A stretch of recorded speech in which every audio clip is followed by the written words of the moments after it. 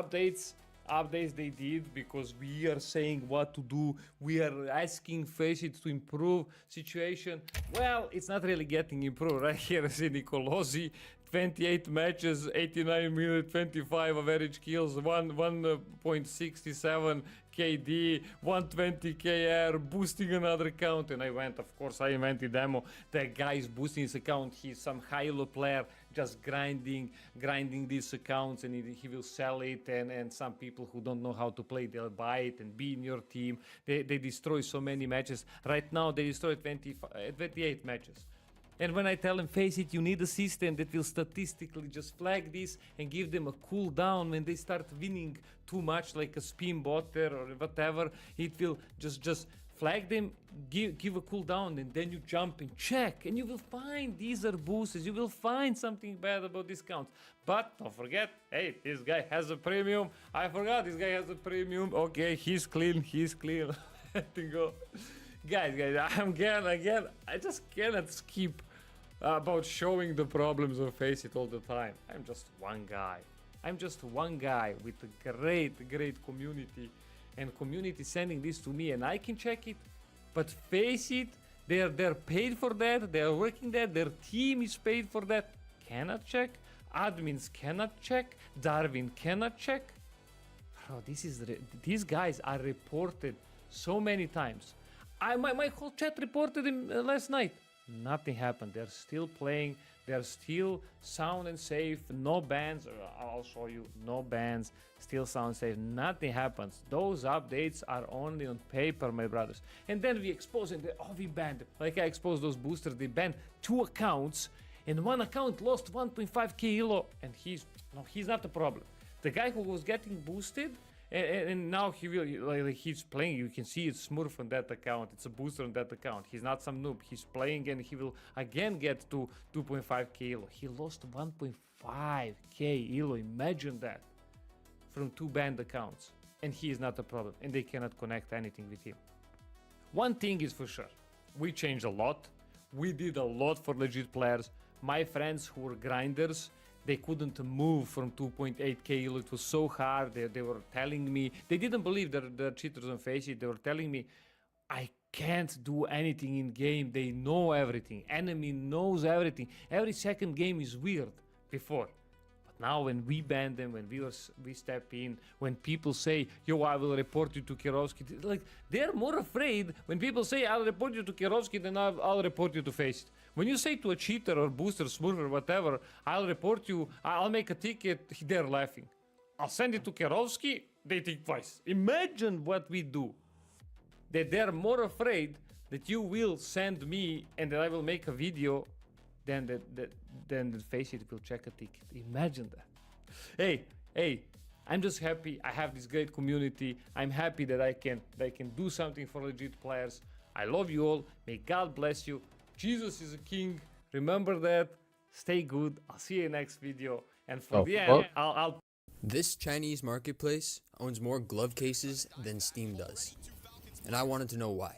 That question eventually led to a man with a $20 million inventory, a paid pyramid scheme, and one simple rule. If you break his rules, you and your family's life is at stake. Welcome to China. Allow me to show you something. These massive accounts that hold millions and millions of dollars in CS2 skins. They don't play the game. They don't trade. They don't interact with the community. They just hold. And funnily, all of these accounts can be traced back to one person. And his name is Win King. He's a daily streamer on the Chinese equivalent to TikTok, Douyin. He is very well known within the Chinese community and has a massive following. Funnily, his Steam nickname translates directly to never selling. But when you realize all of the things in his inventory are not his, but rather his subscribers and followers, the dynamics and how you should think of the price of your skins changes fundamentally. Now, Win King runs a subscription service, and for around $65 a month, he'll tell you what skins to buy so you can catch the pump early. Now, as an American male growing up in the 2010s and 2020s, if pumping CS2 skins and flipping them actually made you a significant amount of money, you would simply not have enough time in the day to be running a whole complete course and subscription service. Which means that your money comes from the course itself. Yeah. The subscription is tiered. and it should look very familiar if you don't live under a rock. The higher and more Pyramid. expensive tiers get the pump calls early. The lower tiers can get it up to 2 to 3 weeks later. And by the time the people on the lower tiers are buying, the people on top are selling to them. Combine this with a 7-day trade hold on Steam, and these subscribers at tier 1 lose a lot of money in the process.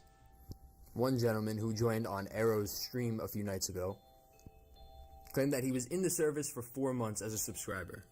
And in those 4 months, he made profit 2 of those months. A 50% success rate on a Steam market that literally 95% of shit goes up. They're paying to lose. But because of his cult-like influence and cult-like rules that guide the subscription service, it's kind of hard to get out. And that's where it gets dark. Because even the guys at the top can't take profit when they want. Win King doxes people who sell early.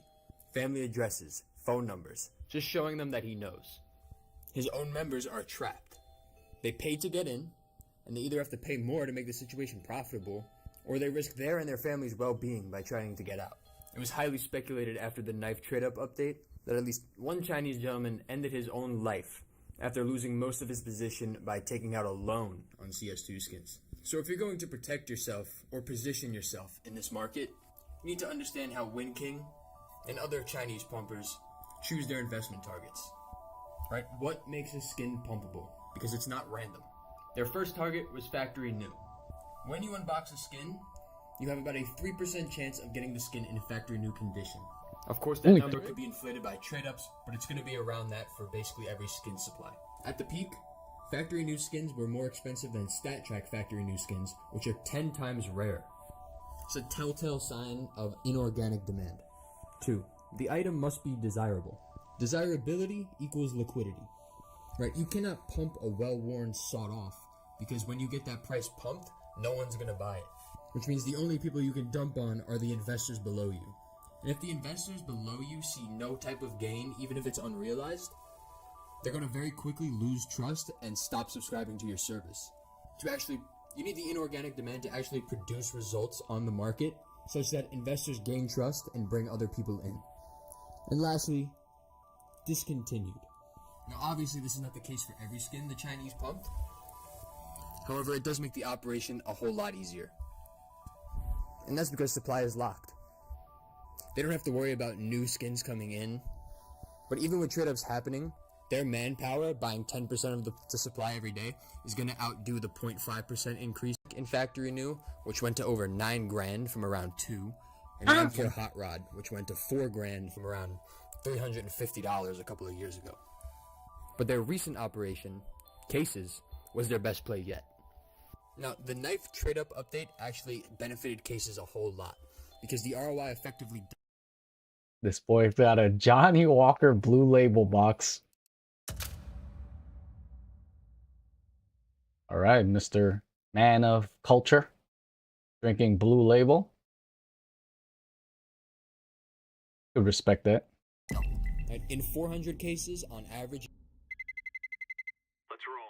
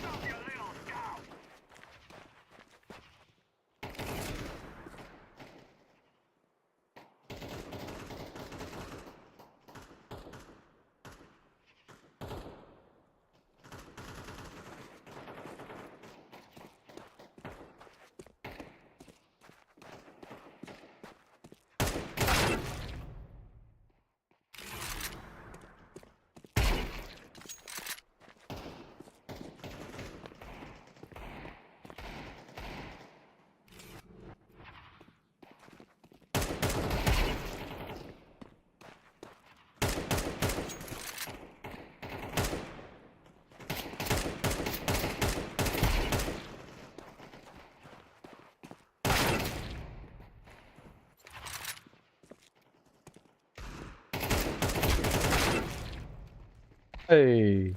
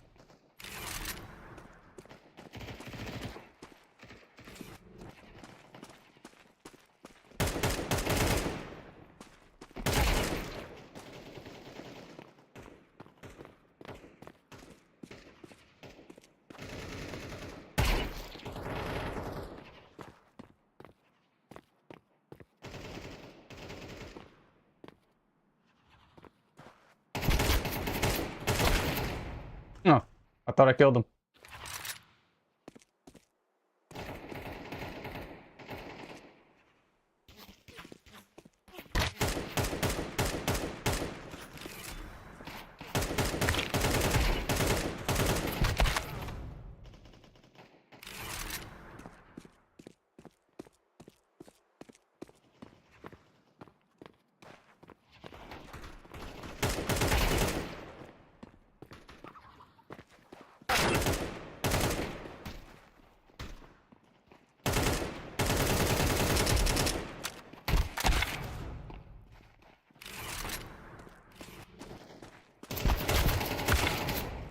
Hey. Where's he's camping? 25k elos camping, of course.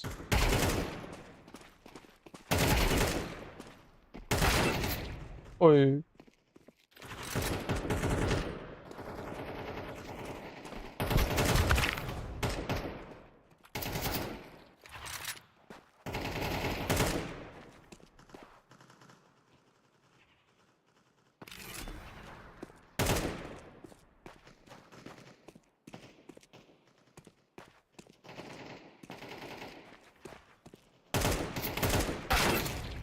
Oi.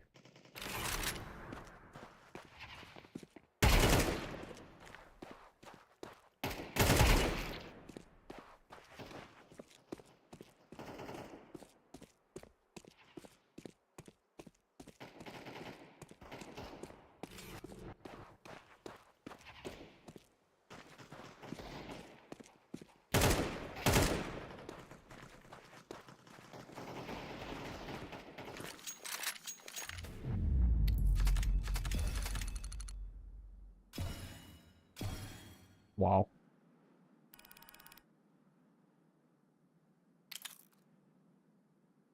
In the Bronx. Alright, so he's some kind of Korean guy who's lived in America and went to Canada, Ontario. He's basically one of those ghetto cultured weeaboos. Taking extreme pride in having been abroad. Hey, he's all over the place. Claims to be from Canada, but then his FaceIt ping reveals that he's in Australia. But then having just played him, he had a Korean ping. So he's literally traveled all over the world. If I had to guess, I'm guessing he's like one of those rich kids that just goes around the world. Probably in his high school or college years. Probably university. You would get one knife, now you would get two, because you can trade one up and receive one. So because supply of knives technically doubles, and thus ROI is higher, case prices should drift up, and knife prices should drift down until an equilibrium is reached in which ROI matches pre-update levels. And that's what would have happened if there is no manipulation. However, Wind King didn't wait. He bought the supply of cases and the supply of trade-up reds at the same time. So he priced everyone out from trading to the high-tier gloves, and he brought the case up to its fair value. So technically, the glove case at $35 actually matches the ROI that you should expect from opening one. But if he had not intervened, it would have found a middle point between 20 and 40, wherever it is now. And gloves would have decreased. But gloves haven't decreased because he controls the supply of gloves and the supply of cases going out. The glove case was the perfect target.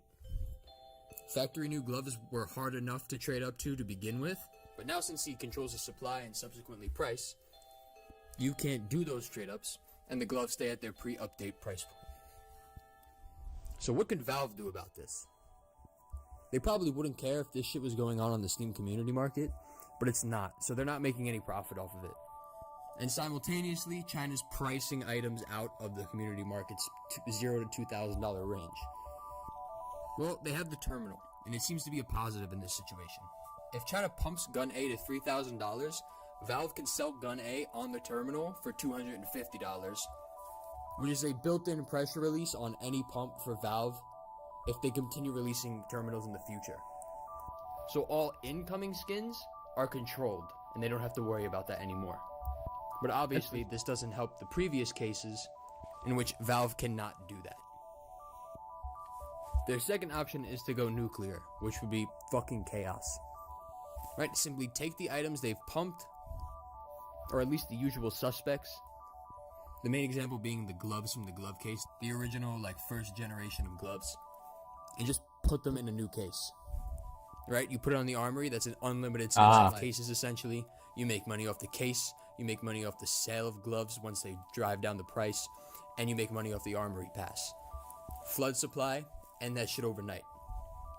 If they do it swiftly, and we assume that Steam has no insiders talking to Win King in China, investors would lose trust overnight, and you would probably never see such a, coercive attack on a specific item ever again. The point is, Valve has options. They've shown they're willing to intervene, as they've done last month. So that's also a risk you need to take if you want to profit off of China's pumps. Now, honestly, if I was Win King, I'd probably be doing the same shit. So I'm just going to try to profit off of him. I'm not really having a moral, ethical debate here. Let's use this information to make some bready. Now, here's the difference between you and me and someone in China subscribing to Win King. You can sell whenever you want. You're not going to get doxxed or threatened if you take profit. That freedom, God bless America, is your edge. But here's some strategies to actually maximize your gains. Strategy 1, much like a stock market investment, diversified exposure. Instead of buying 10 factory new op-as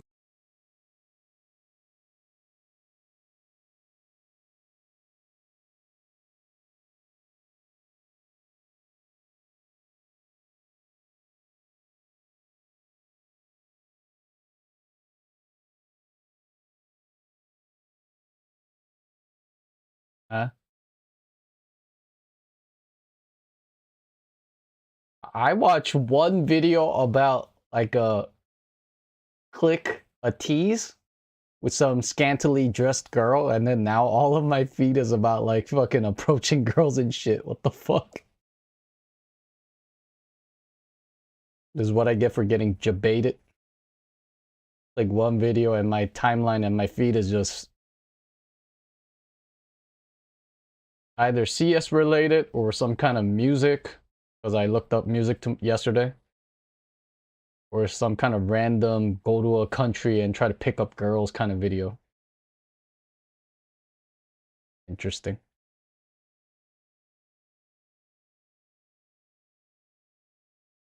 Even the shorts are ridiculous. Got some girls wearing just bikini.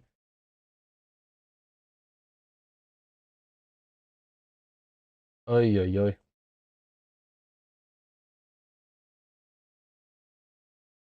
This investment will explode. Holding a FAMAS, really? Alright, let's hear this one out. I gotta understand this.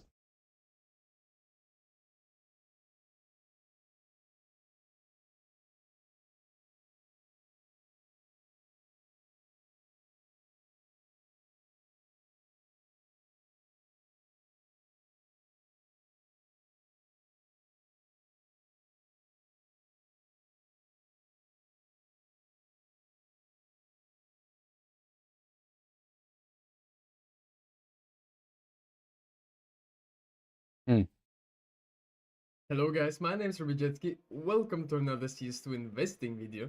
In today's video, as always, I've prepared very nice investments you should be definitely taking a look at right now, because down the line I think prices of certain skins will be rising way faster and way higher than previously. I will be explaining everything, so make sure you stick around throughout the whole video so you won't miss out important investments we have to cover today. Let's get into our first investment on our list.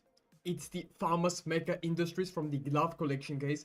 I know, glove for collection. example, the red skins, the Buzzkill and the SSG Dragonfire are very expensive right now.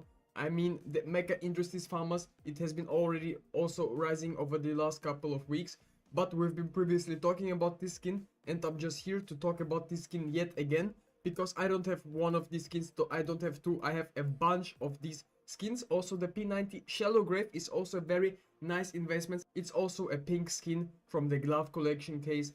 These are both trade-up skins for beautiful red skins, which can lead to OG gloves, which are very desirable right now, and prices are currently skyrocketing through the roof. But as I said guys, I have a couple of them. The best thing you can do with them is don't waste your money and do trade-up contracts, guys, because this is always gambling. The best thing you can do with these skins is just keep them for the long run. Trust the process. Obviously, this is not the only investments we have gotten today, but this is one of my favorite ones. Especially this skin looks really clean in my opinion, I gotta be honest. Also, as you can see, I got my Dragonfires here. I was thinking about selling them, but then I was like, guys, come on, we need to stick to the end. I need to keep these skins for the long run, because I've purchased them for only like 70 bucks or something, and bro, they have risen like crazy.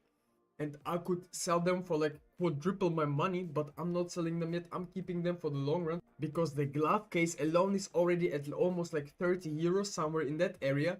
And I think these skins will definitely follow. The trend will stay high. The price is relatively high, but this skin is definitely not that volatile, I would say, because the demand is really there. And if you buy this skin, I'm pretty sure this skin could hold this value. I mean, it's the glove case, guys. Every skin from the glove collection, even the blues, are good to invest in my opinion. Obviously, they have risen, and it may not be the best point to buy them right now. But I'm just saying, guys, overall, these are the best investments in my opinion. When the new CS2 update came out and we started doing trade-up contracts from reds to golds, I was pretty sure the glove case skins will explode, just like the case itself. Case investments are always the best ones, because you don't have that much risk, because everybody is opening cases. Cases will be desirable, always be CS2. Without cases, CS2 will be nothing at the end of the day. Very straightforward approach to his investment. Buy it because it's been pumped. Fair enough.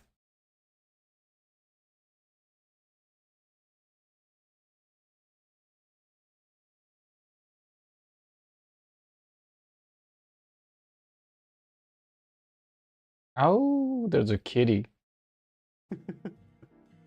If there's a cat, I click. Simple human. Simple human. Alright, let's try to warm up. Oh, I forgot to reset the tally. Alright, I'll do it after this.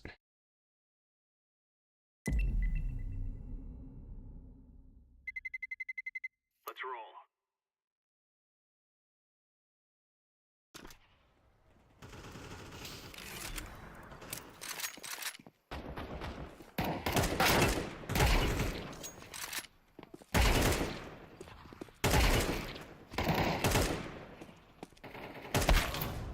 Ow.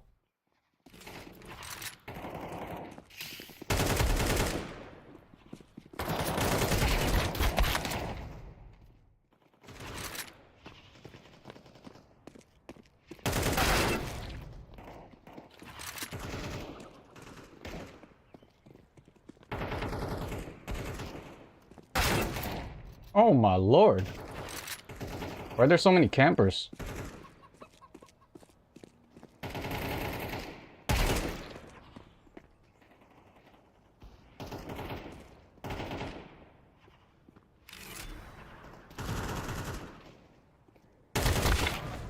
Oops.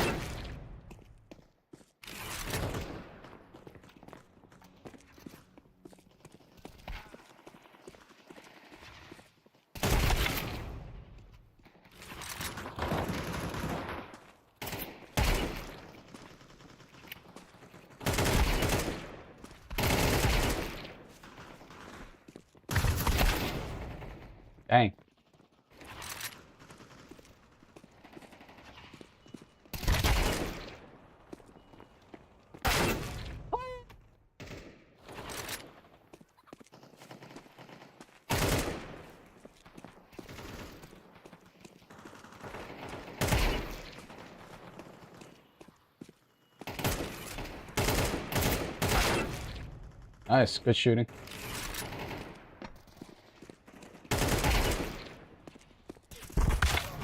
Holy moly. Everybody's shooting so good.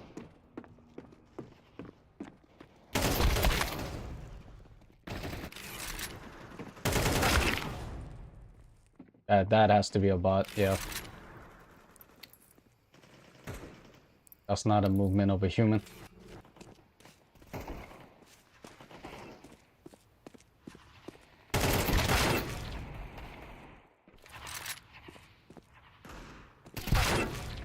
Holy! Pretty sure this is a bot too.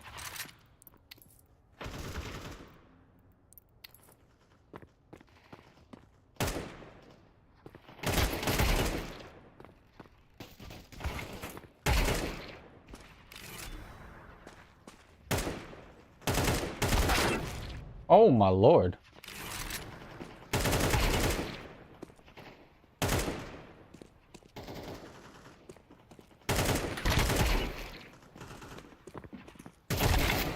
Oi.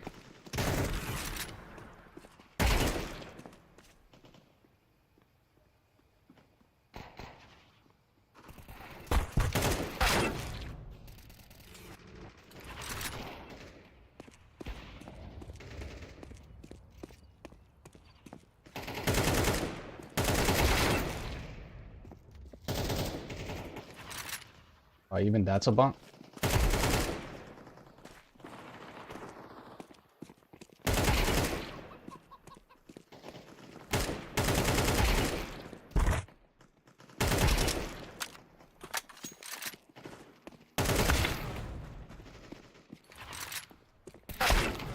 Oh!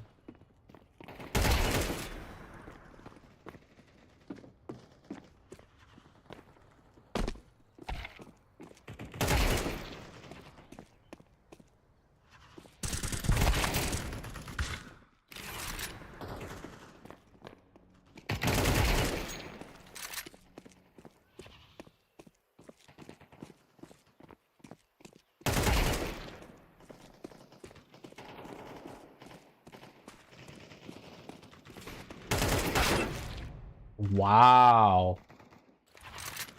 This guy's actually pretty good.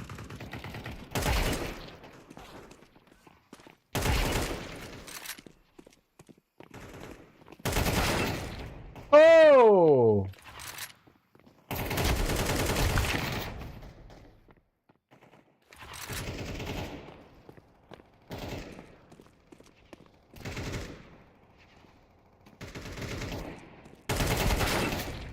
He just slaughtered 4 guys. He's that good? Might just be a bot.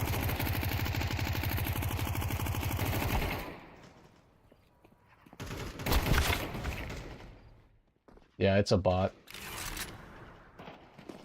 I knew I shouldn't get too excited. There are not too many humans that are actually good.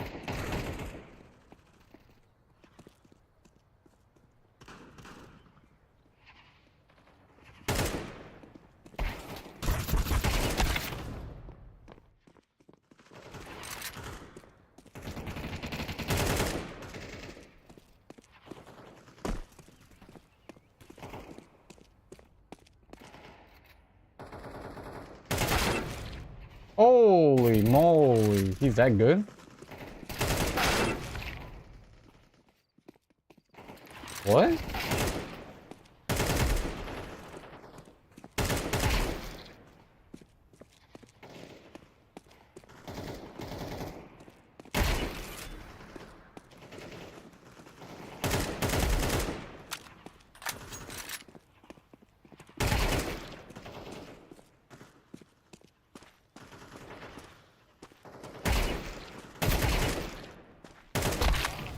Holy moly.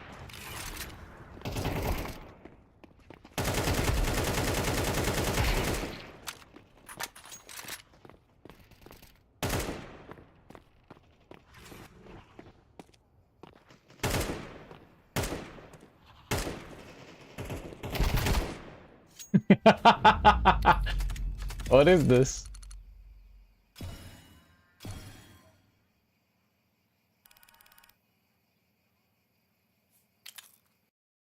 Wait, did I already get my drop? I did. But I do want my stars too. Well, you know what? Just play a few competitive.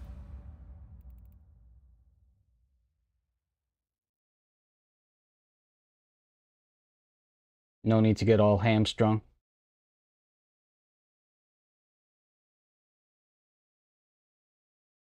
I'll probably play like 1 or 2 rounds on this.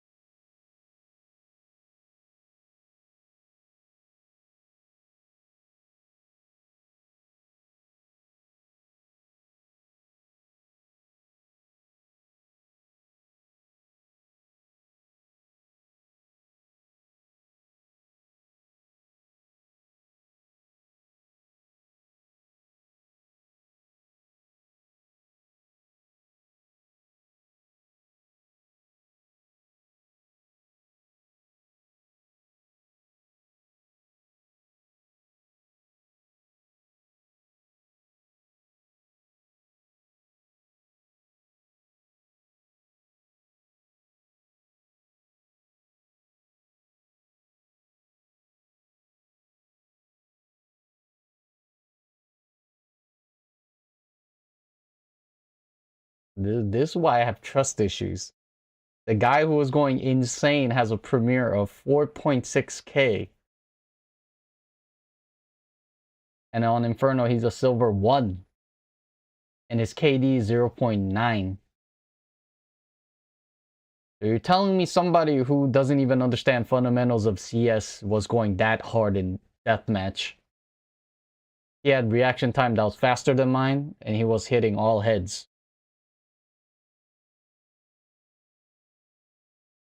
I have no idea what's going on. Session to you.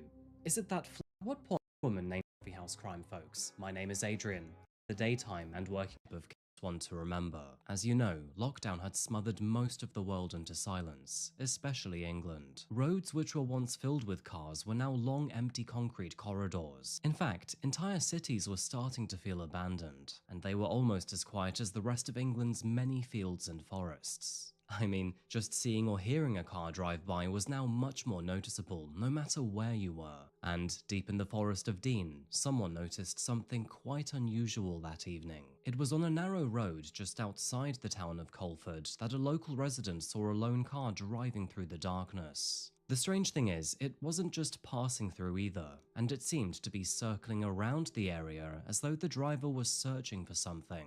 Feeling uneasy and perhaps a little bit nosy, the local resident decided to contact the police. And after running a quick license plate check, officers realized that the car was registered to an owner who lived in Wolverhampton, nearly 80 miles away. Okay, in hindsight, it did sound a little bit ridiculous. I mean, imagine the authorities getting all bent out of shape because a car dared to be 80 miles away from its registered address. It feels almost dystopian.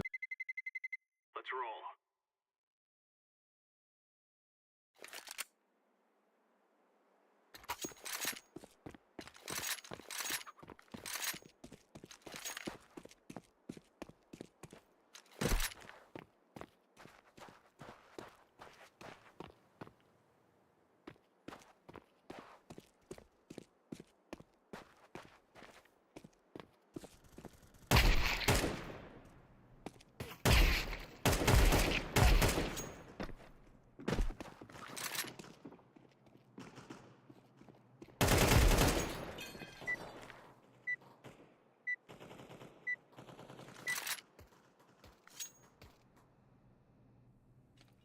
La la la la.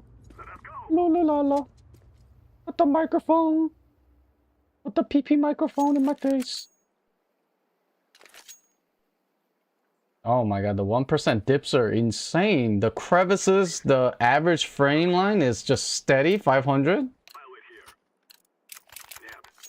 But then the 1% dip, it just looks like a chain. It looks like a saw. The teeth of a saw. Just dips so bad. Flashbang. Flashbang out.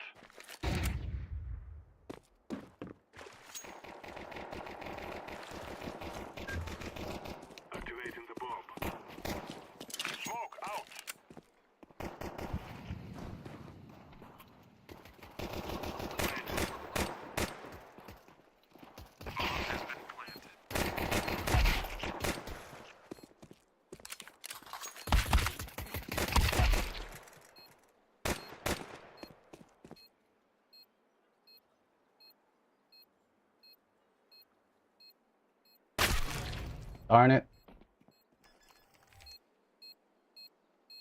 Ay, ay, ay. Should I just trusted my instinct? I didn't think he was defusing.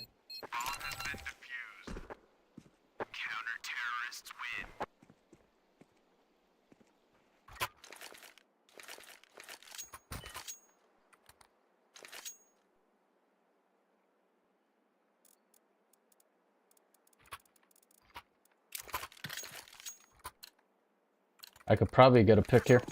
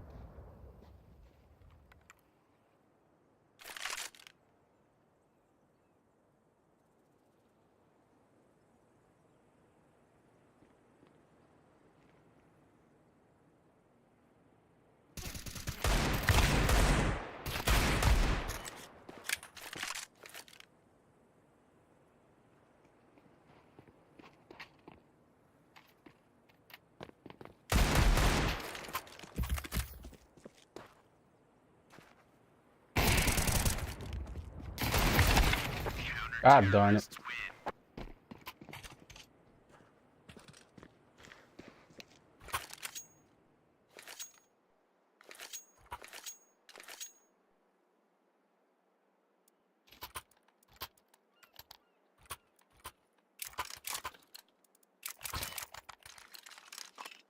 I'm throwing smoke. There we go.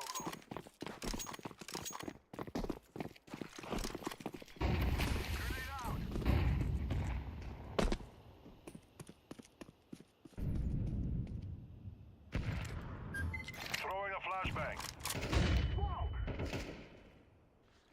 Grenade.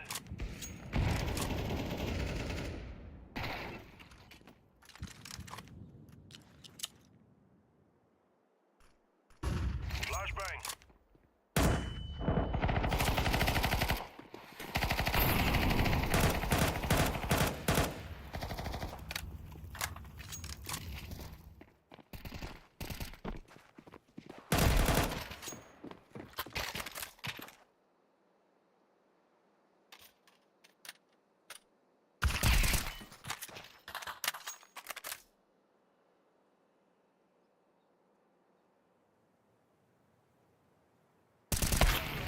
Ah, poopy.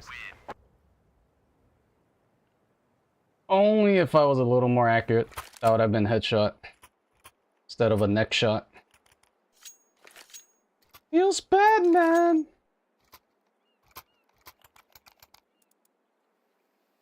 Oh my gosh, the team is so broken.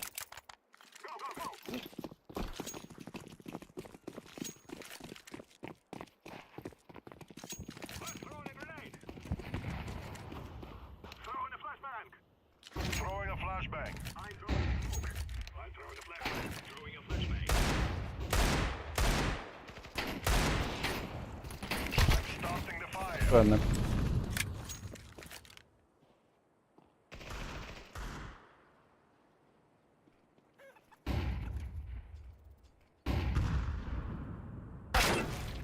Thanks, huh?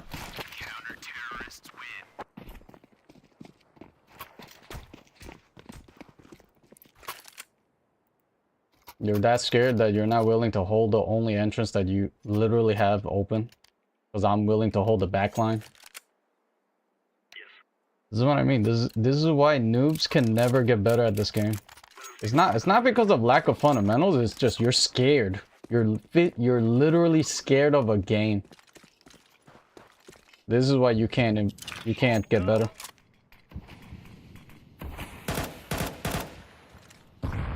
Flashbang out.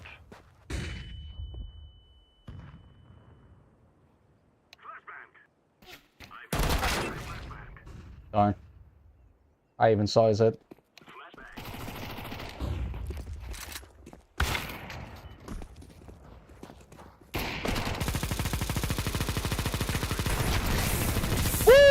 Look at that nugget, boy! Oh my nugget.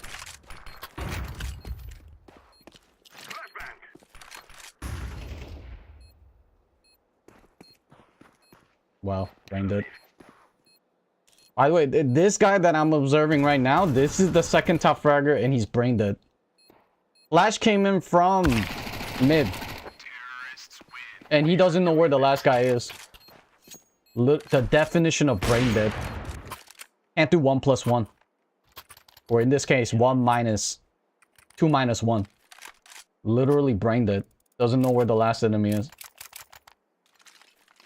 There were two, it was 3v2, enemies 2. And one guy died. One enemy died at inside the main hall. And then you just saw the flash coming through mid. Where can the last person possibly be? Flashbang out.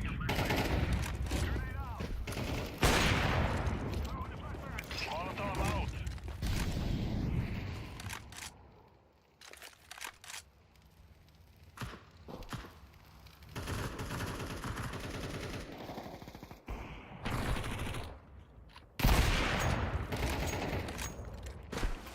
Throwing a flashbang.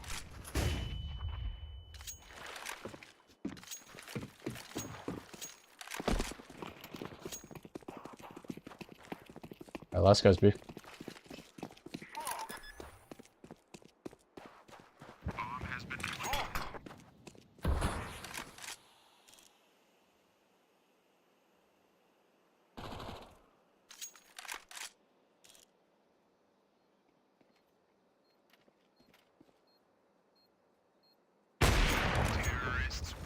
This is a great time.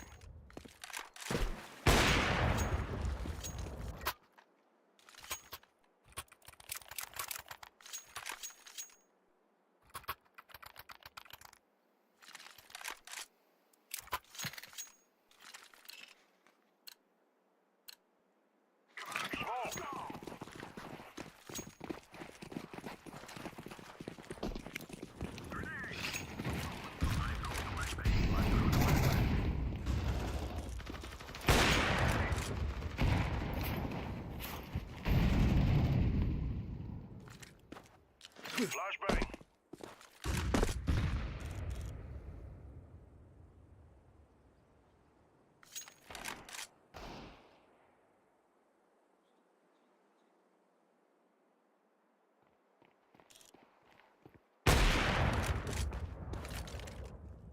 Throwing a flashbang.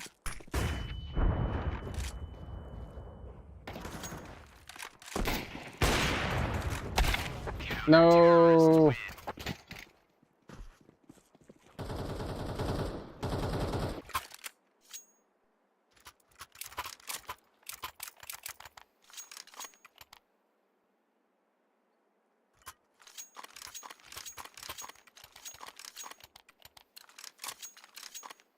We will never stop. The future is ours.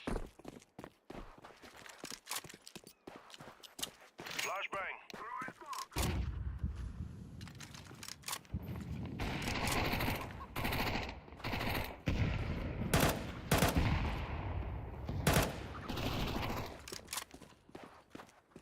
Flashbang. Grenade out. Flashbang out.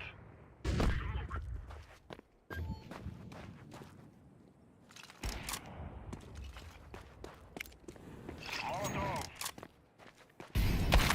No, I should have strafed into it. My bad. No, dang.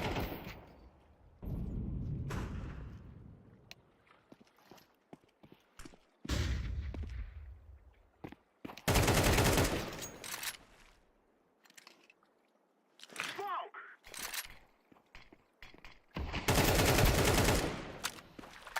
Opium, and kind of like something straight out of the Hunger Games. However, at least at this point in the pandemic, traveling that far was strictly against the rules. Everyone was meant to stay put while we tried to figure out this whole COVID situation. And so, when a lone driver is seen zigzagging and circling around the country in the middle of the night, well, yeah, you could say that eyebrows started to levitate. When police officers intercepted the driver, they recorded this moment on body cam.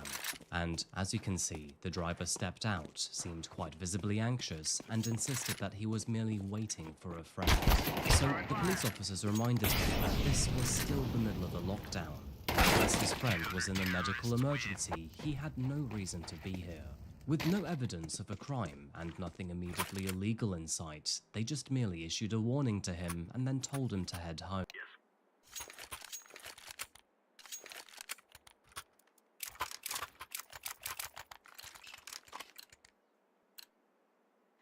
Smoke down.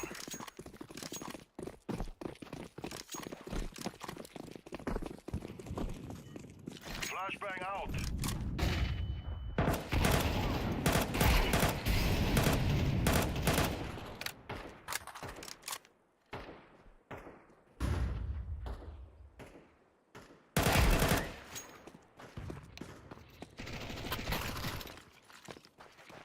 Smoke down. Throwing fire. Throwing a flashbang.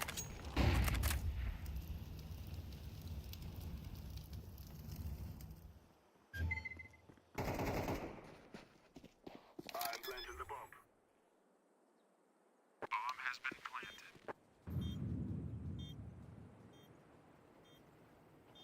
Terrorists win. We will stop your little scout.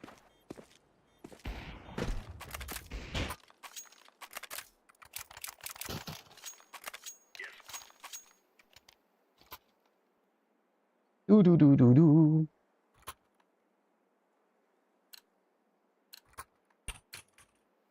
Smoke. I'm starting the fire. I'm throwing a grenade. Throwing a flashbang. Throwing fire. Flashbang.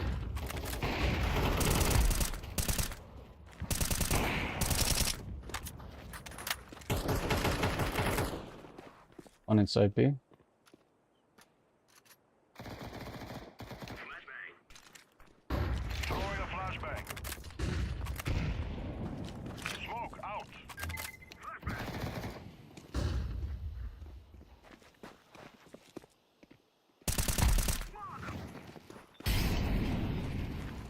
I'm planted. Bomb has been planted. Grenade.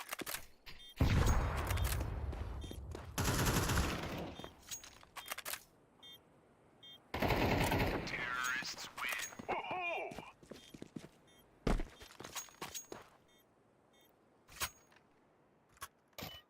I can already tell. He's gonna have like a 0.8 KD. Let's see. 0.9. As expected. Somebody who automatically will assume somebody to be a cheater. Smoke down. With zero evidence.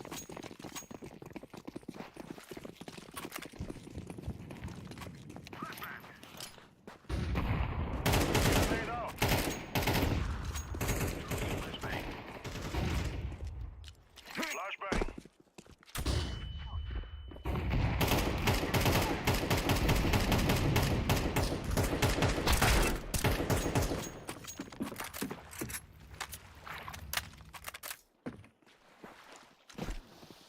Flashbang out.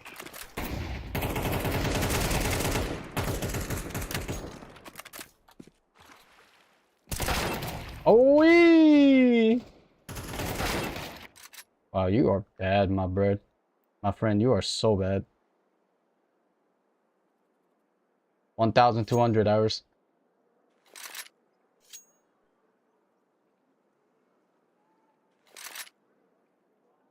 This guy is almost identical to the guy who was owning everybody in deathmatch. 4K elo. Time to damage 750 milliseconds. So below average as well.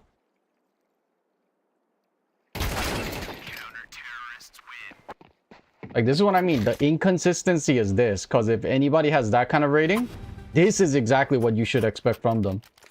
Regardless of what mode you're playing. Deathmatch, it really doesn't matter. Because that is the capacity. That's their capabilities. But then when I see them going crazy in deathmatch, that's why I arguably think that they're cheating.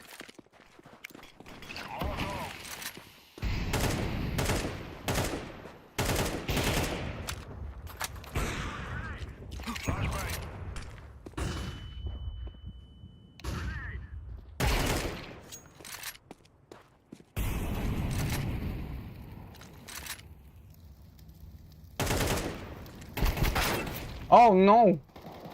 He was right here.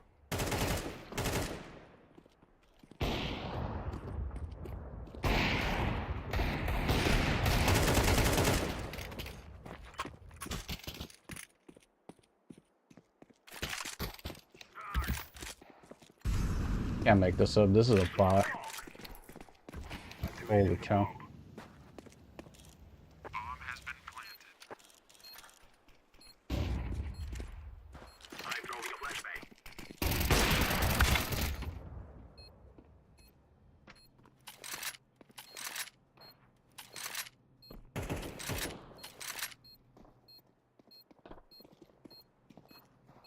Wow, the fact that the guy on site right now is not even pressing the defuse is crazy. Brain dead. Bomb has been defused. So brain dead. Counter-terrorists win.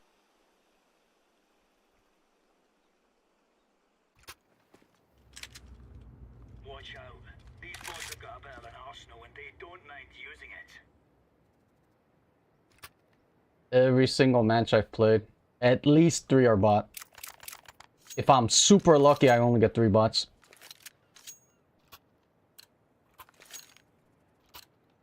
Let's show them who we are.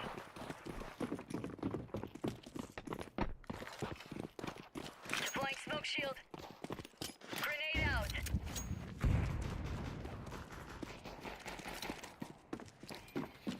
Flashbang out.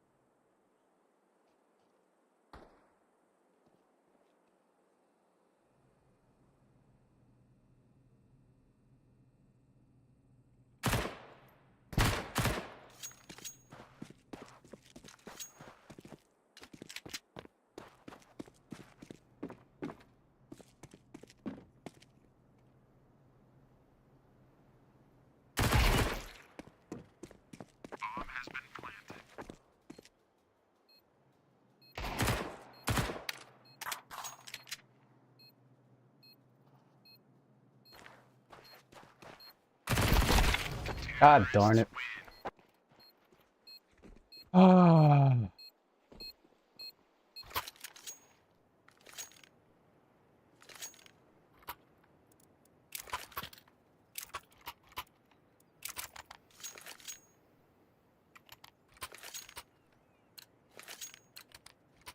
it, move it.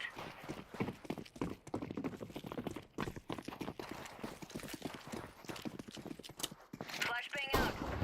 Throwing flashbang. Flashbang.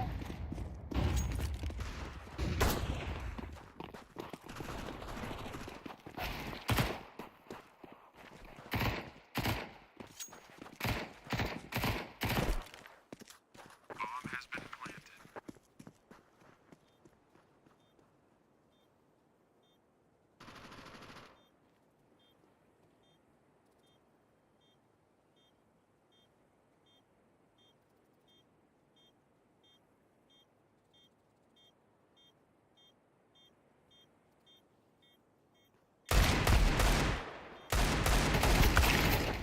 Darn it.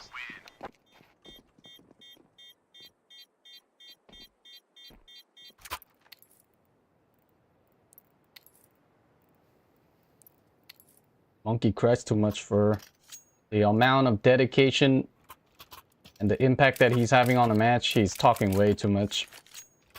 Go, go, go.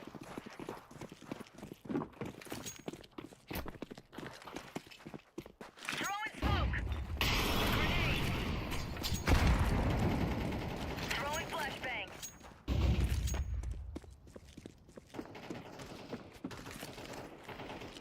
Throwing flashbang.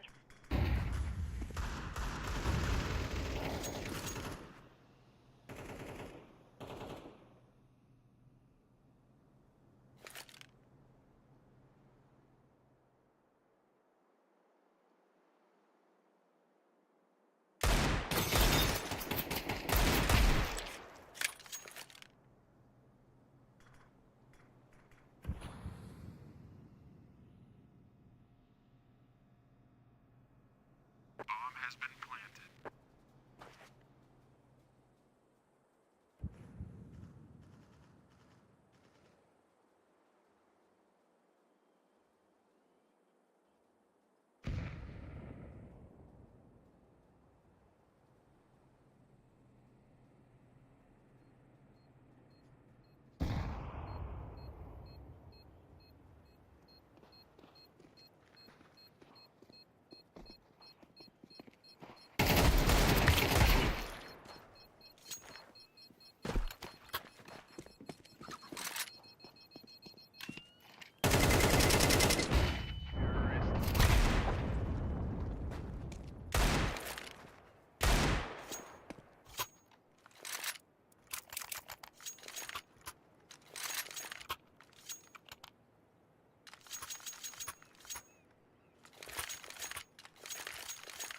Roger. Come on, chop, chop. Smoking. Throwing smoke. Flashbang. Grenade out. Flashbang.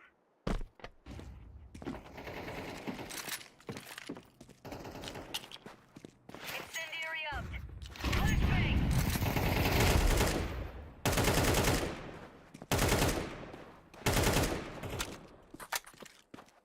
Flashbang out.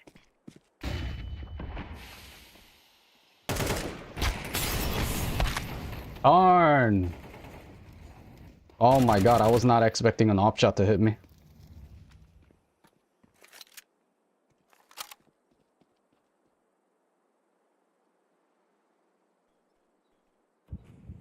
You are slouched.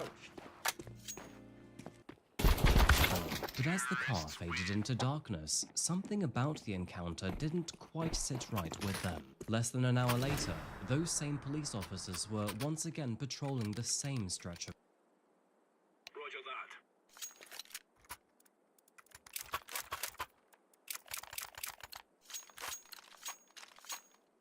A clean country, man.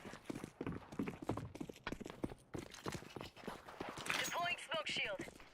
Fire in the hole. Throwing flashbang.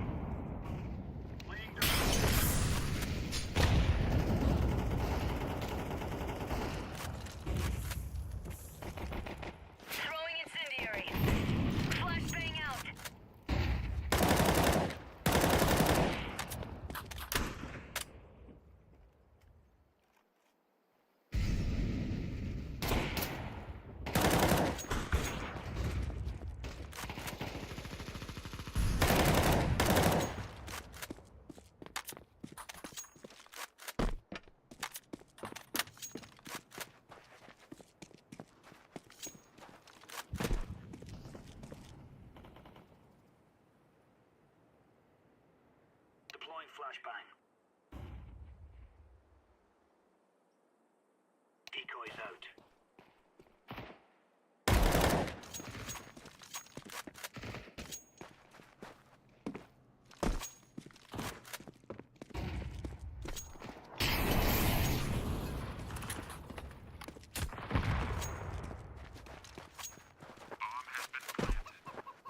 Roger that. Oh. Okay.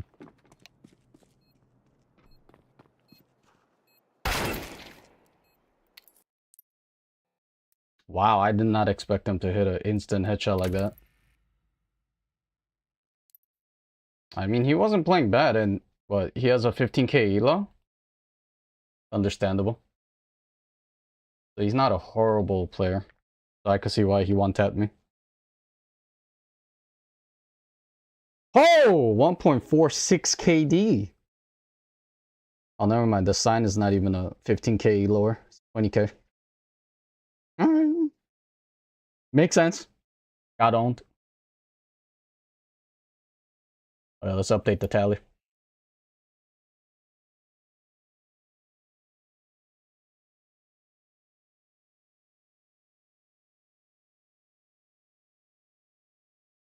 Zero one. Feels bad. Will I at least get a gold coin today? Nope. Falcons did not win, but I did get this one correct. So how many do I need? You need to get at least 2 correct. So either Furia or Mouse needs to win tonight. Oh my god. Oh, what maps did they play? Totally forgot. Can I click it? Nuke and dust. Bruh. No, I don't want a control panel. Nuh-uh.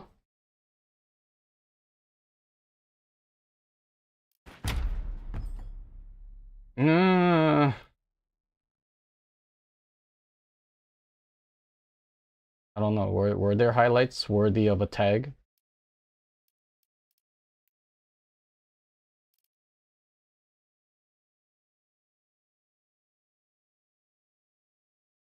How do I claim it though? Oh, how do I use the coin?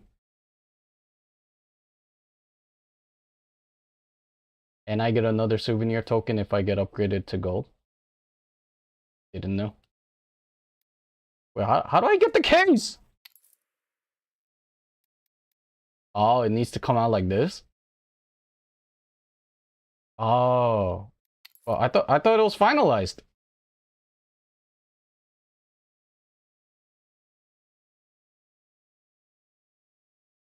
I'm so confused.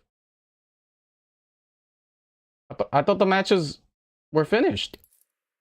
So I thought I could claim it.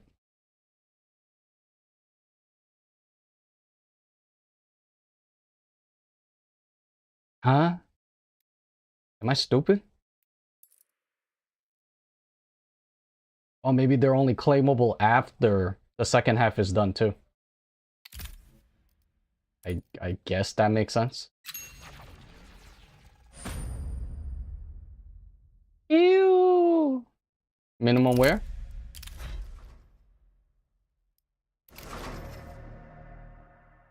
Okay.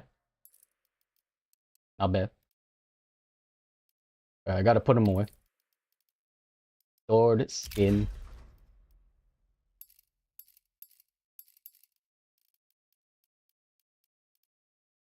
Lime hex. Ooh.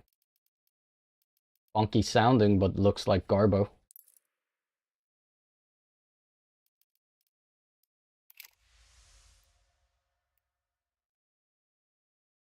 Huh?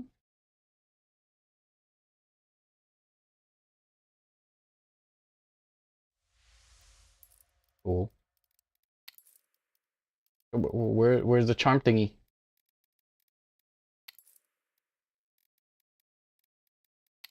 Miscellaneous? Huh?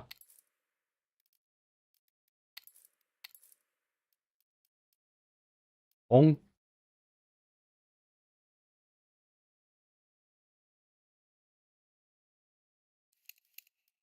I stupid? Isn't it supposed to be here? Miscellaneous? What the hell's mute tier?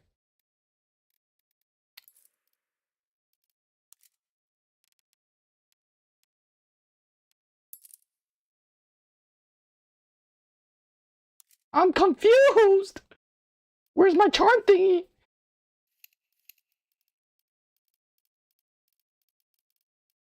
Oh!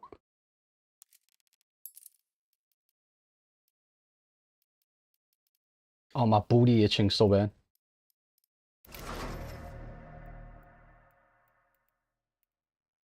Yes? Oh, okay. I think I know what's going on with this one.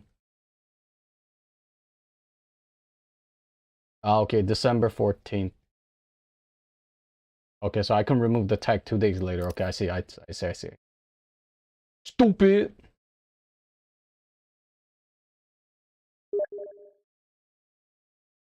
Best pistol kills. How does Leadify send me an update for my match right away for this account? I don't even have this account logged in on Leadify. But then they send the results right away.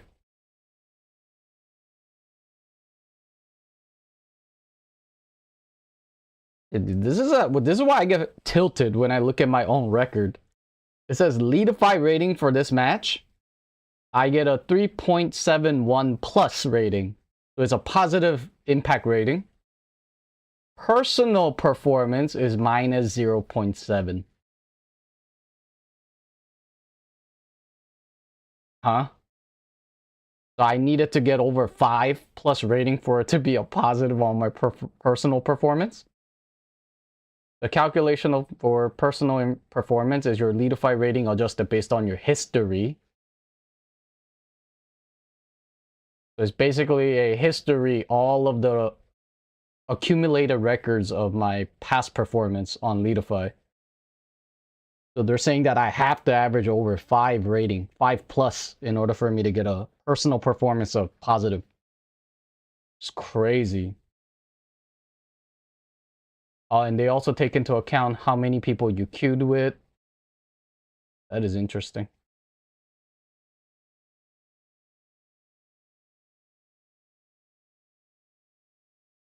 Okay. Yeah, so my calculation was correct. So I need to get over 4.7 in order for it to be a positive rating. That is crazy. HLTV rating is 1.68. So in other words, I'm almost the highest in the whole match, even though I was on a losing team. Aim is 52. Dang, my aim is doo-doo.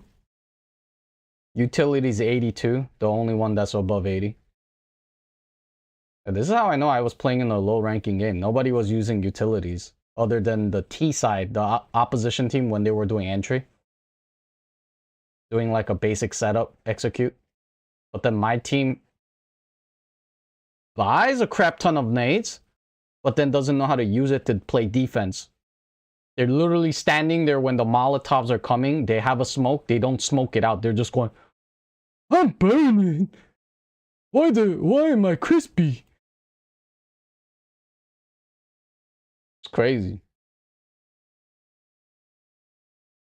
Oh my god, counter strafing was 72.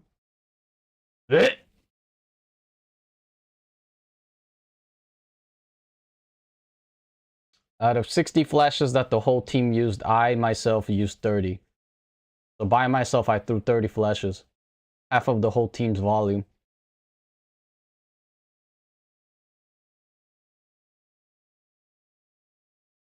Trade attempts.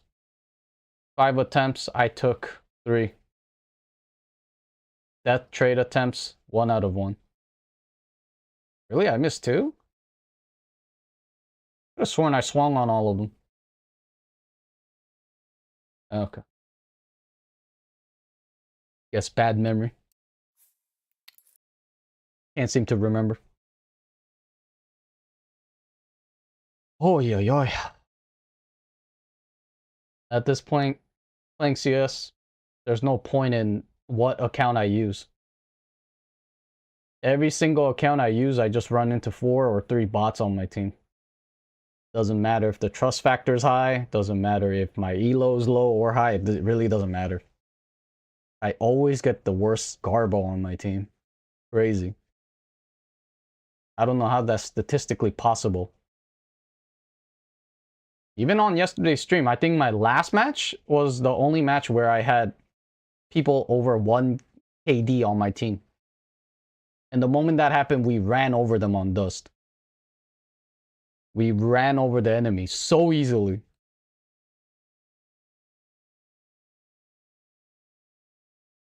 But other than that, all the matches I had were like the highest rated people were like 0.9. And the low ones are like 0.4, which is insane. I didn't even think you can get a record like that. 0.4.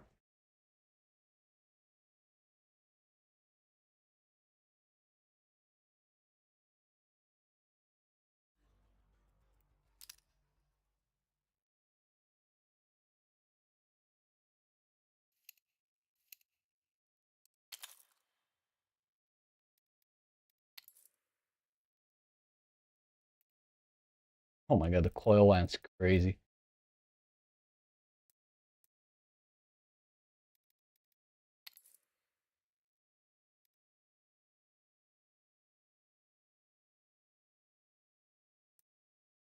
Get rid of the ambience. I don't want to hear it.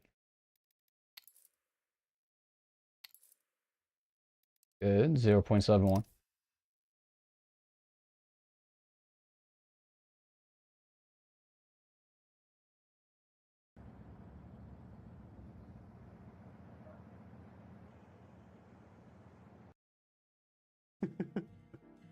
You are slouched.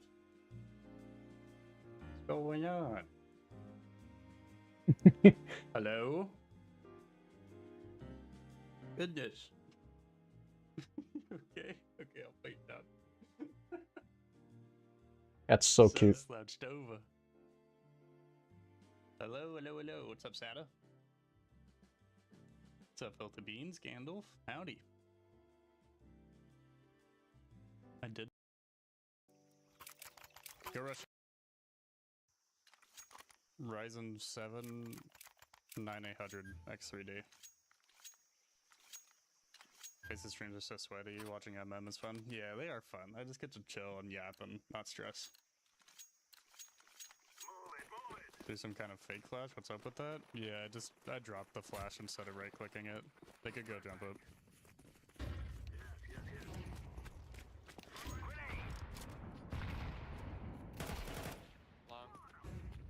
One more close jump up.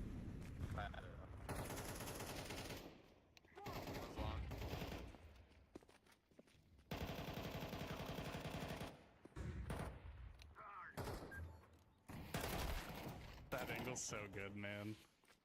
That box where you can just slide up and down. Yeah, one close cave. Oh, good trade. Thank God.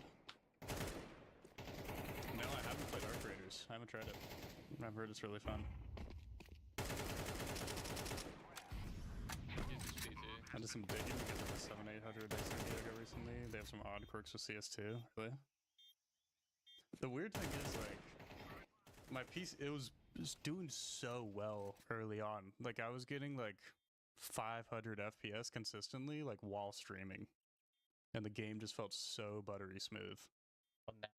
And then I feel like I just installed some software, and then, like, it just tanked everything. That's how it was for you. What's up, Shiny? And 1280-960. I'm on 1440 1080, so still 4.3 stretched, but just more pixels. Let's go, Winnie. What's up, dude? How you doing? Good evening. How's work? Nice.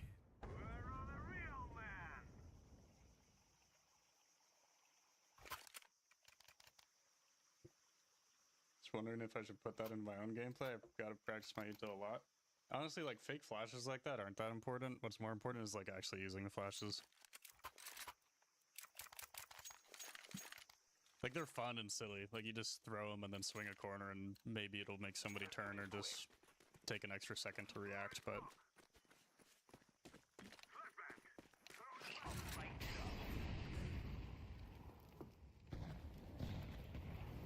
Free nades B.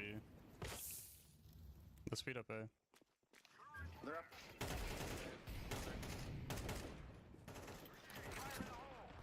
That nade does it. Oh! One more, I think. I was gonna jokingly say that does 1,000,000 damage, but it actually got a kill.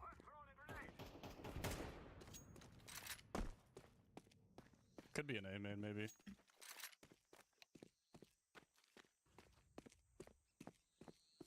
But probably B.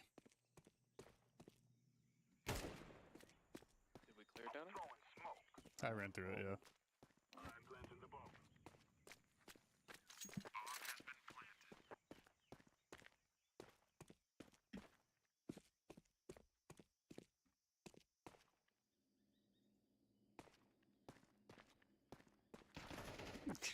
God, I went around the world trying to find this guy.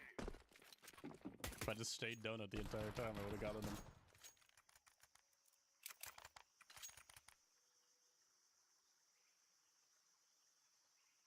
Turn off the Bitcoin miner. Yeah, good idea. Wonder what it could be. I've noticed when I tab in and out of a game, half my FPS just gets lost. I think that's always been an issue with CS2 though, regardless of what CPU or GPU you have.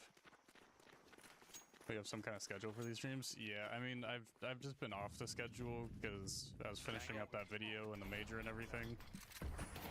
But it should be He's tagged. opping. Opper cave. We should just go B. Tuesday, Wednesdays. Next week, yeah, I don't know. Just with my life right now, the schedule is kind of tricky. In January, they will get consistent. But right now, I'm gonna go see my family late December, and I also have another video to make. There was an opera in cave. Plant. I forget what their name was. Maybe it was the guy Shelfie killed. You're playing against Warhouse buddies? Really? I'm eating some beagles? Hell yes. Beagles are yummy. Can't have too many though, they're so salty.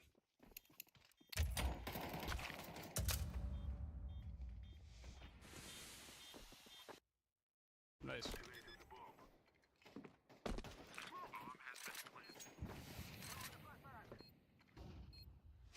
They wouldn't have made it to playoffs with a controller showing up in strategy matches. I didn't pick them to advance, have to go 1-3 or 2-3. Yeah, it was kind of surprising they advanced, wasn't it? Spirit over Furia Grand Final? Damn.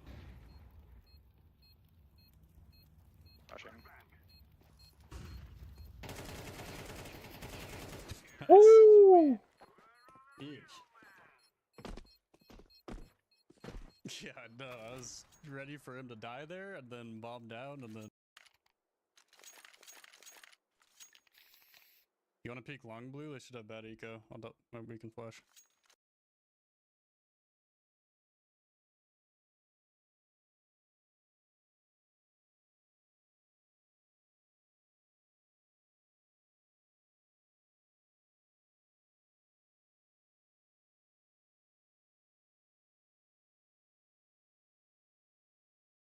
Ooh, a day in Edu.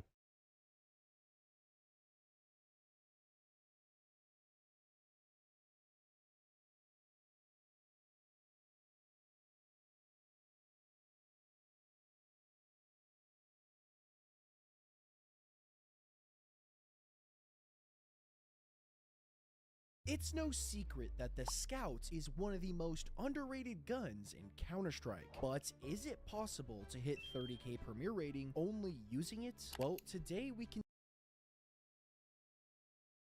Lost. Let's go, guys. Good shit.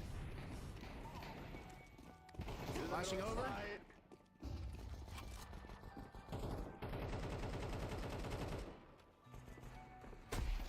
Oh! Flashing over. New box, new box. One more. Flashing over, flashing over.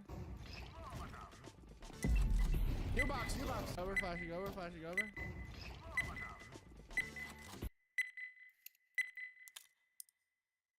Something new.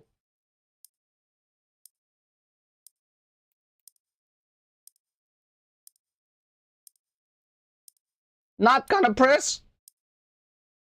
Bruh. New box, new box. One more. Plant green, plant green, plant green. He's being diddled me, God. He's being diddled by a priest.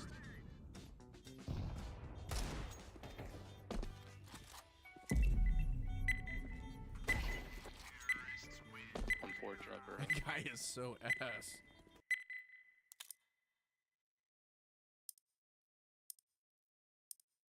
You just say get diddled by a priest?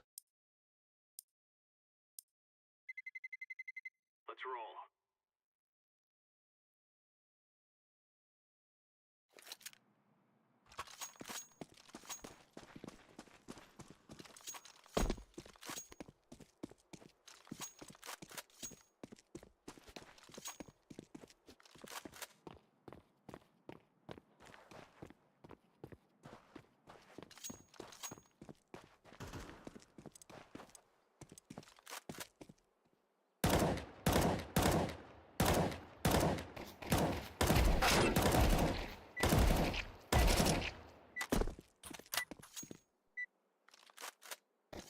Oh, that was a struggle. Even aiming there was a struggle.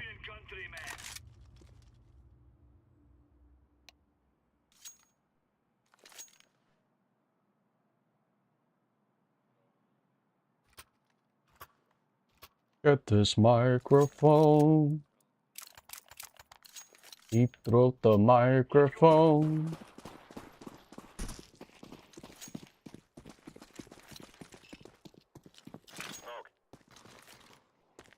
Behind me. Fire in the hole. 3 going cat. 3 short, 3 short. Flashbang.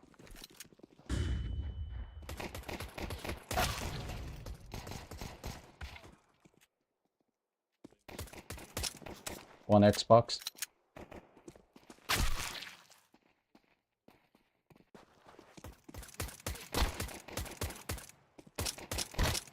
Oh wow! Oh wow! Oh!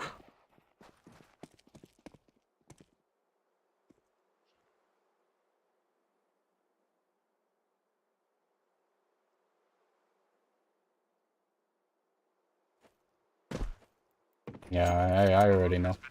I already know what time it is.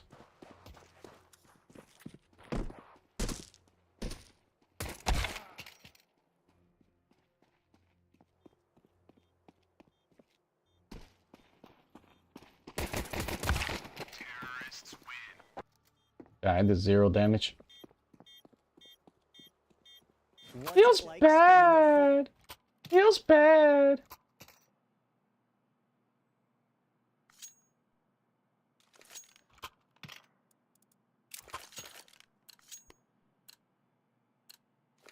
Remove any doubts in your head. It's us or them.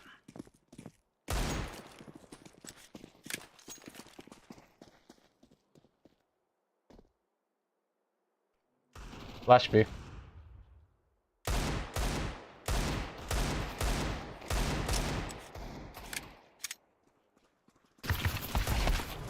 Mid door. One on B planting right now. Short inside. Lower tunnel inside.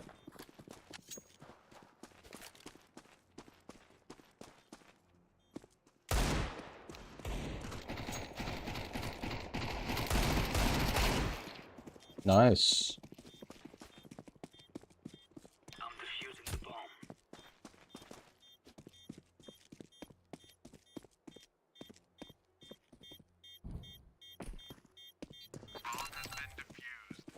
I don't know why the guys coming out of tunnel was just toying around at the entrance over there.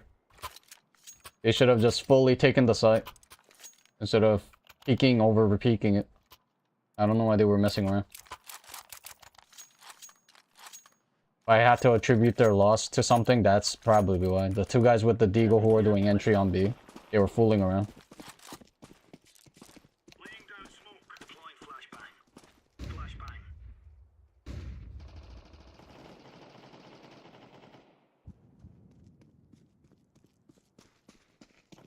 Throwing flashbang. Throwing a grenade.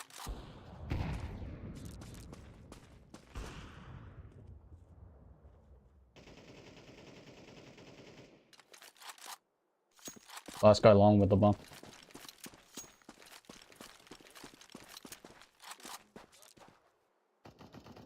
Counter-terrorists win. Easy peasy lemon squeezy.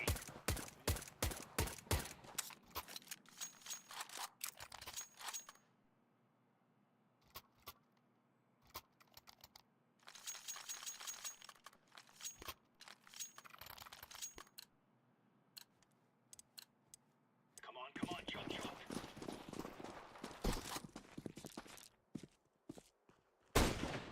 Deploying flashbang. Throwing smoke. Throwing a grenade. Throwing fire. Grenade. Incendiary. Throwing flashbang. Deploying flashbang. Too short.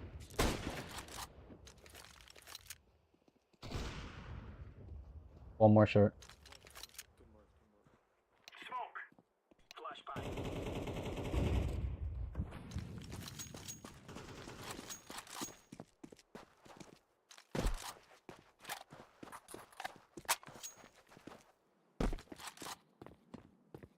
Bomb has been planted.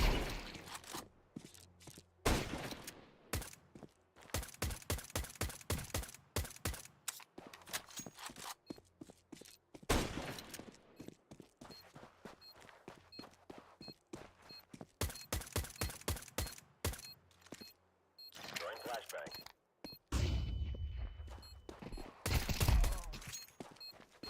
Diffusing.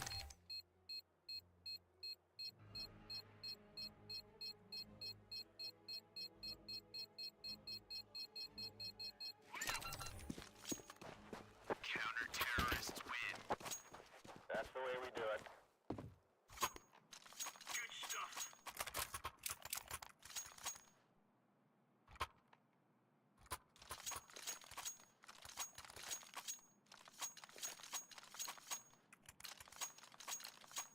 Go, go, go. Smoke. Laying down smoke. Deploying flashbang. Grenade out. Very long. Flashbang. One short, too long. Flashbang. Grenade. One cat.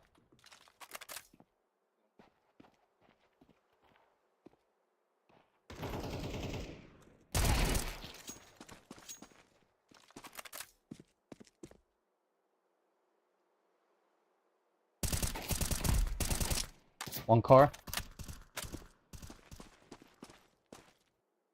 One still short. Last guy short car. Counter-terrorists win. There you go.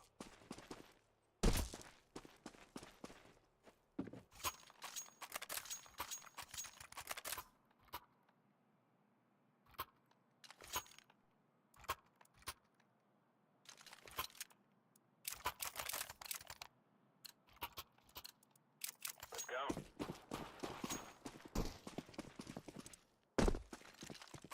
Throwing flashbang. Smoke. Grenade.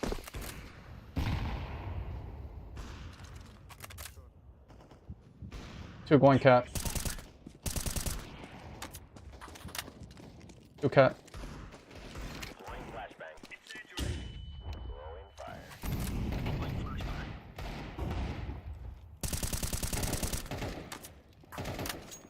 Still short. Grenade out.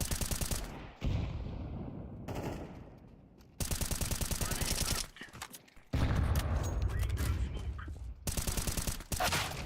One already inside B. One B side.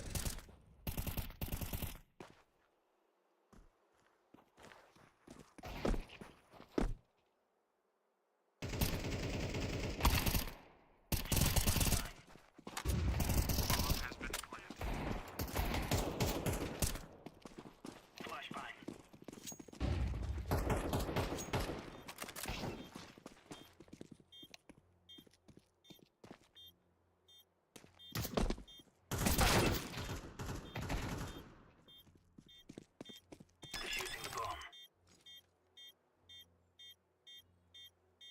Bomb has been defused. Counter-terrorists win. Now you're right on. You're right on.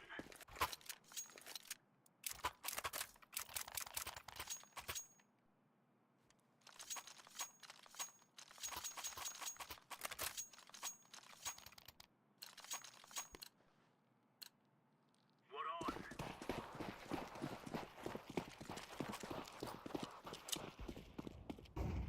Throwing flashbang. Flashbang. Laying down smoke.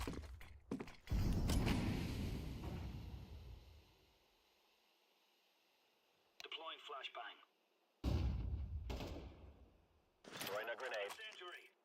Molotov.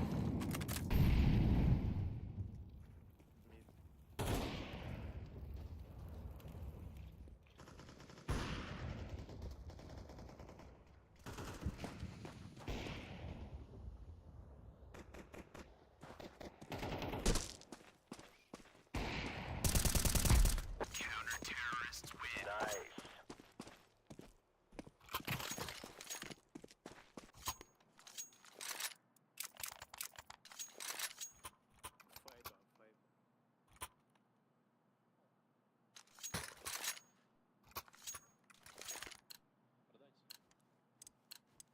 Go, go, go.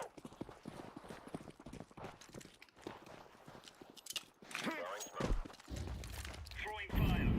Throwing flashbang. Smoke. Throwing fire. Flashbang. Throwing smoke. One B. I'm in B.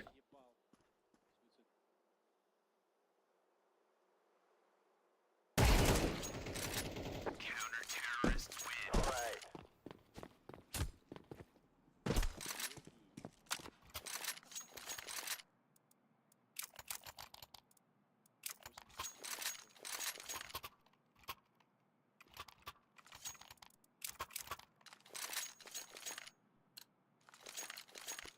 Be careful. Let's all make it home tonight. Grenade out. Throwing flashbang.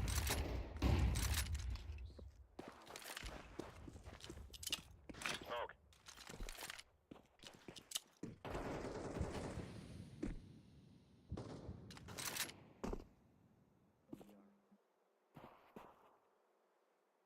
Throwing a grenade. Bomb has been planted. Incendiary out.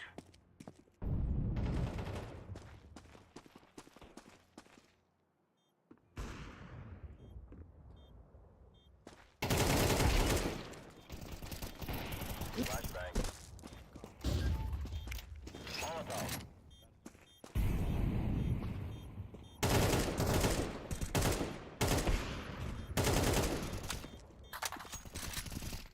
Defusing. Bomb has been defused. Counter-terrorists win. You're a champion.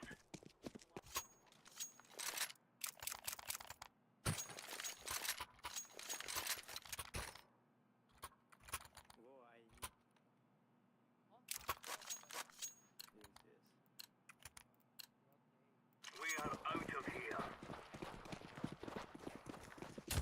Incendiary out. Grenade out. Throwing fire. Deploying flashbang. Bomb suicide. Deploying flashbang.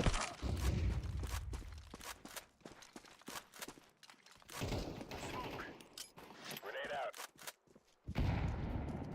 One high mid. Last. Smoke.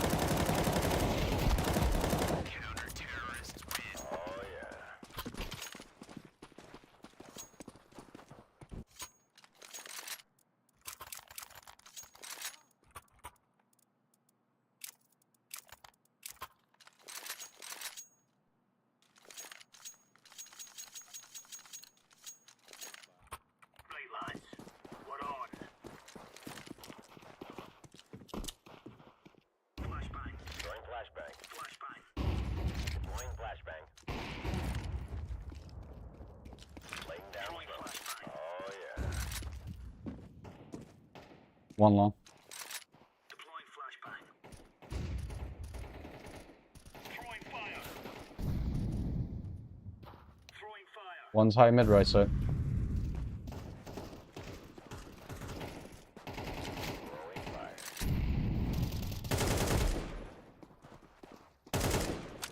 Very long.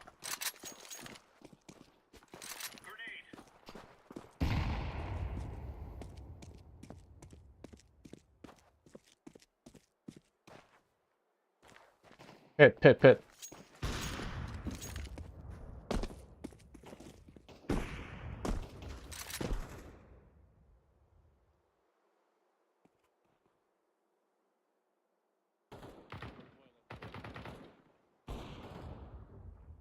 Last guy pit. Counter-terrorists win.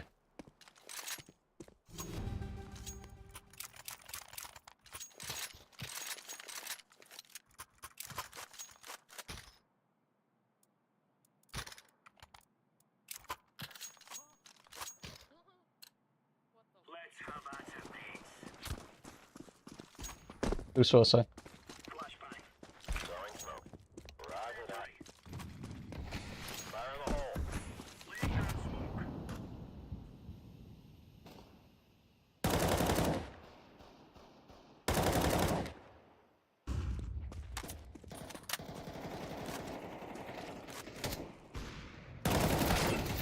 One mid. Throwing smoke. Incendiary out. One near B window.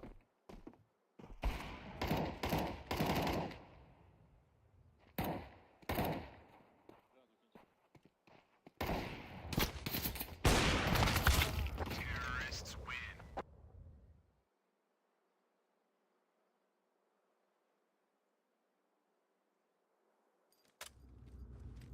This is our fight. And the team itself right now, not bad. Because we have full momentum. We've been squashing them. But then let's see if we can play just as aggro on T side. I don't know, we theoretically should have no problem.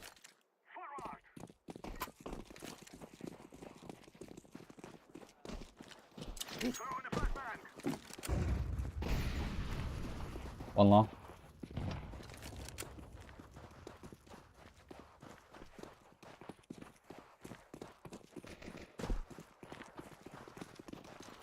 Air flash. I'm throwing a flashbang. One long.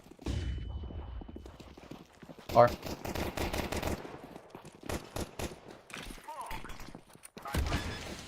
One long. One short. Terrorists win. You will cry like babies before you die.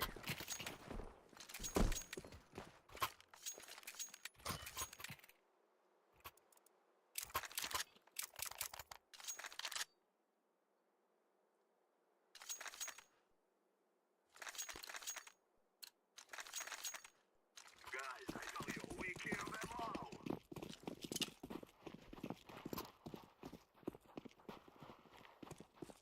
Smoke! Throwing smoke.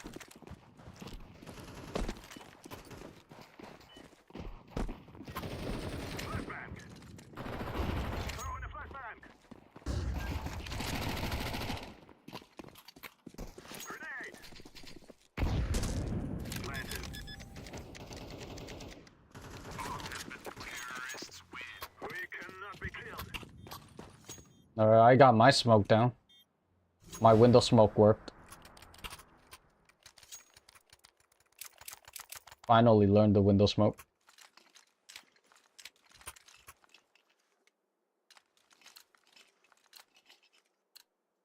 This is what we have been working for. Smoke! I'm throwing a flashbang. Flashbang. Flashbang. Grenade out.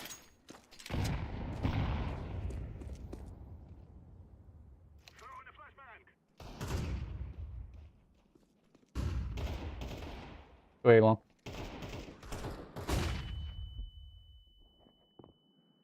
Counter-terrorists win. Oh my lord. This man full peeked into that with confidence. I love it. I love it. Game rating 91. Oh, dang, son. Dang, son.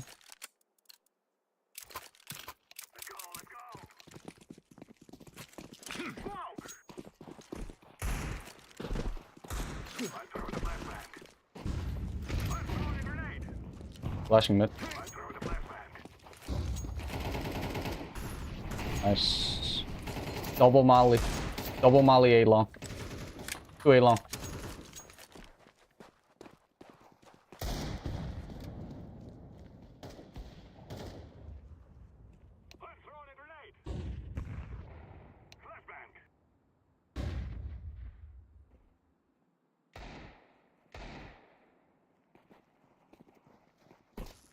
One upper tunnel care.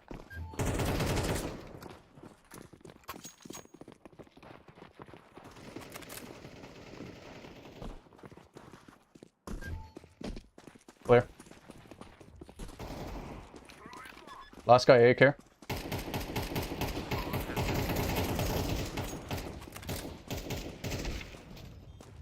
R.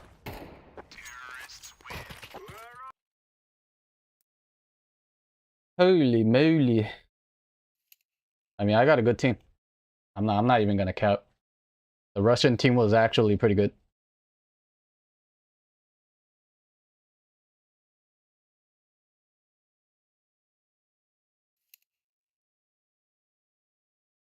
Not bad.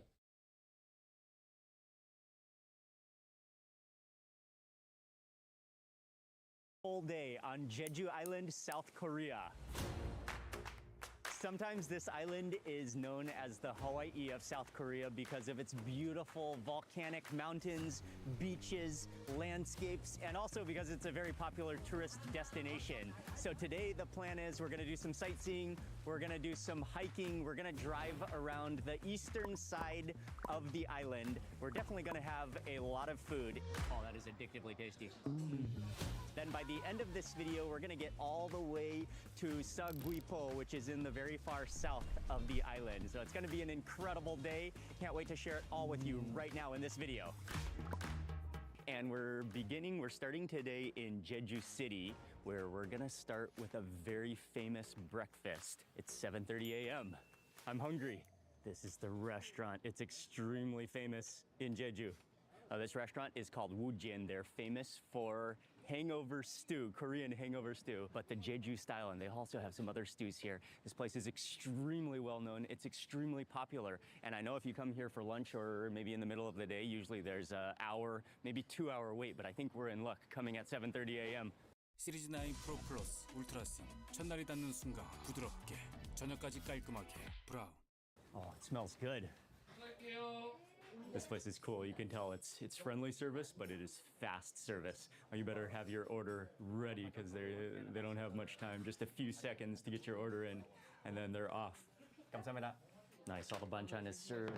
So we have a Napa cabbage kimchi. We have a daikon radish kimchi. Garlic, always love garlic. This looks like maybe a cuttlefish or a squid. And then green chilies. Okay. Oh, and some more condiments. 감사합니다. Some bean paste maybe, and some green chilies. Okay, here it comes. 감사합니다. Oh, it's bubbling like lava. So hot. It's thick too, so you hear the bubbles really crackling. And then over here, this one is the hangover stew. Oh, and then we also got the pancake. 감사합니다. When you're in South Korea, your food is guaranteed to come hot, bubbling, lava hot. And what I saw people do with this stew is you gotta stir it up really fast because all those toppings are there. You wanna mix it all together. So there's dry chili powder, there's green onions, sesame seeds, and I think that's pepper. And you wanna stir it up, get it all, oh, that's beautiful with that swirl of chili. It's pretty thick as well. Oh, look at that. Yeah, that's the bracken or a type of fern. It's fibrous. Oh, it smells good. Yeah, that smells amazing. Okay, let's taste it first. Okay, you can see it has a little bit of a slimy texture from the ferns.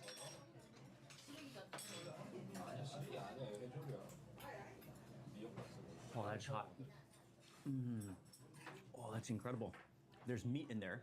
should be pork, I think. But you taste the flavor of the, like it's like a bone broth. It tastes like a meaty punch to it. But then all wrapped up with that fern, which has this fibrous texture, but I think it's also giving it that kind of stickiness and thickening it like that. And the way the fern is cooked, it actually feels like fibers, like strings of meat. It's almost meaty. With the chili, I think there's some garlic in there as well with the sesame seeds, with the pepper. Oh, that's incredible. Like it doesn't look like it's gonna have that much flavor from the appearance of it, but when you taste it, it is phenomenal. Wow, that is fantastic.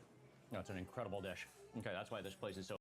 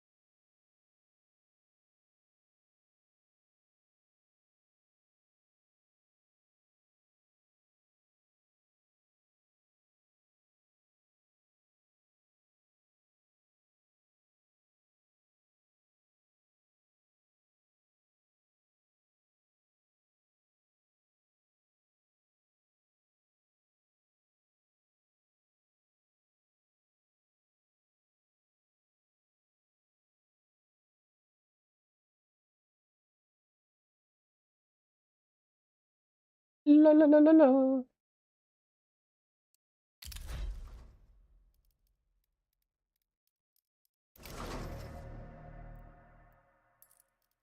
Looks clean.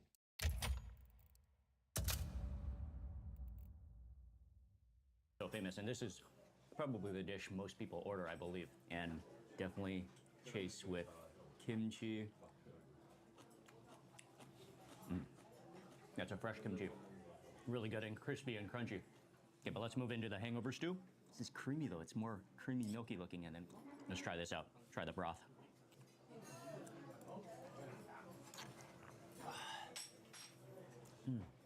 It's not as strong of a flavor as I imagined either. This one is more mellow in flavor.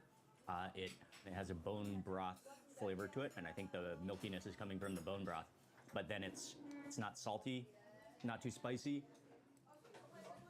Just tastes like soothing and warming. And you taste the flavor of actually those vegetables like the bean sprouts and some other green vegetables in here and lots of green onions as well. But yeah, this one is loaded with vegetables, loaded with cubes of blood, and the noodles.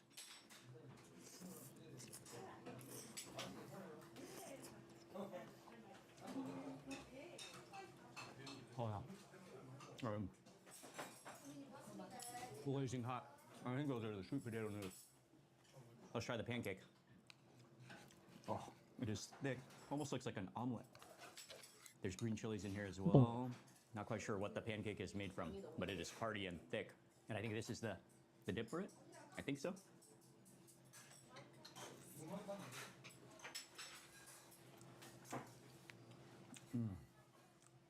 Yeah, it's incredible. A savory pancake. It's really airy and puffy and also juicy. And main flavor you taste is the flavor of the green chilies. It's not spicy, but you really taste the vibrancy of the green chilies. Oh, it's so warming.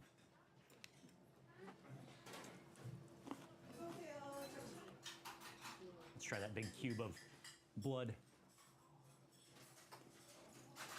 A hot cube of blood. Oh wow.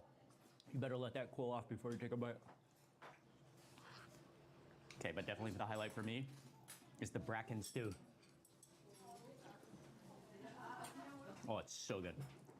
So good, so warming and comforting and meaty and rich and hearty. Okay, let's try this side banchan.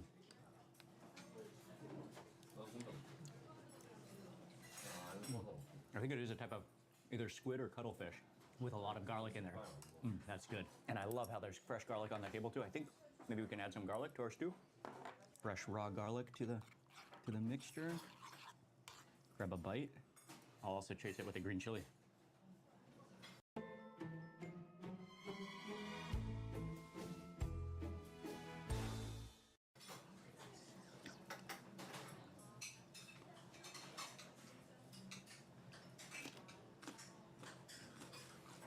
Oh yeah.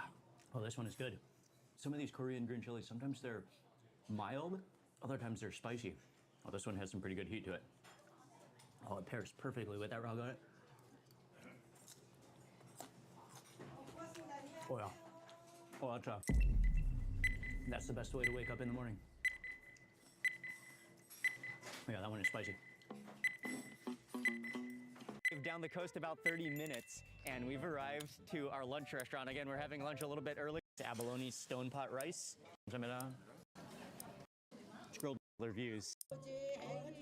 It's quite good. Oh, this is so fresh. Far, we just silverfish or mackerel. So I went with the braised mackerel and also some sashimi. Oh, mackerel sashimi. Check this out. To begin with, we got a huge plate of mackerel sashimi. I didn't know it would be this big, but I'm happy we're eating all mackerel tonight. Oh, this is so fresh. It's glistening. Okay, so she said the best way to eat it is to grab a piece of the seaweed, put it onto your plate. Then you grab a piece of the sashimi. Oh yeah, look at that. The freshness of it. Put that onto your seaweed, and then the freshness of it. Put that onto your seaweed, and then you go over to this onion chili oil into the center, Then you wrap it into a bite.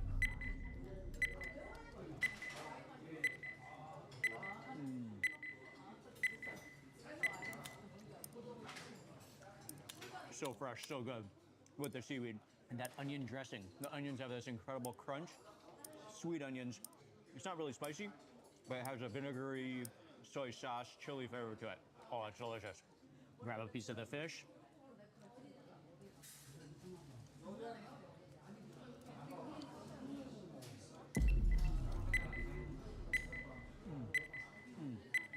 Phenomenal. What a combination.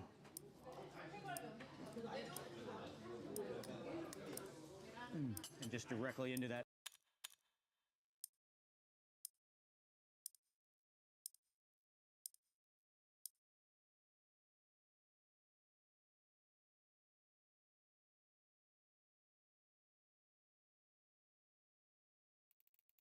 Oh my god, everybody's dodging.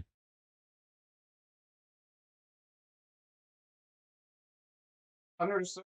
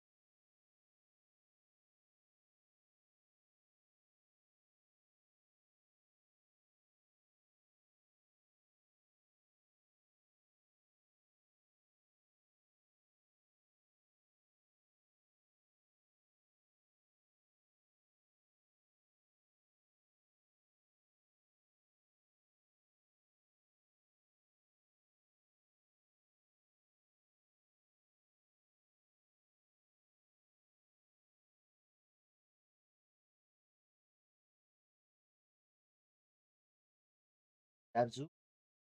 Abu boo boo. Ada boo.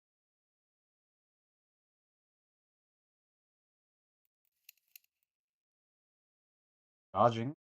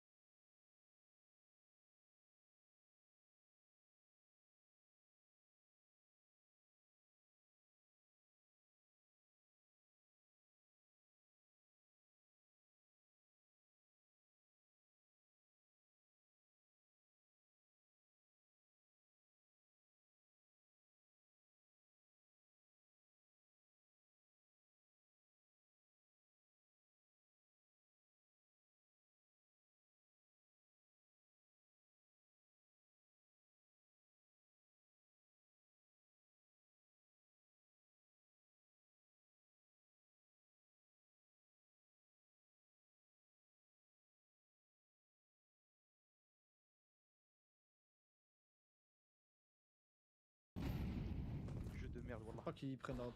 Xbox. La prise. Il est là, en bas touché. Pour un Xbox. C'est vieux hauteur. T'es chaud de décaler le mec qui tape là? Il est toujours. Ah, je crois qu'il a smoké. C'est ça? Toujours pris l'épaule. Le mec qui tape. Ah ouais? Ouais, toujours pris l'épaule. Oh, là. Ah, Non, je prends la balle. What in the world? Gone out. He open. Oh là là, bro. Flash encore. Flash, tout le monde. Flash. Flash. Blanc. Porte. Oh. Out A.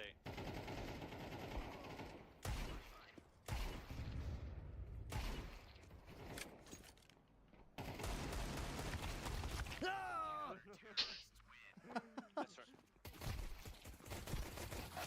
C'était.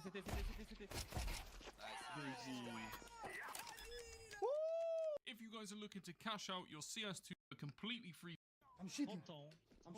Good job, man. I'm looking the door. Oh. I'm shooting. Short. Nice! Damn, what the fuck? So good. Oh. Smoke pas là. Un B. Dernier B. I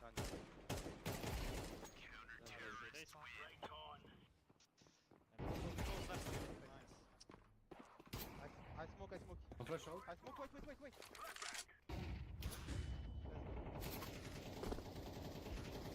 can really smoke you. Get outside. Door. They're boosting door. Nice. I have one more. Don't die. Nice. One more outside. Close the window. Both outside. Yeah, it's one more window. One more. Let's go. Nice. Let's roll.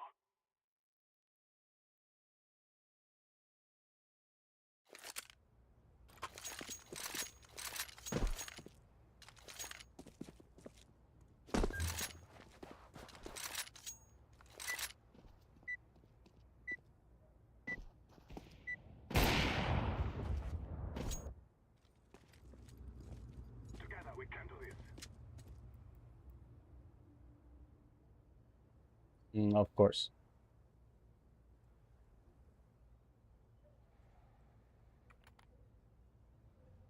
The heck is Stylecraft?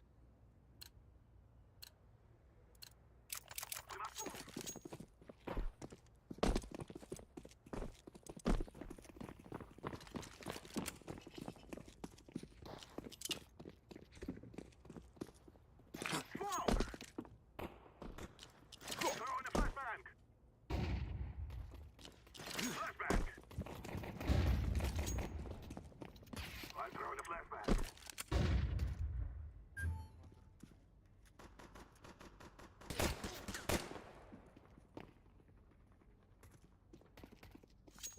I'm throwing a grenade.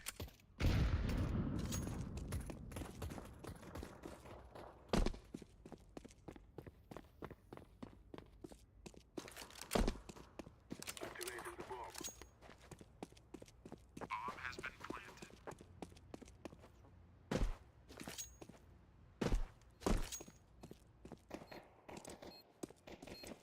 Terrorists win. You are stupid to think you will win.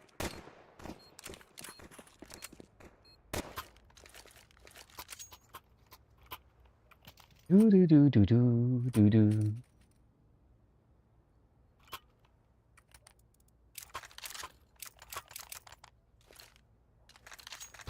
We will make them regret this day.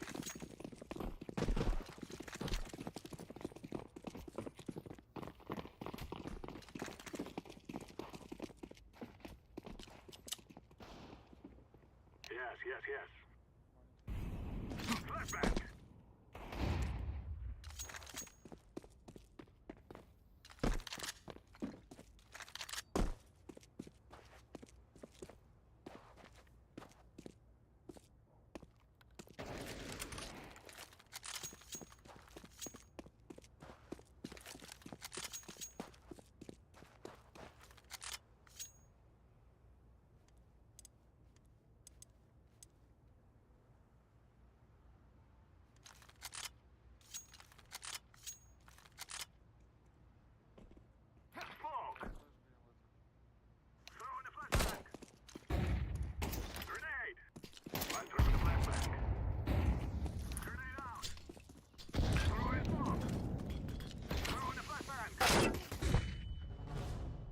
Jesus Christ.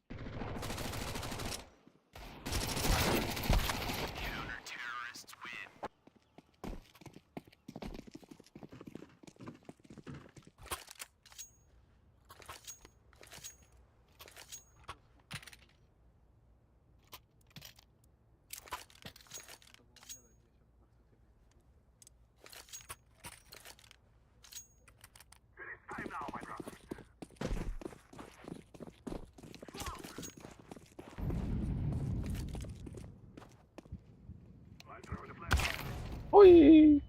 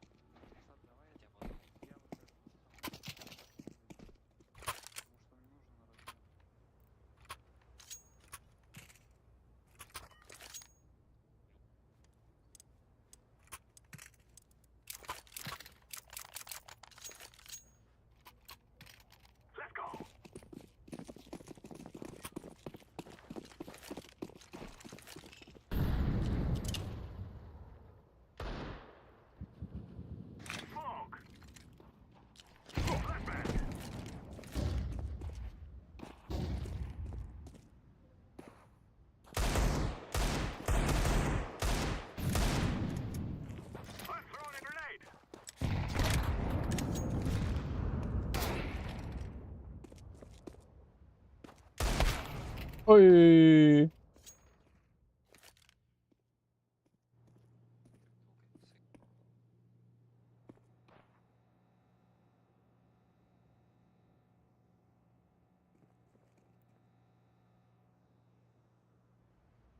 Let me guess, just by him shifting into angles, I can already tell 0.7. No, doesn't even have a rating yet. Aim rating is 27. Leadify rating is -3. Yeah, you already know this is a garbo. He hasn't even played 10 games, but if he did finish this 10 games, it would come out to be a rating of 0.5. At best. At best.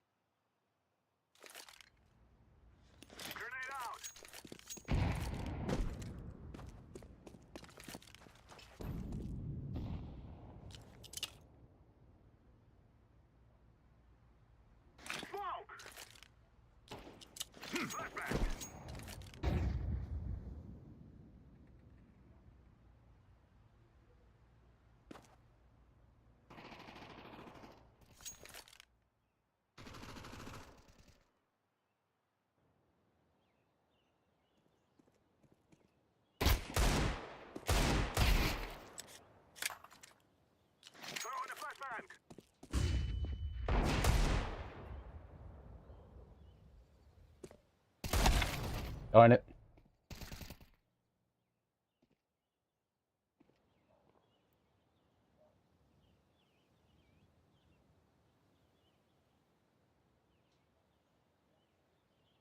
Oh, 1.3 KD.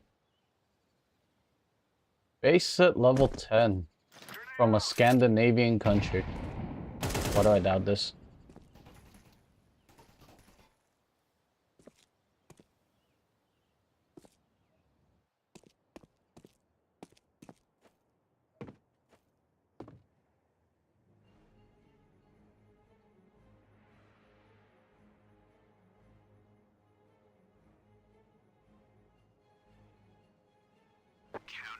Very disciplined. They're playing very disciplined. Nice. Good for them. Good for them.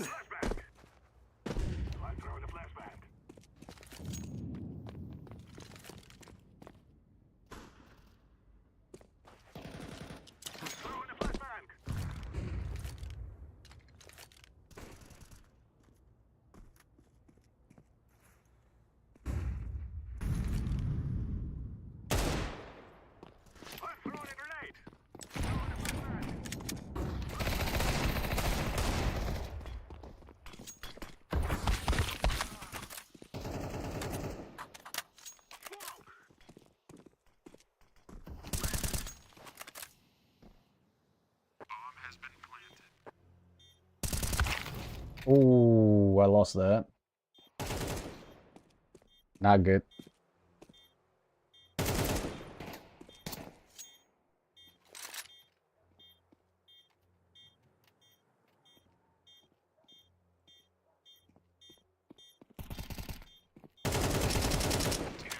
Ooh, he almost lost that spray. Almost, almost.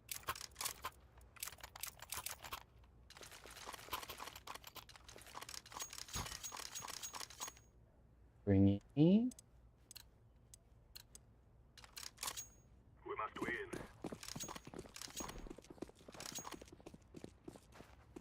I'm throwing a flashbang. Throwing smoke.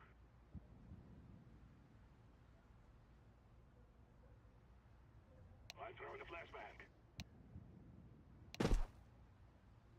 Grenade.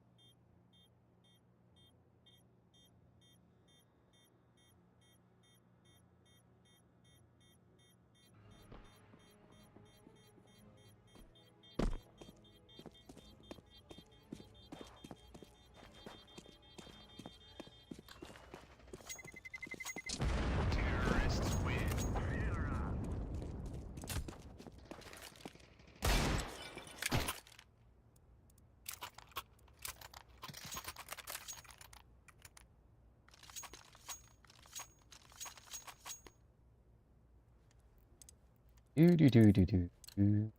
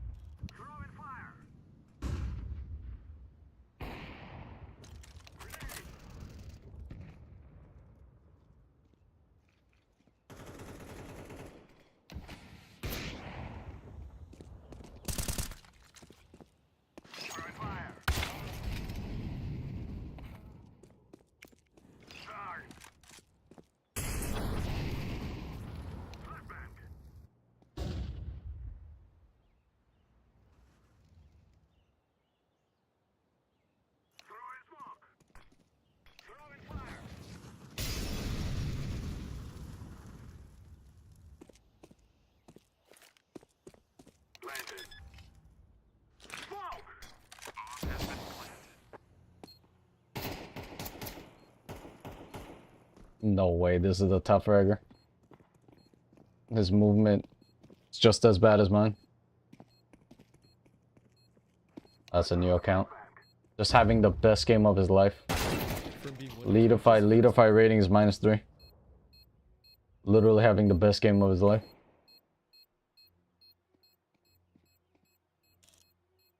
Alright, Mr. Facey level 10, let's go.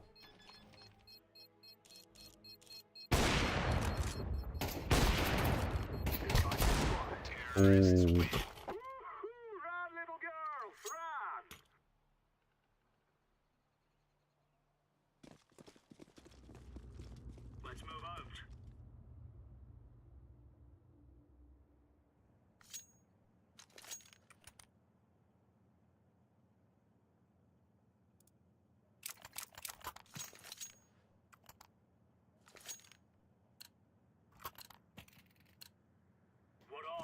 I gotta be honest, their team's cooked. They kicked their best player. They're cooked.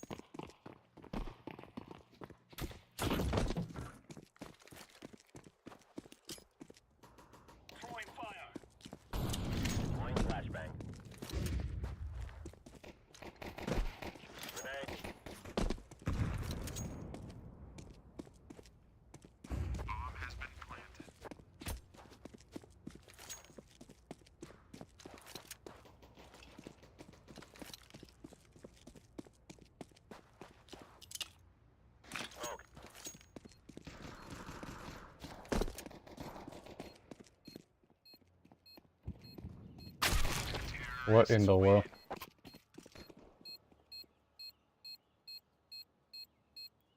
Wasn't expecting a one tap. Like I said, anytime I fight somebody, it's just either I insta die or I insta get killed. I mean, I insta kill or get insta killed. There is no. This monkey has 0.6 KD. 0.6 KD just running one taps all the time. No problem. Easy breezy.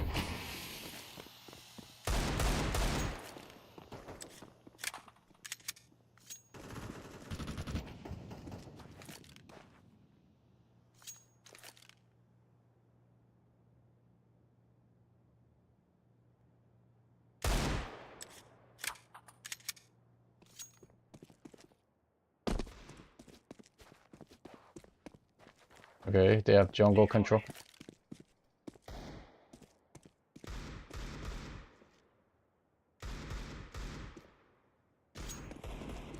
Still at mid. Going B.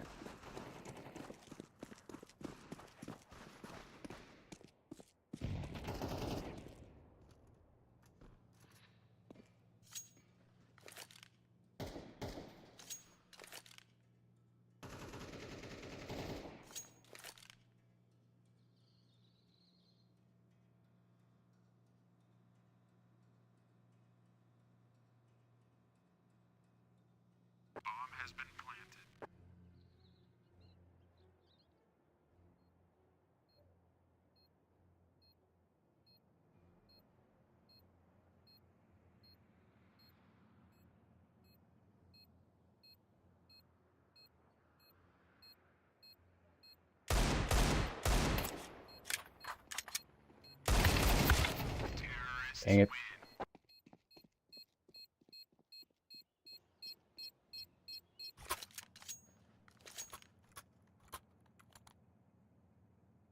Do do do do do. Do do do.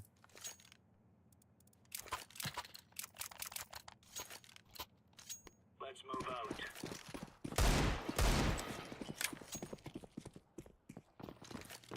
Incendiary out. Fire in the hole. Throwing a flashbang. Throwing flashbang.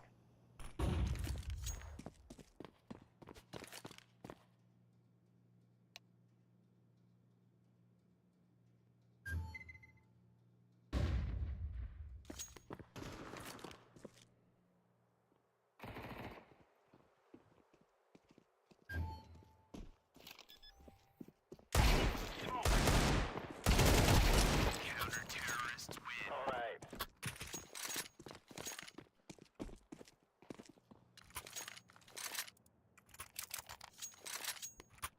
Do do do do do.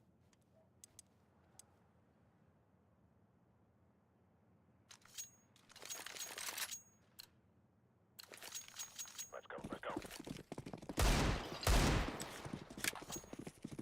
Incendiary.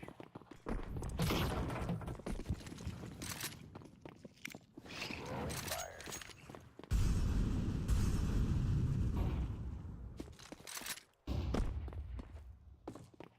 Throwing flashbang.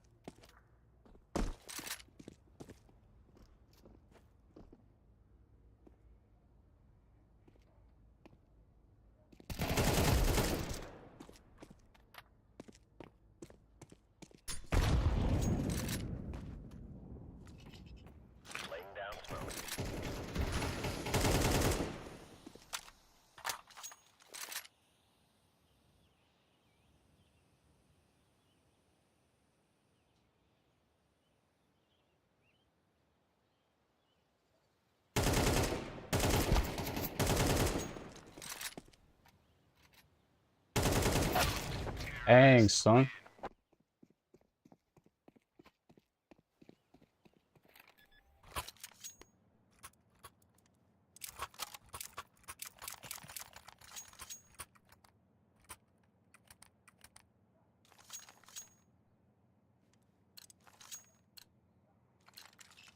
Gear up.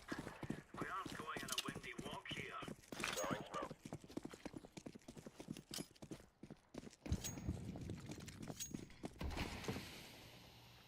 Laying down smoke. Throwing a grenade.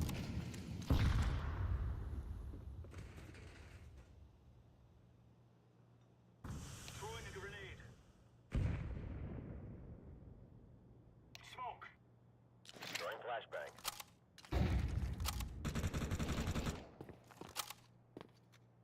Deploying flashbang.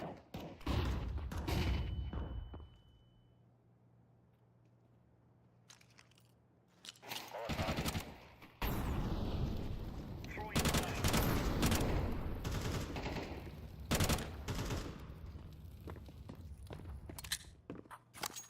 Grenade out.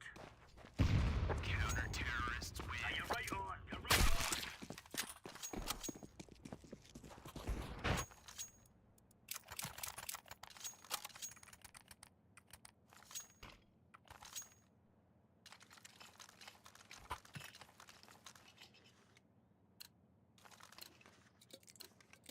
Remember, this is bad. Shoot everything in the voice decoy. Throwing a grenade. Incendiary. Deploying flashbang.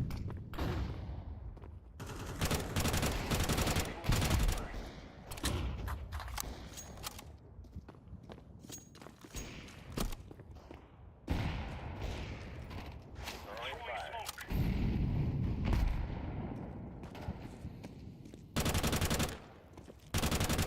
Incendiary out. Grenade out.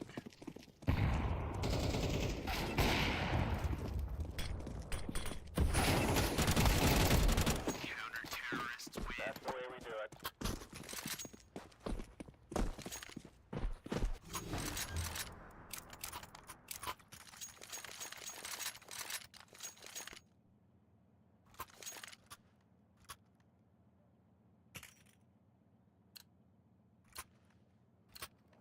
Move it, move it.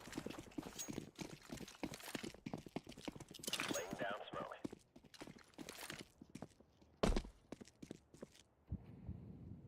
Laying down smoke. Fire in the hole. Down smoke. Throwing fire. Incendiary. Deploying flashbang.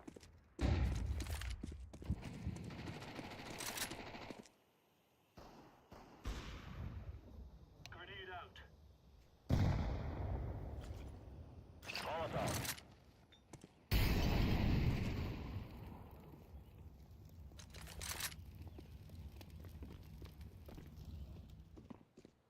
Throwing fire.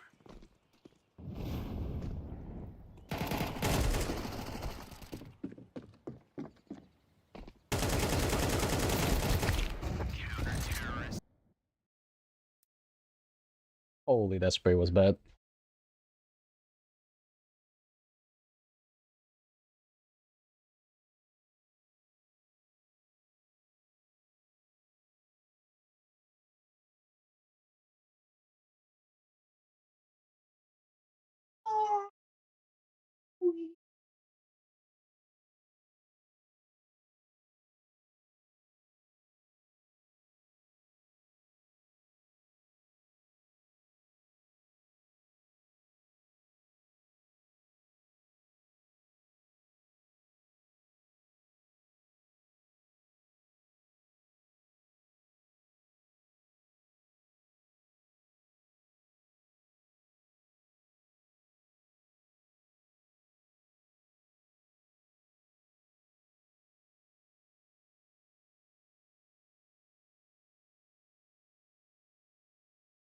Aduh.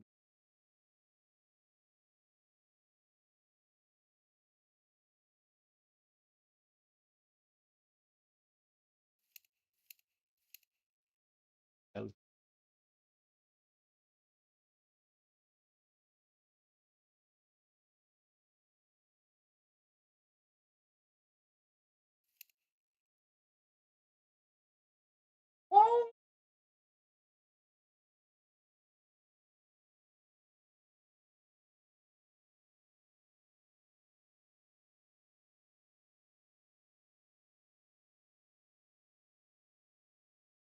fastest growing streamer because of her funny and energetic streams to becoming an alcoholic who lost all of her fame. My name's Ryan, and today we're going to look into the Justa Minx story, how it all came crashing down just because of an addiction, and where she is now. Justa Minx, also known as Rebecca Minxie, is an Irish streamer who started her career in 2016, posting funny, chaotic content that included gaming streams, chatting with viewers, and silly jokes. Ew! You wanna go? Do you want me disgusting? At first, her audience was small, but her loud personality and ability to make even boring conversations entertaining helped her get noticed, a trait that would later fuel her rise and contribute to her downfall. Her real rise began in mid-2019 when she appeared on The Austin Show and other popular events like Love or Host. These appearances brought her to much bigger audiences, and people loved her unpredictable personality, calling her hilarious and one of the most fun streamers to watch live. Her growth only accelerated as many of her wild moments went viral on Twitter and YouTube, introducing her to even more fans. By late 2020, she had over 800,000 Twitch followers and 400,000 YouTube subscribers. But everything she had built eventually began to fall apart when she let her drinking habits take over. It all started in 2020, when Minx began having frequent emotional outbursts live on stream.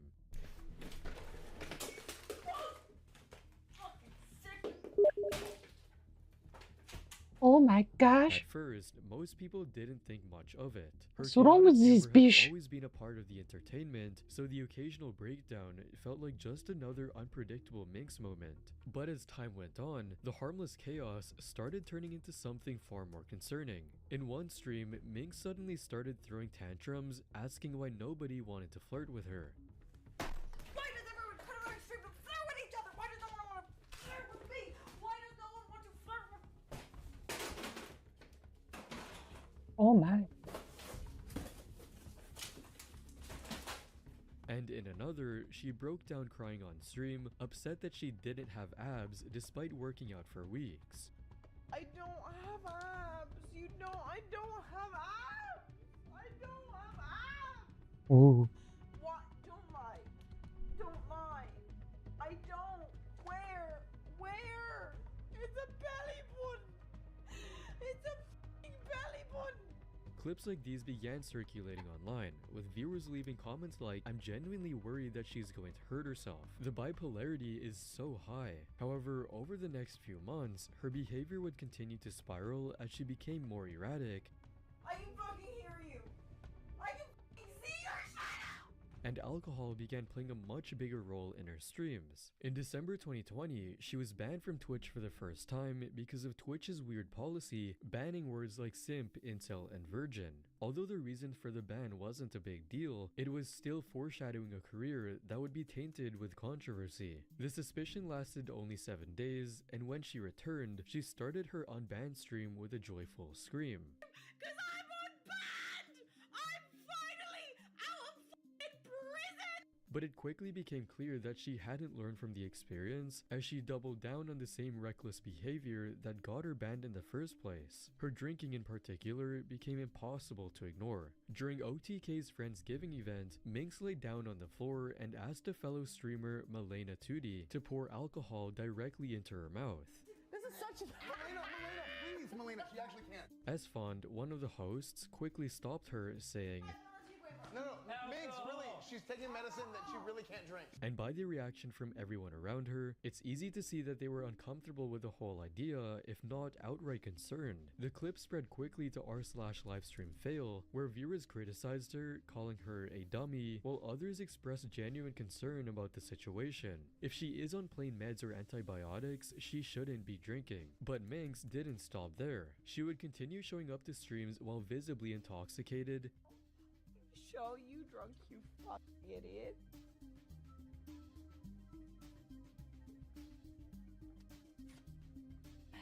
going as far as passing out mid-broadcast.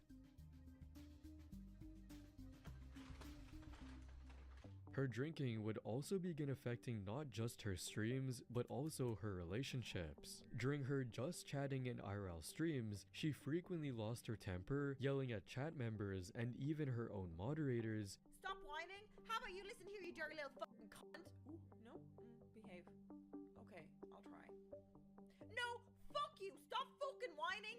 Okay, you fucking lose your fucking job for 7 days, you nasty little fucking prick. A behavior that forced Twitch to ban her channel for a second time. Even her most loyal fans started admitting that something was seriously very wrong, with one viewer writing, "I feel so sorry for her. As an ex-alcoholic, I can assure you she's going through all the symptoms of someone wanting to battle with the addiction, but needing something to cover the pain." Another said, "She looks like she's going through some depression." And by the look of things, that statement was true. Because by early 2022, Justa Minx's career and mental health were both beginning to spiral out of control. Her chaotic humor and drunk rants had now turned into something far more serious, and the internet was beginning to lose patience with her. The breaking point came during a live stream when Minx laughed at a victim of SA, And she did not reply. She doesn't have screenshots. completely disregarding the seriousness of the topic at hand. For some context, a fellow streamer, Slick, had been accused of SAing another streamer named Adriana Lee, who had passed out after having too much to drink during a party. In response to the controversy, Slick opened up about the situation in a post saying, "I was drunk and anxious and my intentions were to check her pulse because I was worried. I realized that I was overstepping and I should have let her friends take care of her. There's no excuse for my behavior and I hope that she can forgive my actions." However, Slick later deleted this statement and posted a new one saying, "I've never sexually assaulted anyone and never will. I go out of my way to check on someone and I get accused of rape. This is unfair. I never checked her pulse on her chest. I checked her neck and wrist only." This tweet was also later deleted, together with his entire Twitter account. Instead of staying out of controversy, Minx made things worse by defending him. I was here for this, and the other girl that was there too, and I heard them out. This is bullshit. Joking about the accusations in a way that felt cruel and dismissive. Slick is good. Slick is weird. Yeah, he is weird, but he does it online. Like, he does it, it's always how Slick is. And Adriana is a clout chaser. The moment quickly went viral, with fans expressing disappointment and anger through comments like, "Minx has no excuse for this. People get cancelled for less. Genuinely, this is very bad." Another added, "Regardless of Minx's current mental state, she definitely knew what was happening and is still trying to downplay it." Okay, so she always knew he was perverted and touchy with women and doesn't acknowledge touching girls unwanted is sexual assault. Minx's mental state deserves concern, but it doesn't excuse this particular moment. The backlash was intense, but things would only get worse from there. In late 2022, a smaller streamer named Toxic Support accused Justa Minx of blackmail and intimidation following what she described as a deeply uncomfortable experience at one of Minx's TwitchCon afterparty. According to her statement, the night started off with a harmless drinking game, but quickly turned into something distressing. The game involved a group of around 13 men, where players had to drink an entire red solo cup of vodka or take off an item of clothing every time they messed up. Things escalated when her friend got so drunk that she ended up in just her bra and underwear. The crowd kept pressuring her to take off even more, and eventually she passed out, spilling vodka all over the floor. Later on, Toxic Support reached out to Minx to explain what happened, and at first, she was sympathetic. But a few hours later, she suddenly turned hostile, even telling Adriana Lee she wasn't allowed back in the Airbnb, and warned her to stay quiet about the night's events as opening up would ruin their careers. In her words, Minx manipulated, intimidated, and blackmailed her into silence. The accusations quickly exploded across social media, and while Minx never publicly addressed the situation, the damage was already done. And being mentally unstable, her family stepped in and took her to a psychiatric hospital. However, soon after her release, she would be welcomed to the outside world with a devastating 24-hour notice to vacate the Optic House, a blow that instantly affected her career. And before she could even process the fallout, her personal life would completely collapse as well. Her drinking had become the only thing she was known for, with nearly every stream featuring her drinking in some way. And the more viewers expressed their concern, the more she seemed to ignore it. During one of her Twitch streams in March 2023, she was seen drinking heavily throughout the entire thing. Bitch, 20 minutes is a long journey. I didn't leak anything. You fucking whiskey! It's not even that funny. Clips of the incident quickly spread across. He looked like the Joker.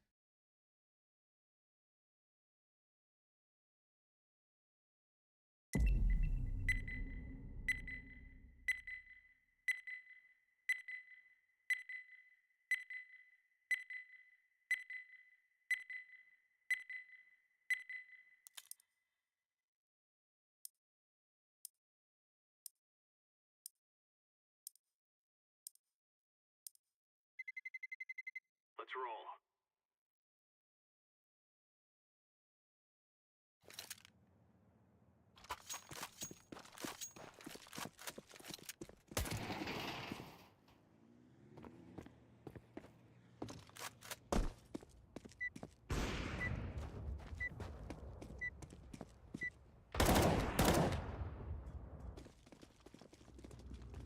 Let's make this right as rain.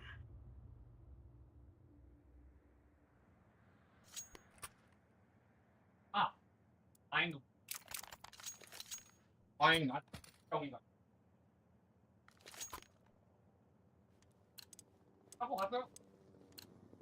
Remove any doubts in your head.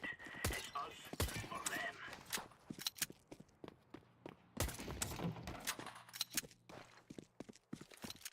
Throwing flashbang. Throwing flashbang. Grenade out. Got a wine opener.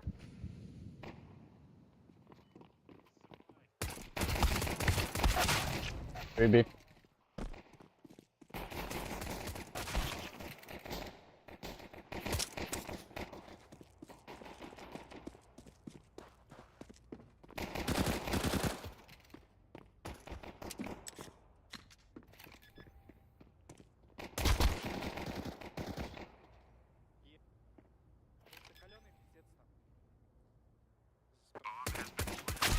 Terrorists win.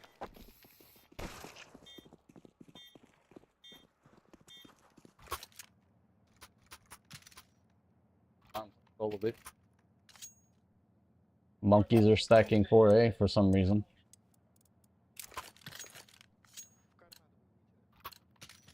All Russian, by the way.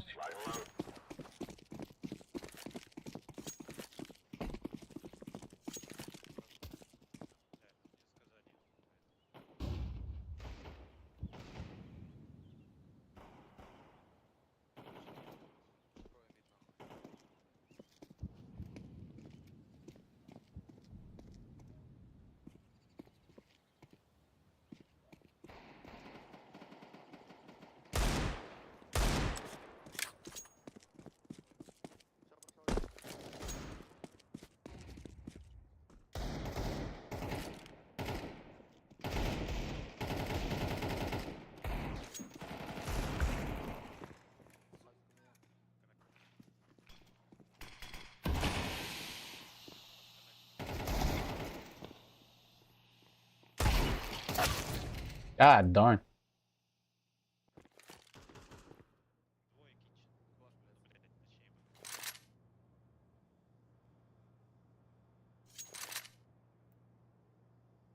Terrorists win.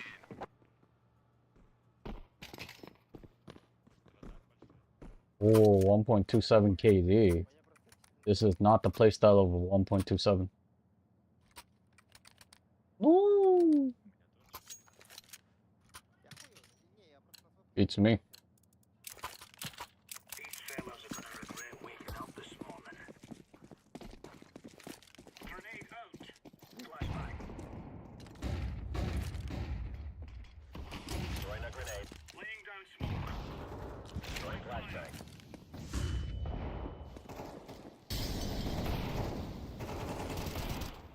Deploying flashbang.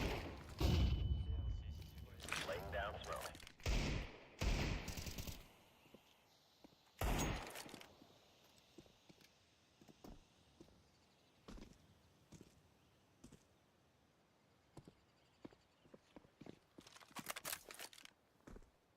Throwing flashbang.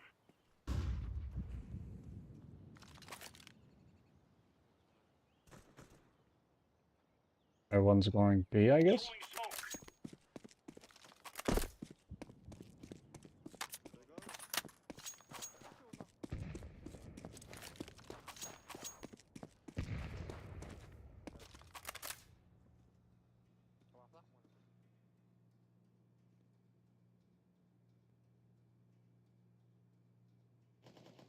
Counter-terrorists win. There's no stopping us. Dang, somebody ate the crap out of that nade. That boy just ate it like...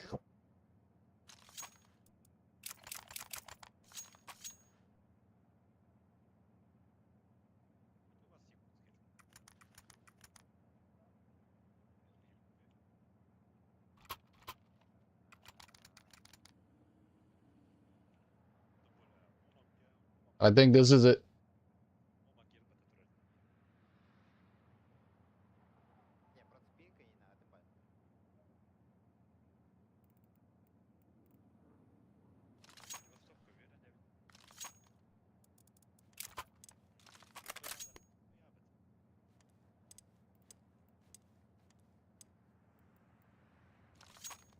Do do do do do.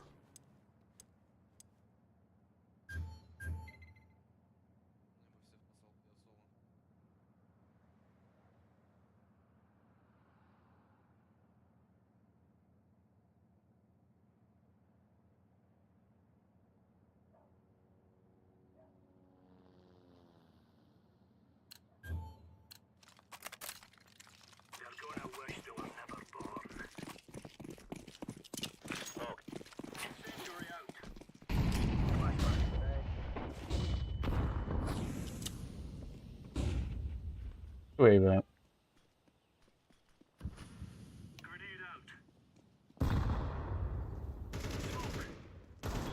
One palace.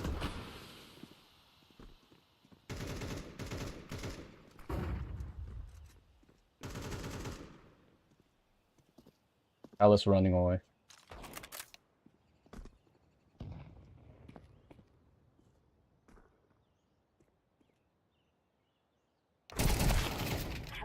Ramp half HP. One high mid.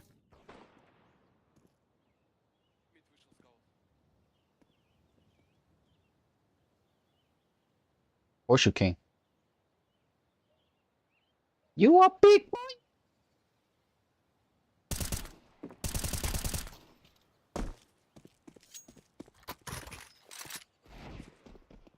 Too big.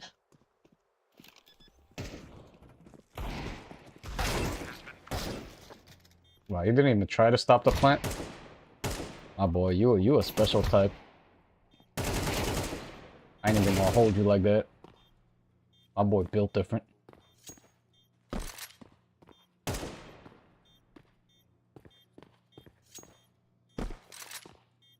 God. Oh. A silver masquerading as a global elite. With this dog shit movement.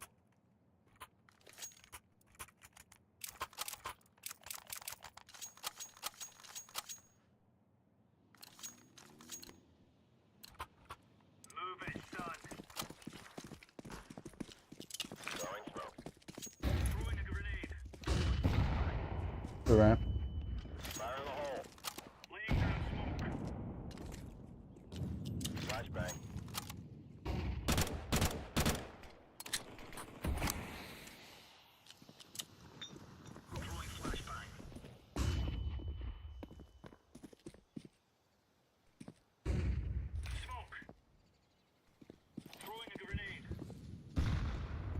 Pull it out with. Yeah, you just gotta pull it out.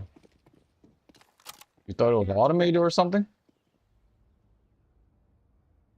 Oh, there's no pull mechanism.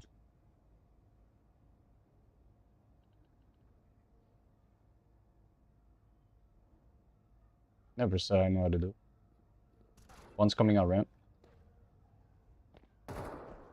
One more.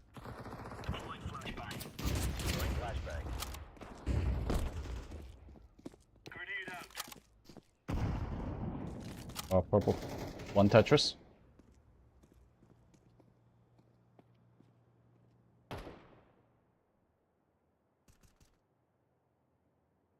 Oh, purple's dead ass shooting at me.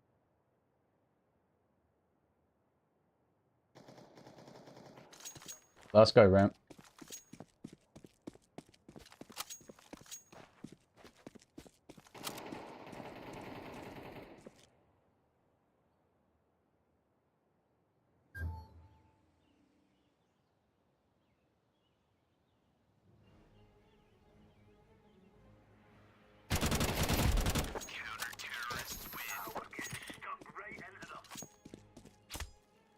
Do do do do do. Do do do do. Booda booda booda booda.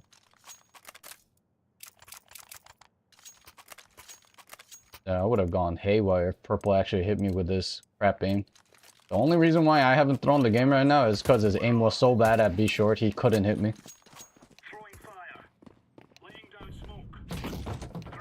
He is so lucky he's dog shit.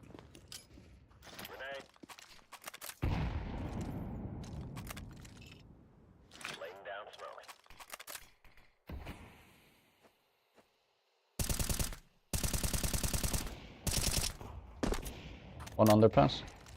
One B apps.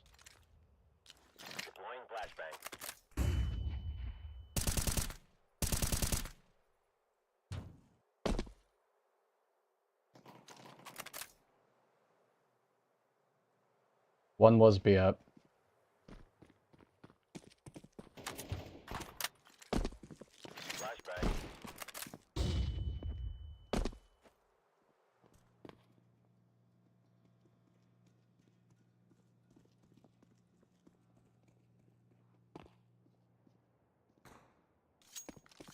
Last guy T ramp.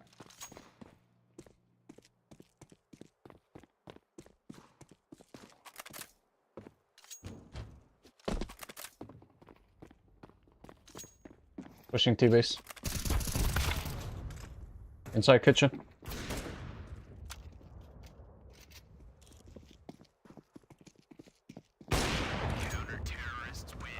Team is brain dead. I never thought 4 Russians could be this stupid. They literally held him at a crossfire and they still lost him. There's literally 2 guys in front of me, so I of course thought that he couldn't have slipped by. But they let them slip by. Oh my god. Dude, this is why I say even poor countries need schools. So many dimwits.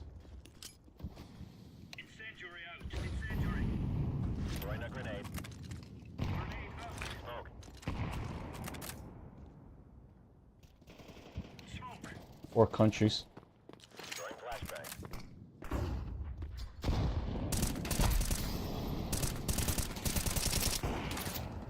Two middle, one underpass.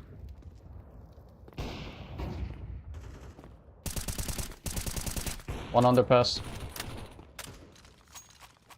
Two at middle right now. 3 mid, 3 mid. All 3 mid.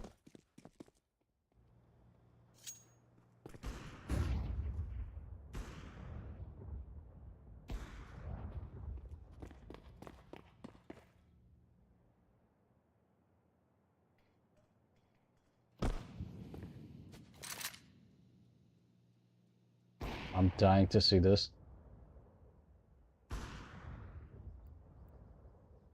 I can already tell this one is super low ranked. Oh wow, Premier 8000 elo. Level 4, face it.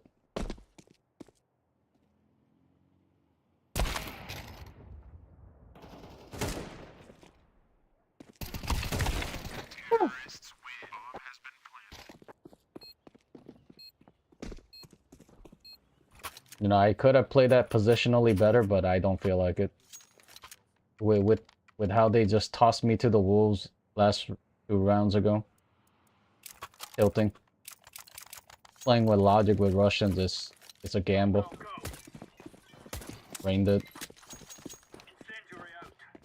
Look at this solo B for no reason, watch. There's no logic of why you're stacking A. But just do it. Russian logic. Technically, just by timing, they already have B control. Just by timing, they already have B control. If they wanted to take it.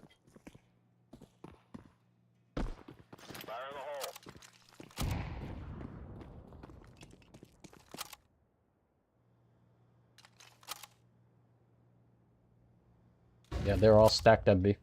They're stacked at B.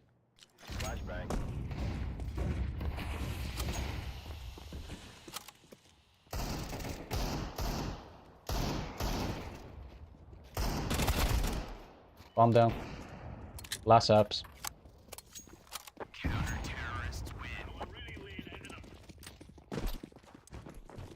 Wow. They played that slow like we didn't have intel.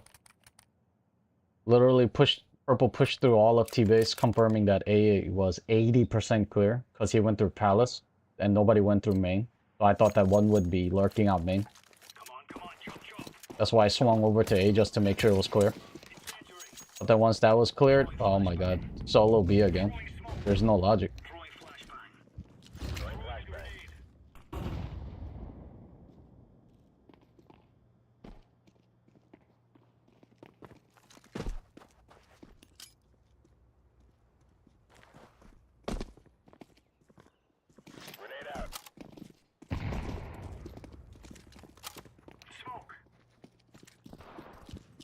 A ramp.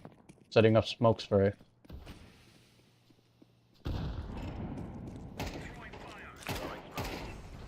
Oof. One's coming out ramp.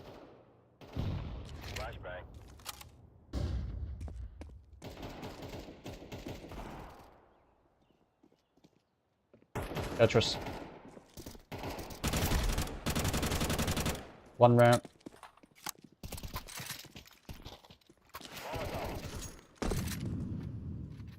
Bomb ramp.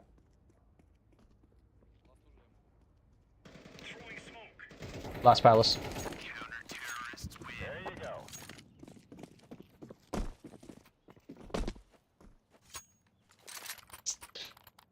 I don't know, for some weird reason it's working. Not going B, and they're not pushing B fast. I mean, if it works. I'm not gonna jinx it.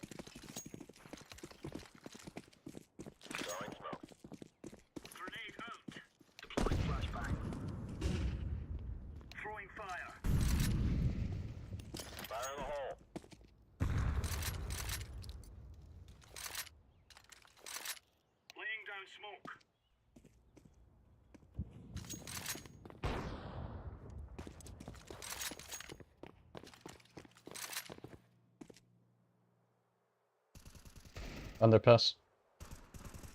One high mid.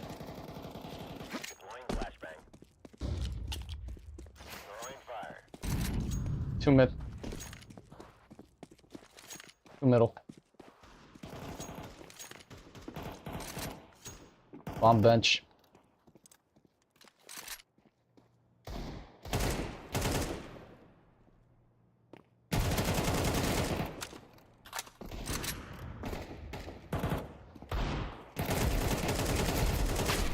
Two mid, last two mid. Under bench.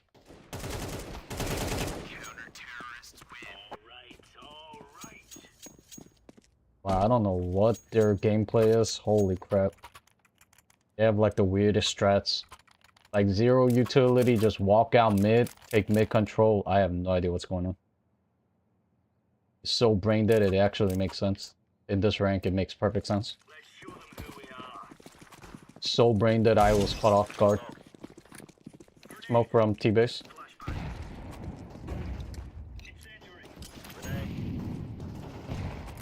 One out mid. Two mid. Two cat. Going towards B short.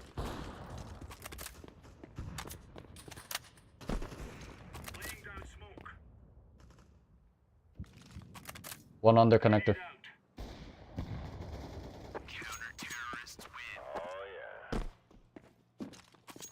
Holy crap.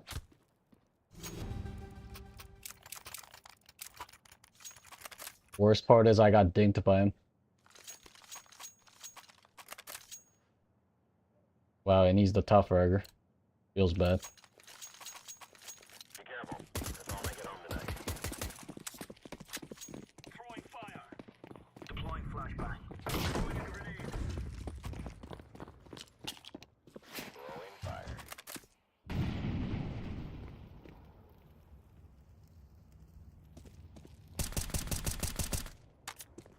Stacked B or stacked A? Stacked B. Here, flash blue. Oh man, we're good.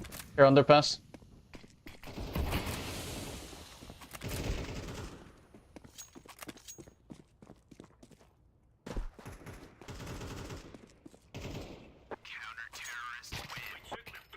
Team is so bad, they're just 1v1ing him endlessly.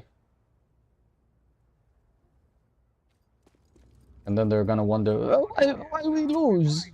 Well, now we need to vote kick somebody because I angry. Because we stupid, we 1v1 push 1 by 1. All 5 idiots died to 1 guy.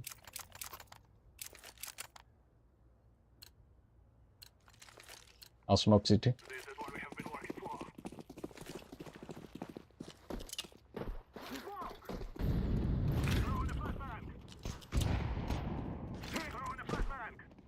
Flashing once more.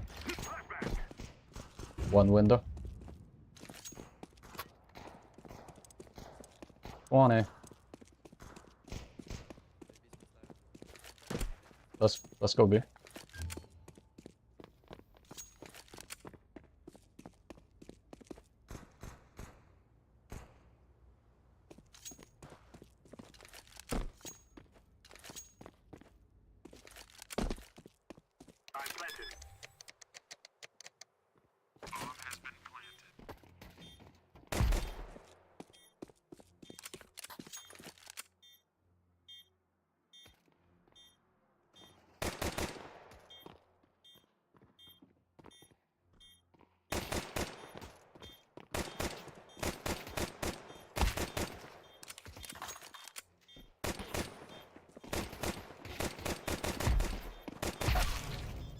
Dang, bro. My bad.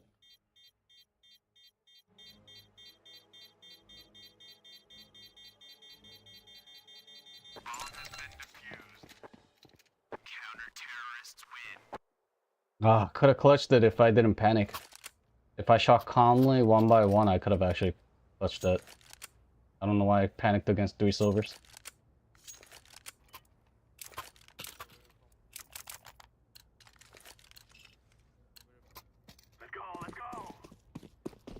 I'll smoke window.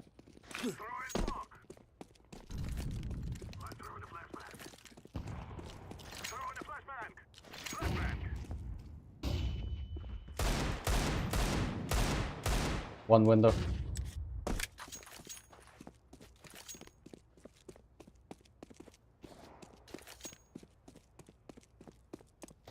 One CT. Stairs CT. 2 on A, 2 on A. Push B, push B. 2 A, 1 jungle. There's only 1 B.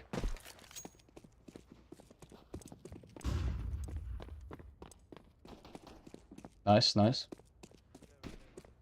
Air jungle.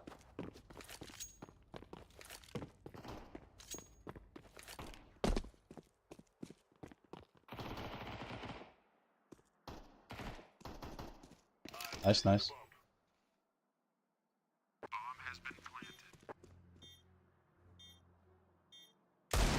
Market half HP.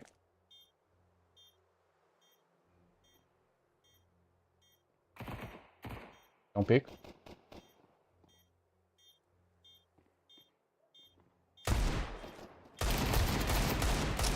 Half HP.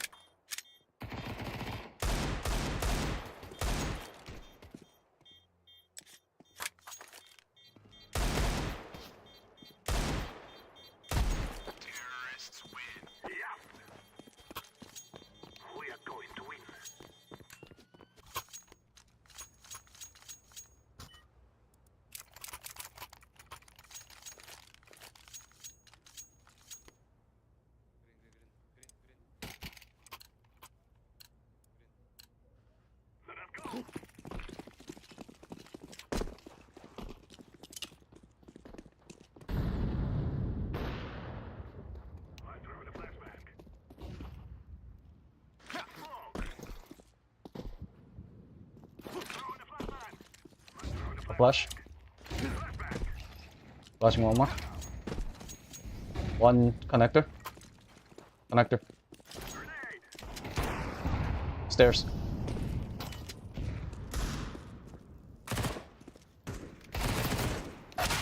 Shadow, shadow, shadow. Under palace.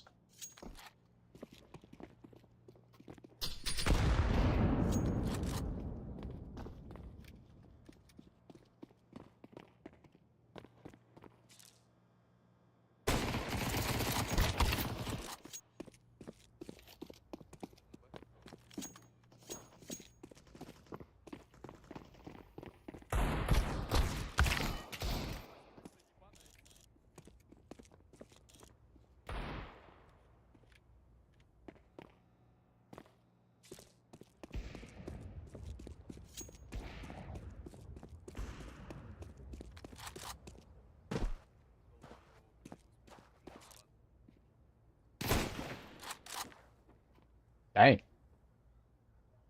Like that.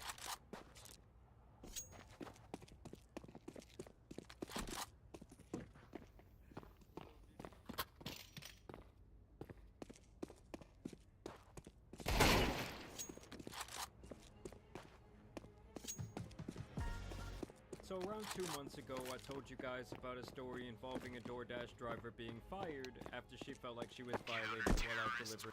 Bomb has been planted.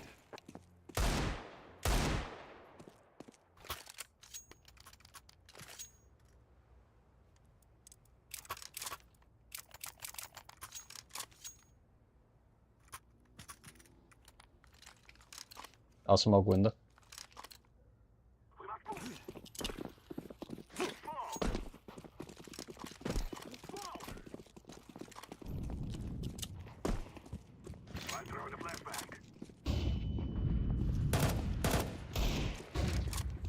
Flash from connected.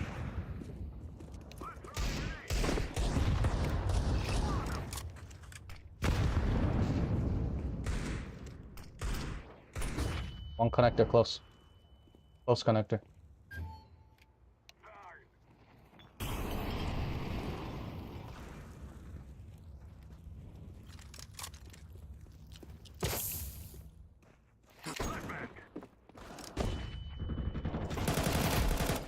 One inside jungle, close. In MP9. One CT, one jungle, one B short.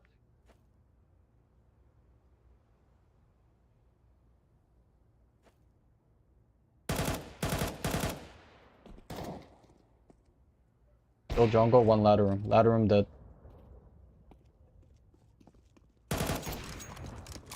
Upper at A.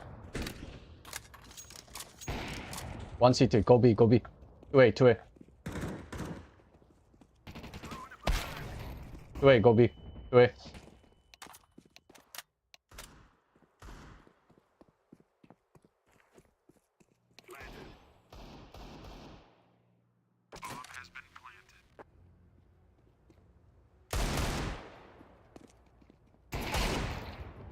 Last jungle.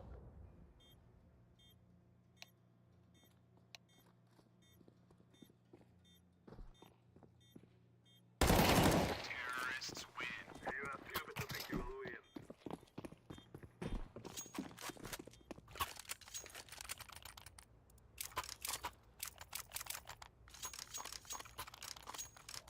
Doo-doo-doo. I don't know, I think we built enough momentum here. They're gonna definitely start playing honest towards B now. Because of the sheer 3 rounds that we got. Based off of the B hit.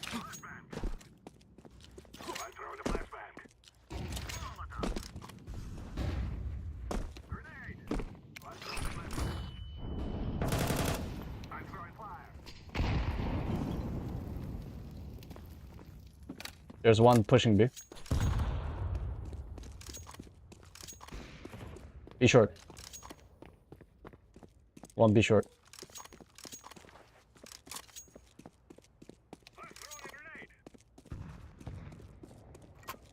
Here, jungle and connector.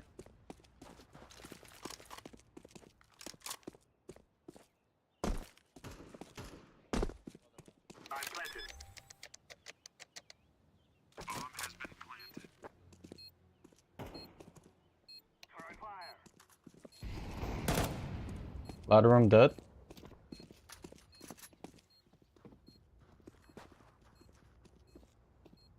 Here, market.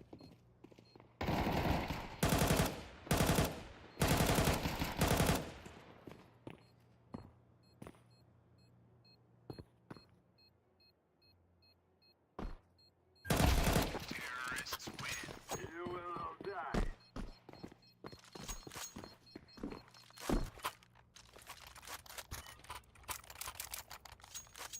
I just had to make sure he wasn't gonna grab the M4. Not that I trusted the Russian guy behind me. Supposedly playing support. Quote unquote support.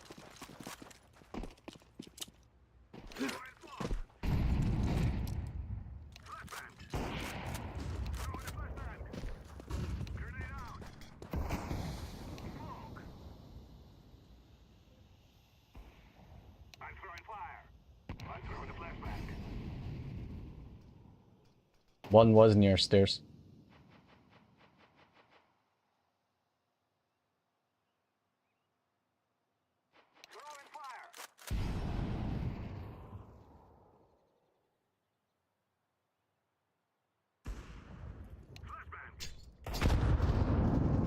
One shadow. 2A.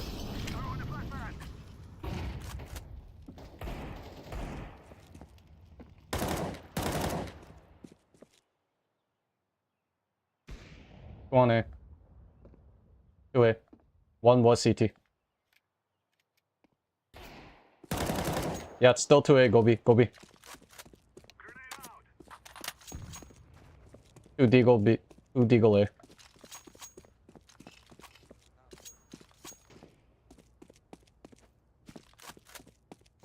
Come B with the bomb. Ladder room.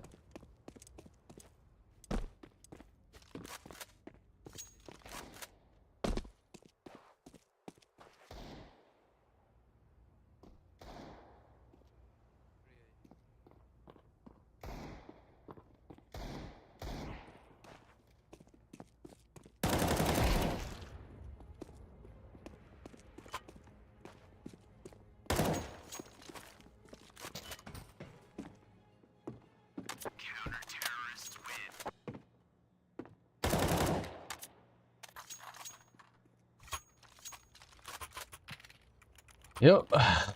Definitely blocking now. Brain dead. Fighting mid against 2A and 1B. Are you brain dead? Like, somebody needs to explicitly tell you that that's not a good idea. Are you that retarded?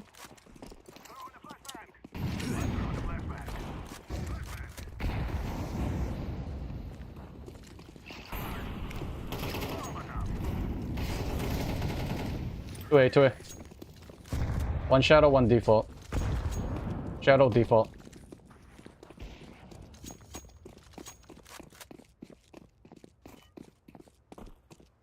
Could be a push here.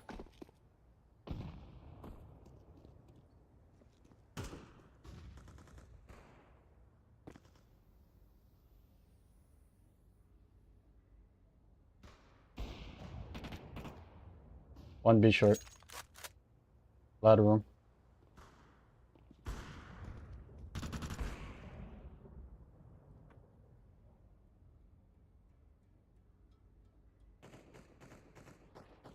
One connector.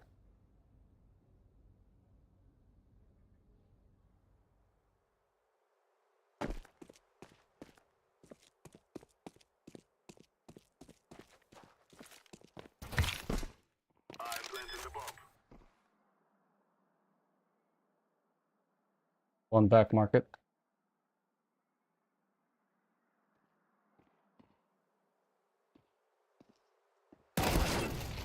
Low HP.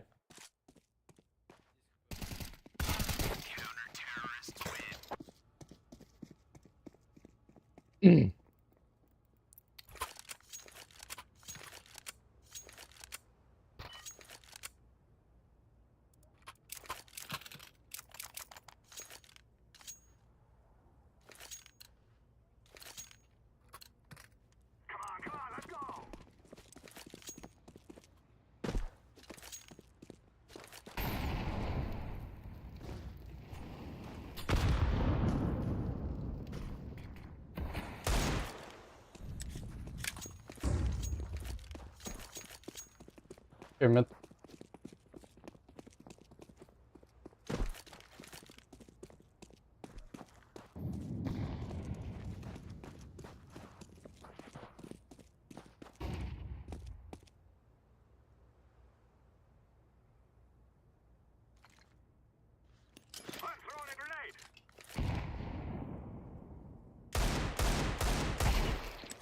Window dead.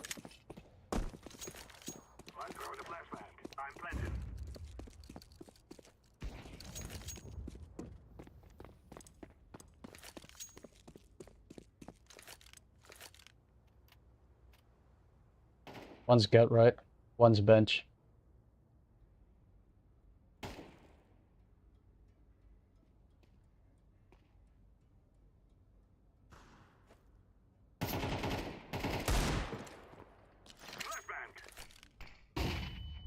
Both on site.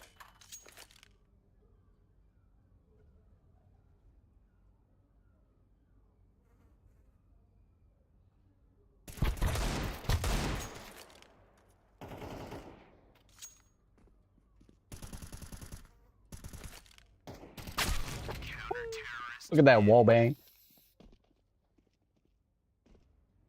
God diggity. That wall bang.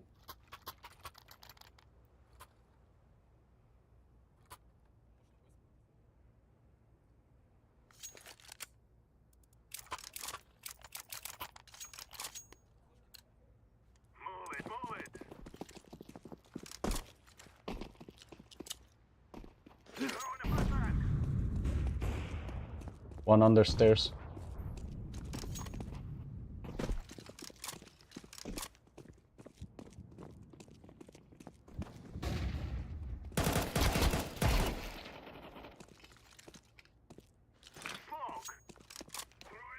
I'll fake it, you guys go B.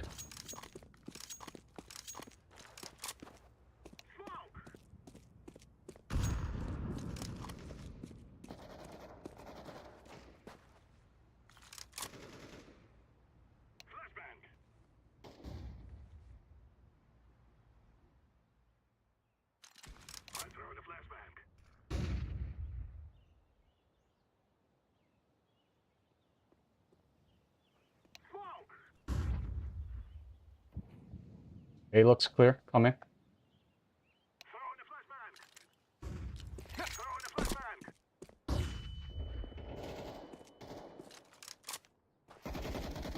One jungle.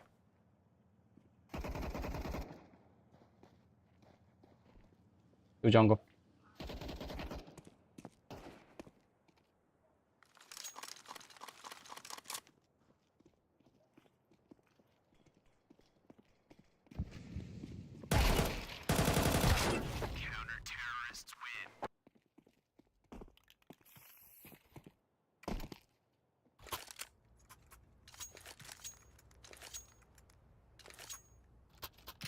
Team is brain dead. This is the epitome of Russian CS. They literally always go through choke points where the enemies are holding, but they don't know how to use their brain. They don't understand which part of the map is saturated and which part is open. Yeah, I'm gonna save my words.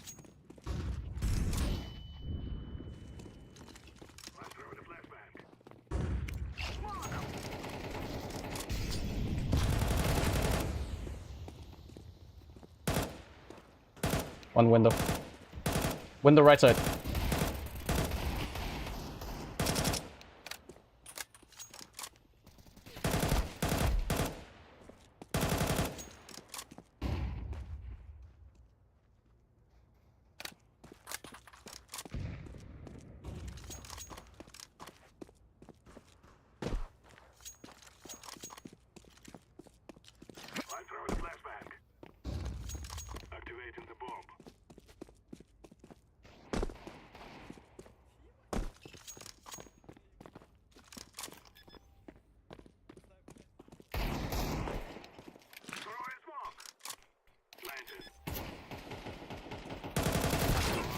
Half HP.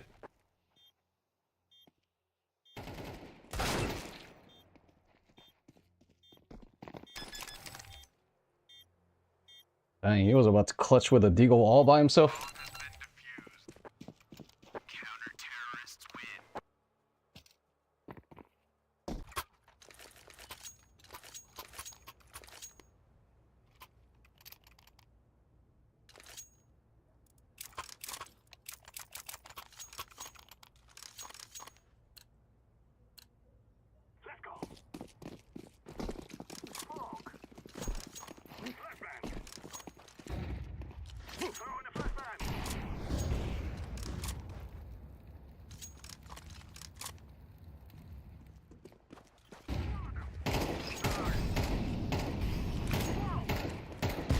One stairs.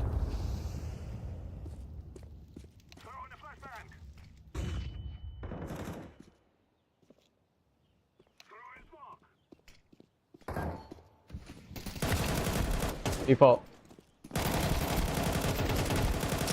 Half HP inside jungle. One stairs.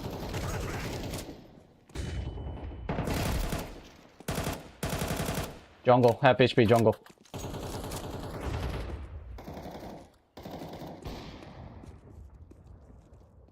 Probably CT.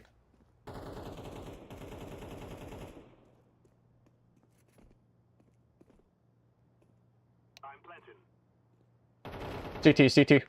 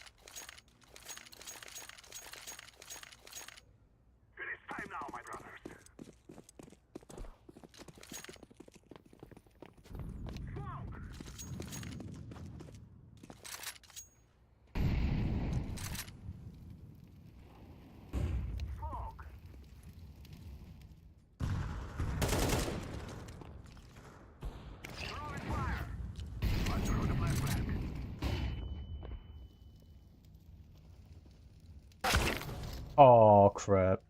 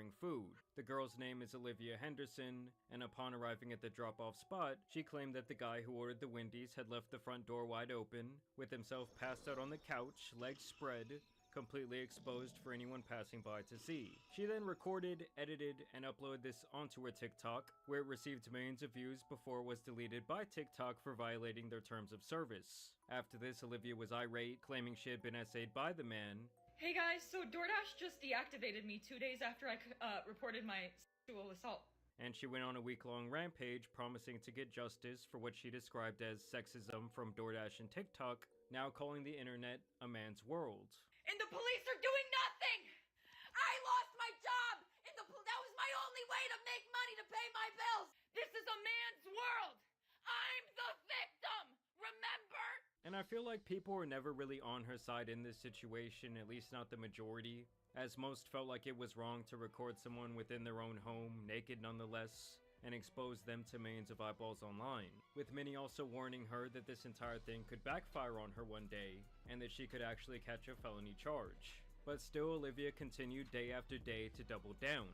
So let me just shut up. You know, the videos got taken down, nobody has to know what happened to me. No. I'm going to keep telling my story. Like, this is the only justice I'm getting, is exposing this man. And having posted that video and it has gone viral. Like, now he can live with shame and embarrassment if people have seen it and knows who he is. Also, needless to say, this was not sexual assault in any form or fashion. And considering the fact that he was within his own home, it couldn't even be considered like public indecent exposure or anything like that. And it was pretty clear to me that from the very start, she was looking for nothing more than a payday, from both TikTok and possibly a DoorDash lawsuit for wrongful termination, as in several instances she cried out that TikTok owed her money from her now deleted video. They were gonna have to pay me for my second story time because that was over a minute long. They were gonna have to pay me for all those views I got. So no, they took that right down. They took that right down. Absolutely not. They're not paying me for that. Now after this, the various detectives of the internet did do their due diligence and found instances where she herself admitted to breaking and entering into an old apartment that she lived in. I was kicked out of this apartment 6 months ago. Nobody is currently living in it. How did I get in? That's a secret I'll never tell. And she also posted another video where she alludes to the idea that she herself was sexually interested in a woman who had dropped off her food. Milk just dropped off my McDonald's. Thank you, Sue. You have my address. Come back sometime. Come back when your shift's over. Once again exposing private information of the driver's name. So needless to say, she was now viewed as a massive hypocrite, and it was also clear that she now had a history of recording, editing, and uploading her crimes. But now it looks like she might actually have bigger fish to fry than being the subject of online ridicule, as she has now been charged for the recording that she posted that night. An Oswego DoorDash driver is facing felony charges after police say she recorded video of a customer during a delivery. 23-year-old Olivia Henderson claimed she was sexually assaulted during the incident, but they say that never happened. Police say Henderson recorded him while he was partially nude, incapacitated, and unconscious on his couch after drinking alcohol. They say she shared the video on social media, and that's when the man called police. She recorded him without his consent and then subsequently disseminated those videos. The local police station from that area of New York would later go on to post this onto their Facebook page. On October 13, 2025, an incident was reported to the Oswego Police Department regarding an event that occurred on 10/12/2025. It was reported that a male DoorDash customer had been nude inside of his residence when a DoorDash delivery driver dropped off a food order. An investigation was initiated by the Oswego Police Department, during which it was discovered that the delivery driver had taken video of the nude male. The video, along with the subsequent investigation, indicates that the male was incapacitated and unconscious on his couch due to alcohol consumption. The video was taken from the exterior of the male's residence. The DoorDash driver subsequently posted the video onto social media, where it drew significant attention. It was further discovered that the DoorDash driver had made claims of being sexually assaulted during this incident. The investigation by the Oswego Police Department determined that no sexual assault occurred, and the male depicted in the video cooperated with the police and provided a statement. So it is beyond clear to me, just by reading the post, that the guy from the video, allegedly named Austin, had to have had some sort of proof, perhaps some video captured on like a doorbell security camera, that she might have pushed the door open to record the video like many had assumed. Or just in general, some other piece of evidence that not only cleared him, but also indicted her. Because in the last 3 weeks, the situation has only gotten much worse for her, as she is now facing 8 years in federal prison, as she has been charged with 2 felony offenses, one for unlawful surveillance for recording him in his own home, and the much more serious charge here of plastering that video all over the internet. And obviously the whole thing is turned up a huge notch because the guy was exposed, he was naked, and in the court of law would not be that different than a peeping Tom taking a video of an unassuming woman in the shower and posting it up onto social media for everyone to see. A TikTok video seen around the world landing the person who posted in an Oswego courtroom today. A DoorDash driver showing a naked customer accusing him of harassment, but getting arrested herself. 2 months later, she's facing the charges. The Oswego City judge allowing News Channel 9 to record the proceedings. The first look at 23-year-old Olivia Henderson outside her popular TikTok page. Some of the claims that she had made on social media after the fact were not in fact true. Investigators determined the man, drunkenly unconscious on his couch, did nothing wrong. But he found out lewd images of him were published for thousands of TikTok users to see. Court documents accuse her of recording, quote, intimate parts without consent when he had a reasonable expectation of privacy. For as talkative as she's been on TikTok until now, she had nothing to say while leaving the courthouse. Livy, do you want to say anything about what happened? And before we get into the mess of another DoorDash driver's antics, I need to tell you guys about the sponsor of today's video, Better Wild. So a lot of y'all already know I have my 2 dogs, Lola and Delilah, who frequently appear in the back of my videos. And these 2 girls obviously mean everything to me. But over the years, and especially with my little day's video, which allows my little DE tribe, and this deal only works through my received public favor and support, and she got the opposite. She thought she was going to get this guy charged and publicly humiliate him, and she got the opposite. And I also found this other video where another DoorDash driver was charged after they sprayed a customer's order with pepper spray. I noticed my wife had started eating and she started choking and gasping, and after she had had a couple bites of her food, she actually threw up.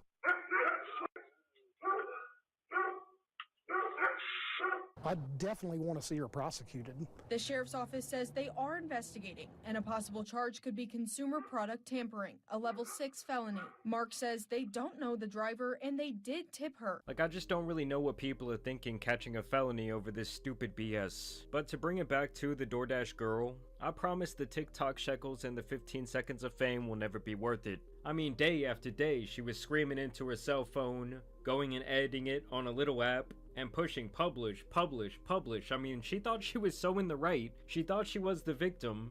And clearly after the investigation done by the authorities, that was simply not the case, and now her life is pretty much f***ed. I mean, guys, it's really not that hard to sit back and ponder for a second like, if I upload this piece of media, could it ruin the rest of my life? Could it ruin my future job prospects? Like, at this point, the guy, if he wanted to, could file like a civil case as well, you know, if he wants to be really petty. But yes, this has to be just about the most hilarious conclusion to this story imaginable. But either way, I want to know what you guys think about this update on the DoorDash girl down below. I also want to thank you guys for watching today's video, dropping a like and subscribing, kind of just a quick one today. But either way, y'all know it's been your boy, the Tan Superman, and some other online idiots out here need to be covered, so I'm out.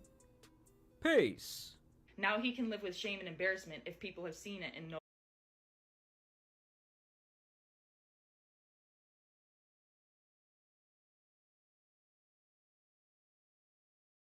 Now this is gonna be a tough battle.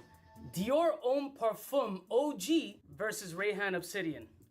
I'm not expecting this one to win, full disclosure. This Dior Homme is one of my favorite fragrances in my collection of over 2,500 fragrances, so I definitely know what this shit smells like. Oh my God. Nice. And now let's spray my new favorite Rayhan Obsidian, side-by-side comparison time. Here we go, OG. My God. All right, Rayhan Obsidian, not 1-to-1. This one's a little bit more leathery, a little bit more rounder, and almost smell the texture of suede. In an Obsidian, I get a little bit more spicy element, almost like a leather soaked in barrel-aged whiskey. But I would say they live in that, oh my God, They're both fucking good, but it's not one-to-one. This one's a little bit more fun and party. This one's more bold, masculine, and a little bit more ominous. Oh, but this one is so fucking good too. Hold on. This is literally one of my favorites. It is not one-to-one, but on the dry down, it's getting a little closer, but I still gotta give the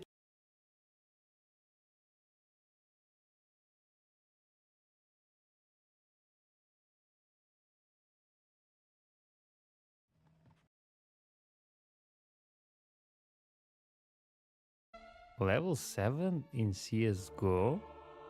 From 1.5 he was unstoppable to 3K?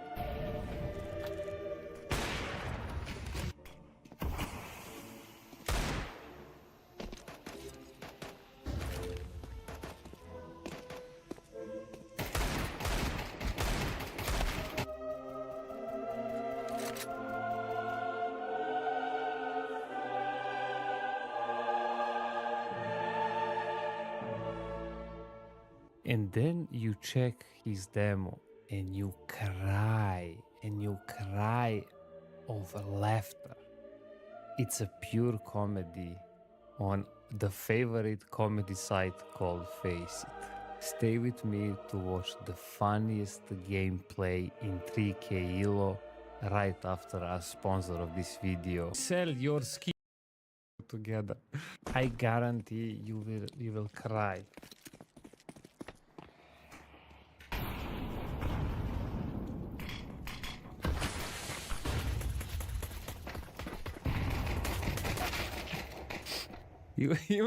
Even first round. This is 3000 ELO.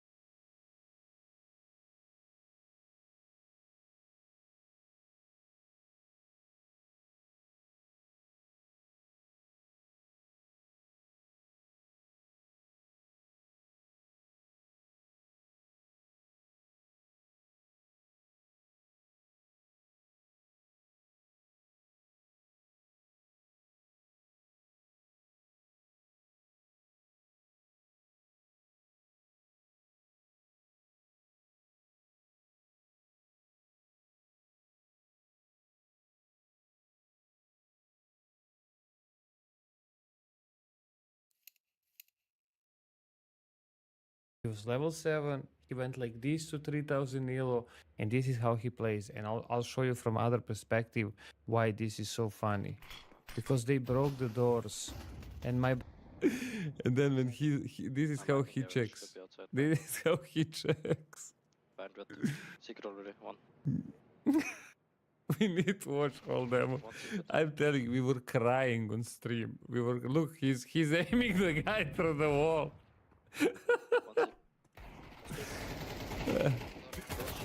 I didn't want to watch Ancient again because I know Ancient and I just show you some shots so you understand from the start. But we need to watch this together. This guy has 33 years.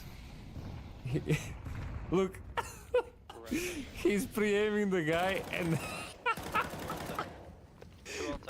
you know what is the funniest thing?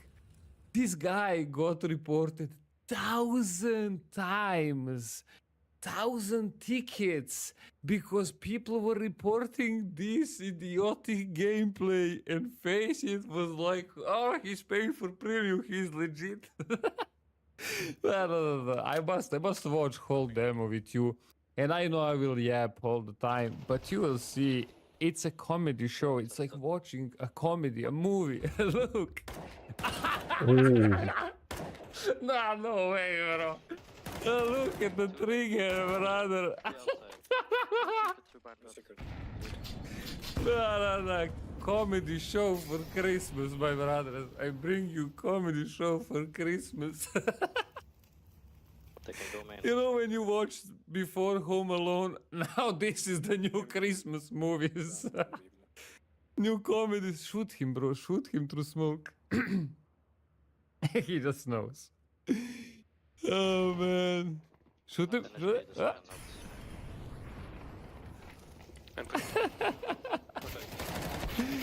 Oh my bro, he is a level 7 trapped in a 3 kilo body. I mean, I just watched.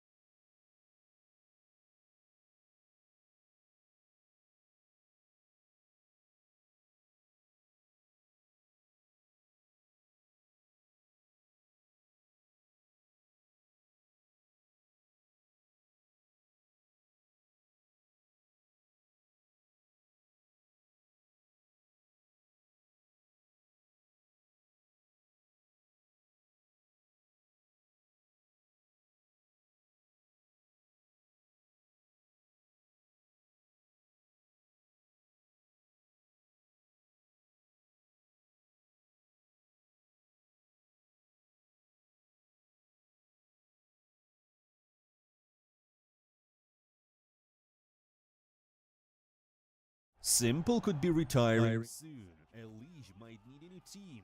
Their latter major quarterfinals results and speaking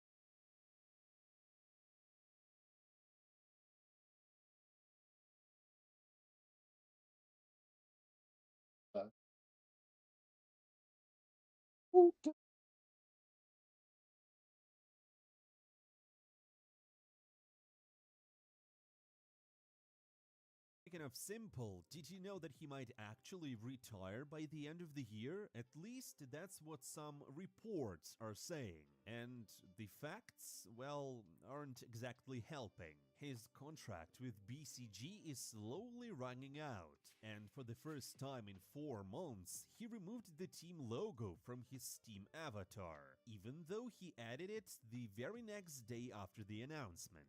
BCG also posted players' match predictions, and guess who wasn't included? Right, Simple. Right now, it is reported that Sasha is off somewhere at a filming session or a media day of some sort, and he's not with the team at all. Some sources say that he has already left the roster, while others are straight up predicting he might retire. And to be fair, while his teammates are grinding practice, he's kinda relaxing and getting ready to fly to Budapest to co-stream with Evelyn. Honestly, it would be wild if he announces his retirement right after the major ends, or if it turns out he's coming back to Na'Vi? I don't know. Personally, I'd love to see a sad Kerrigan after getting knocked out, while Simple sits back and enjoys the show. Another person to go temporary inactive is Gamer Legion's coach Ash, who decided to resign from the roster due to health reasons. According to Ash himself, he's been dealing with burnout, but what hit him the hardest wasn't even the condition itself, but the fact that he couldn't talk about it openly. As he put it, being a coach meant he always had to project strength and confidence, and he got tired of it. He also mentioned that the second half of the year was mentally brutal. The team's mistakes were getting to him more and more. His sleep got worse, and on match days he basically stopped having any physical activity at all. Because of that, he said he woke up almost every day with chronic stress and internal tension,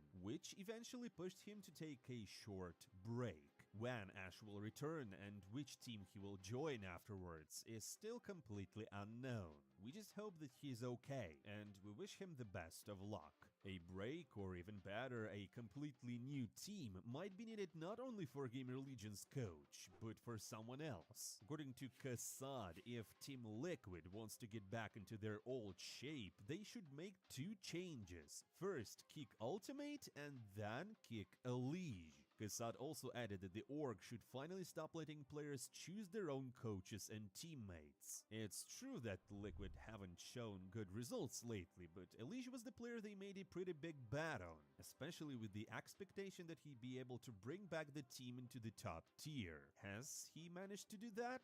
Well, so far not really. But also, should he be kicked this early? It doesn't quite feel right, you know? Still, that's just Kassad's opinion. Now, Valve have decided to introduce some changes as well. They're now banning any advertising of unofficial bookmakers, case-opening roulette sites, and skin trading platforms. And the restrictions apply not only to tournament organizers, but also to team jerseys, as well as overlays, logos, and broadcasts, even for non-rated tournaments. The reason seems to be that Valve doesn't really want the competition for their of money would just disappear from the scene. Like, the game would die because there will be no bookmakers, and no new users would come in anymore and all that.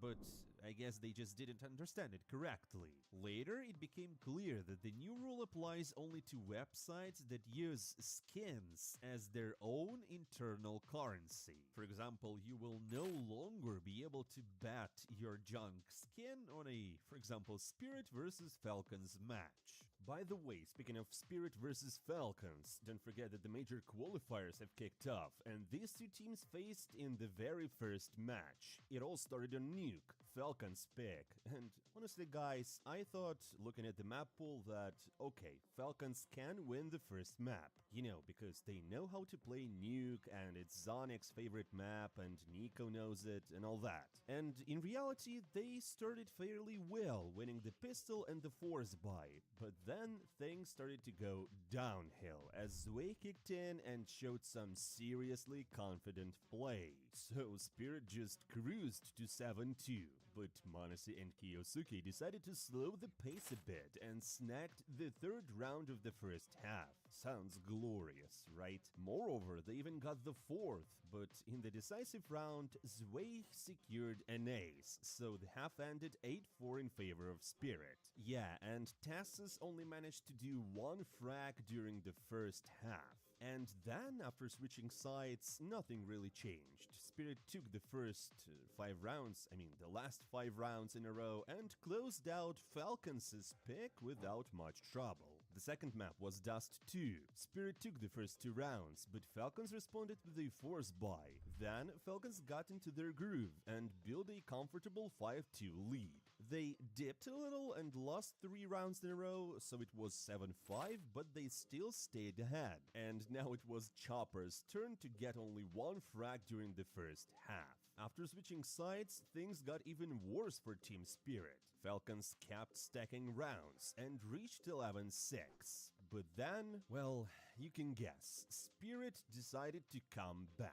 They closed the gap to 11-10, and in the decisive round, Zweig once again pulled an ace, his second one, sending the game to overtimes. And there, Spirit just didn't give Falcons a second chance, taking all 4 rounds and closing out the match. This ended Manese's long win streak against Spirit, while Nico once again dropped from the major without a trophy. According to Spirit's analyst, Falcons were initially worried about Dunk, but the real threat was someone else, the player who practically carried the match alone, Zweig.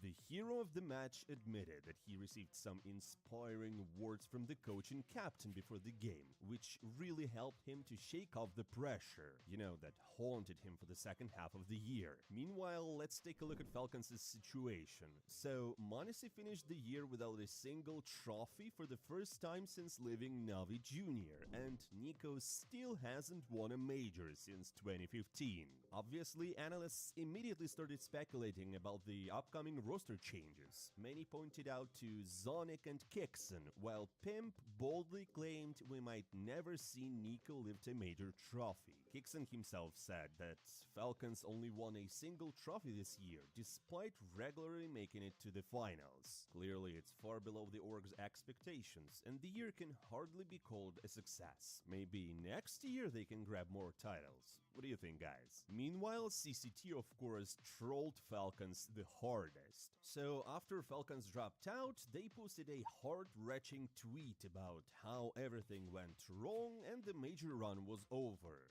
And CCT replied to this asking when they will finally win at least a trophy at their championship, which was pure roasting. The second quarterfinal featured the Mongols taking on Vitality. Honestly, the match was pretty straightforward. Mongols tried, but Vitality simply left them no chance. The first half ended 7-5 on the first map, and then Vitality just steamrolled with 6 rounds in a row. On the second map, things didn't change much. After a 1v3 clutch from Robs, Vitality closed the first half 8-4. In the second half, they took the remaining 5 rounds and knocked the Mongols out. 2-0. It was pretty easy. Techno commented after the match that this was an average result for the team. Last time they faced Vitality, it was in the finals, and now they got eliminated by the same team in the quarterfinals. Thorin added that if they had Senzu, maybe they could have pulled off a win, but I can't really agree with that. I mean, with all due respect, Control is played not that good, but I don't really think that having Senzu on the team would have changed much. What do you think, guys? Tell us in the comments below. And that's all for today, my friends. Don't forget to hit the like button to follow our channel and drop by in the comments below. And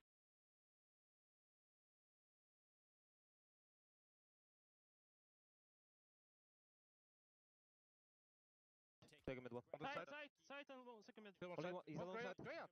Okay, Vert. And coming shortly, maybe. Pushing him. No. Sorry, back info. I still not Fucking USB, bro. I was here quiet outside. Hey, some smoke ramp or smoke A. I'm on A. Outdoor. Outdoor. Can be down, Vince. Down. I'm going. One side. One more side.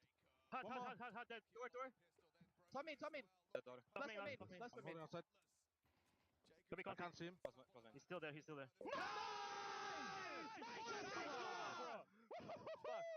Kuba! Woo! Nice, brother. Peeking outside. He's right alone. He just strafed. He's strafing secret. Close guy. He's alone. One guy alone. He threw from far. He'll be alone. Many lobby. I'm going to ramp. One guy. He'll be wrapping outside. Can you smoke door, Kuba? Yeah, right. Yeah, we're close, bro. Get in the smoke. Go left side. Big chance he went to the garage. Door. That was Heavy Polska. You know, just stack 4A. Can we ramp stack 4A? Stack 4A. That's a good call. Can be close out already. Careful under heaven. You guys have more smokes? Yeah, Alright, one. Hell is We well. should not block it. We should not block anyone. I mean, I can die from door then. That's fine. I have heaven for now. You should have smoked it. No, it doesn't make it unusual. Okay, Maybe He we smoked got ramp trouble. now. Oh. I have one molly on Easter. Fine, it's fine. Holding heaven for now, Helvis. Yeah, I'm dropping down to it. One silo and one yard Smoke smoke. mouse, Mouse smoke. Yeah. Mouse They smoke. might end day. Kuba, give me the molly. You can hold your weapon. Big door. Try to spot outside David if you I'm can. trying to be anti right now, bro. I don't see outside. How Forcing. hard? Yeah, just stack A now. It's perfect. Door close. One Left, lobby. right, That's right, fine. right, They're gonna right, flash right. main, bro. One main. Door Dead. Door, Main door. dead. No. Netting door, Just netting two door. guys. They know I have free. door, I have Main, door. one more main. Hold the main, hold the main. Main on Nice, A. trying to hold main. That door. Main, That dead. main. Door. Out door. I'm hiding. I'm hiding. Go vet. You said go vet. What's he hot? Hot. Side. What the fucking goal? Fucking goal, Helvis, bro. Nice. Fucking good shit, Helvis. He might come. Fucking door. He's there, he's there. Nice. That's the yacht there. I'm leaving. I'm going to ramp Play inside. left Main. side for us. I'm dropping down A Look, actually. smoke A. Taking smoke wave Dropping down outside. A, dropping Can down trust A. secret. Dip lobby. Two lobby. Yeah, I two got lobby, yeah, spam. I got spam with the vent. Sound. Two Going lobby. for it. I'm going Pushing to hard. garage. Pushing hard sound. Two lobby running around. Can walk into main. Can't do much. Yeah, can be I'm main. garage. I think outside's clear. Hot, one more. Coming out. Nice, you got him. Hot one. Hot one. Hot. Down. That's coming. I have it. I have it. Nice! I'm gonna jump across for you. You can Yeah. kill this guy. Yeah. Wait. Jumping. He's left side, I think. He's still there.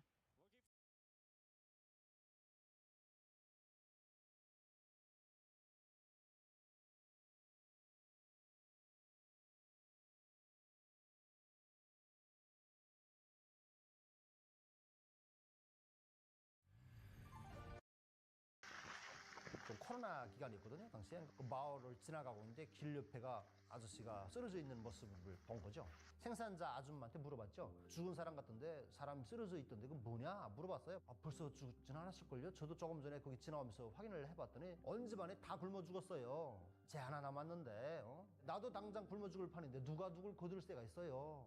2020년대 들어서면서 소송거리라고 불러요. 인력사무소 같은 그런 개념의 문화인데요, 이게.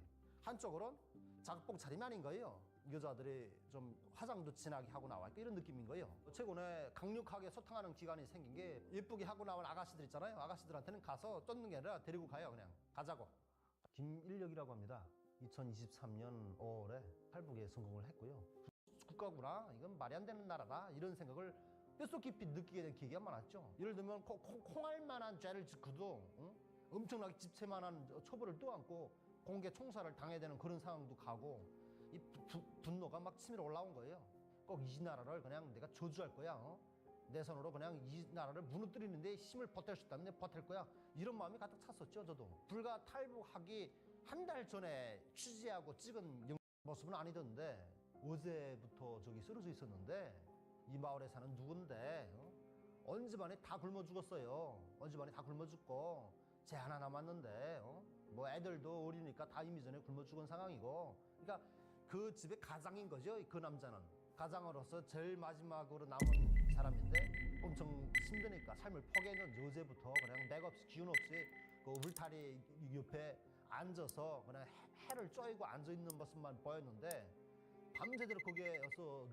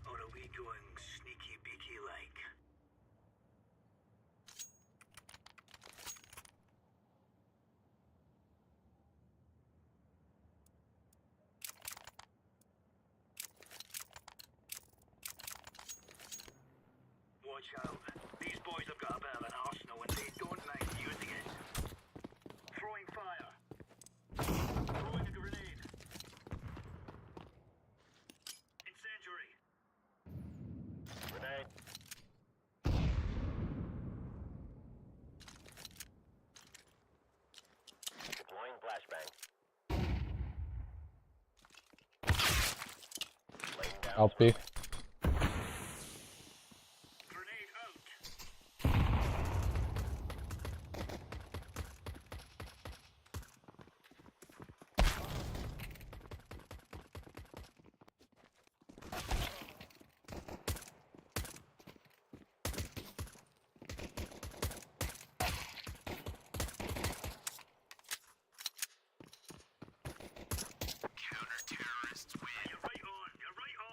Oh.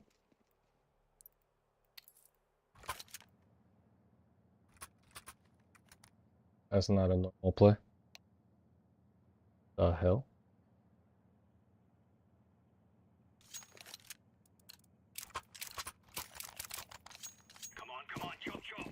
Oh, these monkeys. Or Russians again. Brain dead, just stacking A for no reason.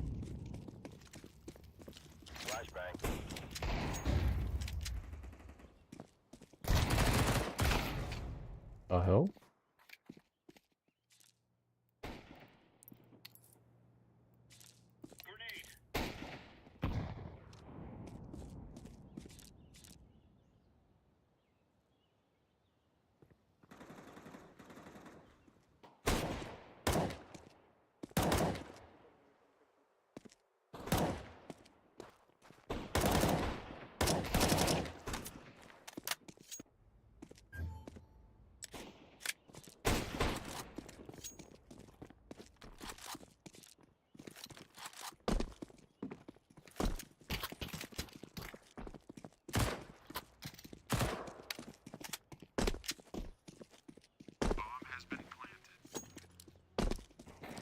Interesting playstyle coming out of everybody.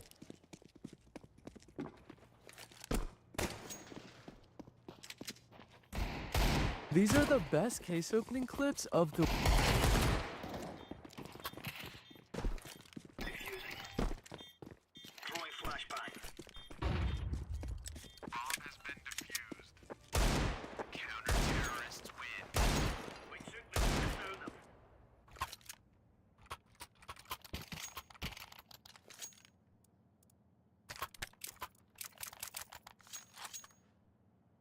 What is going on?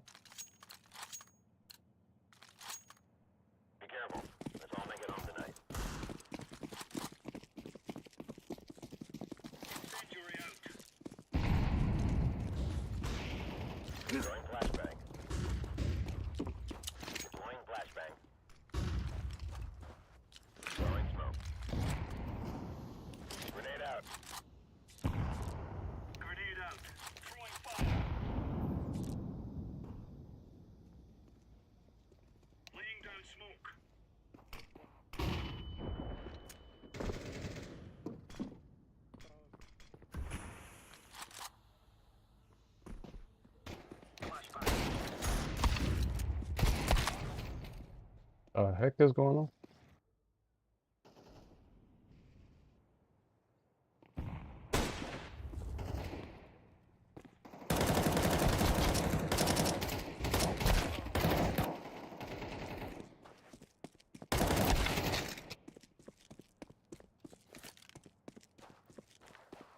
Yeah, I found the first retard on their team. Yep. Found it.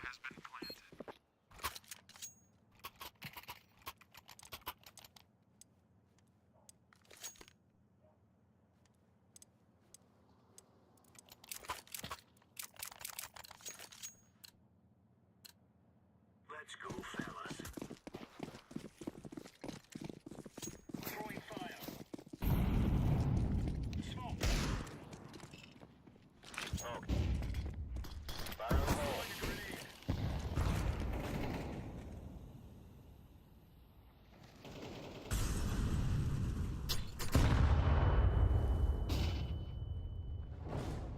The hell? I have no idea what the heck is going on.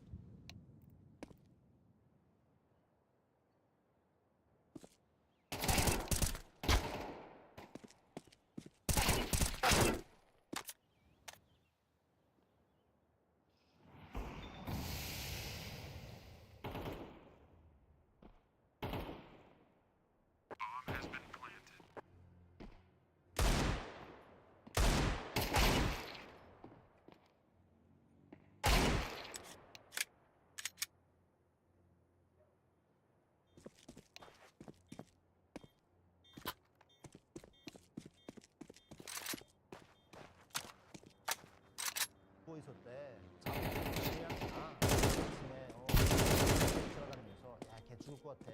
기운이 없더라고. 이런 얘기를 하길래 나도 조금 전에 어디 갔다 오다가 이렇게 흔들어 봤더니 아저씨가 있더라고 하는데 죽을 것 같아. 가망이 없어. 아유, 어떻게 이걸 하면서 한숨을 쉬고 있는 거예요.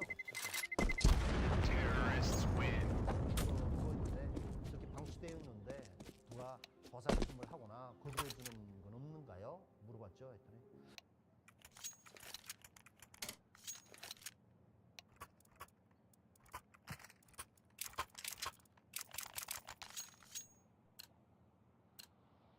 Go, people. Laying down smoke. Throwing a grenade.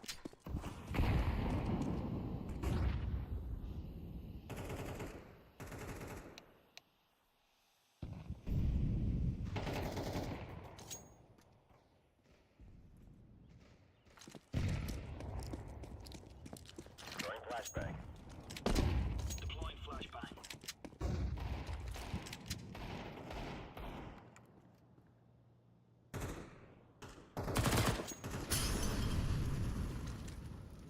Flashbang. Throwing a grenade.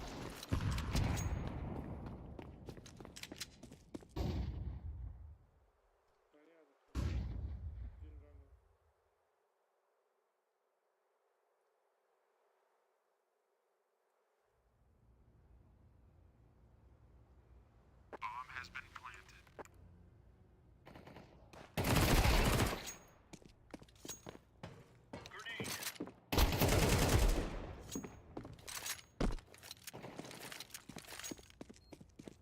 I'm defusing the bomb.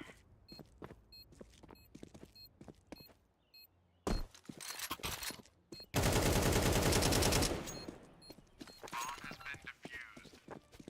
Counter-terrorists win. There you go.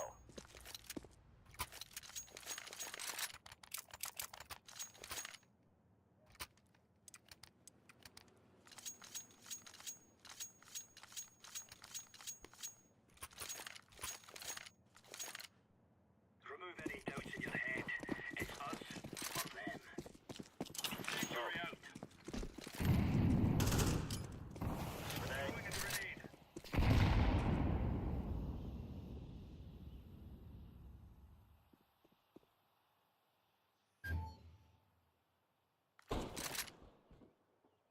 Grenade out.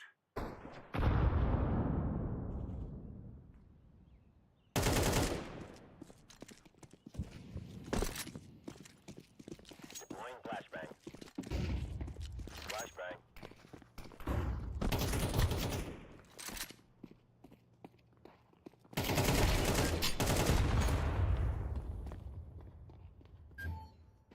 Throwing smoke. Smoke. Counter-terrorist win. There you go.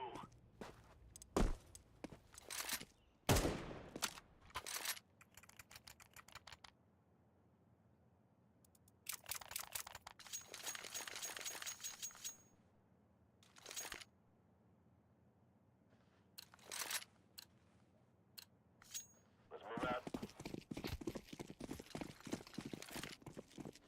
Throwing smoke. Grenade. Incendiary. Grenade out. Throwing flashbang.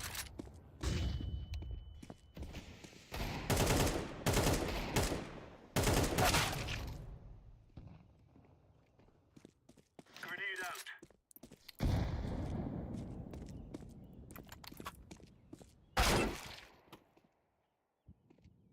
Okay. That's a little too blatant for me.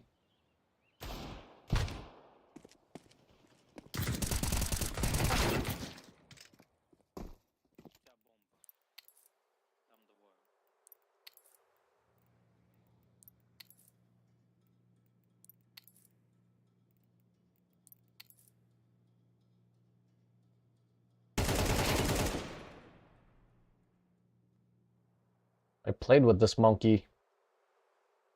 He was dog shit on my team. Yeah, the same monkey that wrote Skylake X Extreme.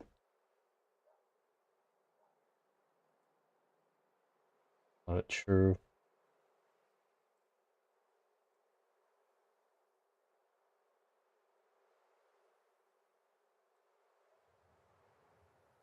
Counter-terrorists win. Nice.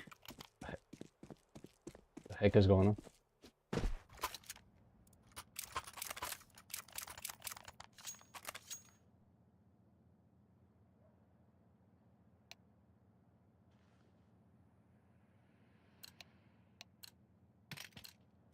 Go, go, go.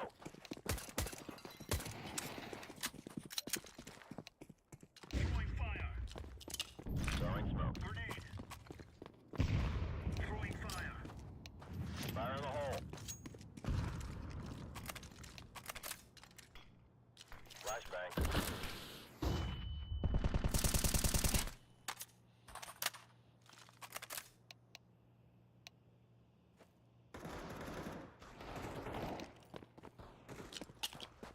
Molotov.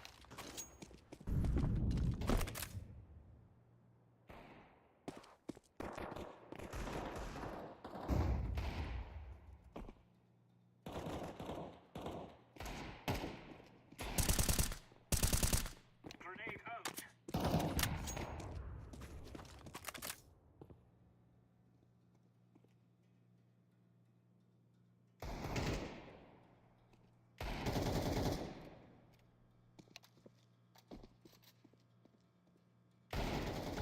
Counter-terrorists win. It's a piece of cake, Suez.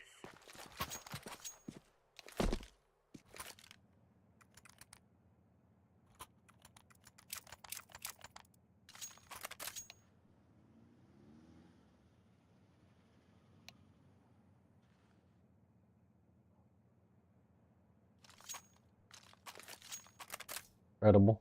4v5 and they're still turning on their cheats. Oh crap. Probably gonna start raging.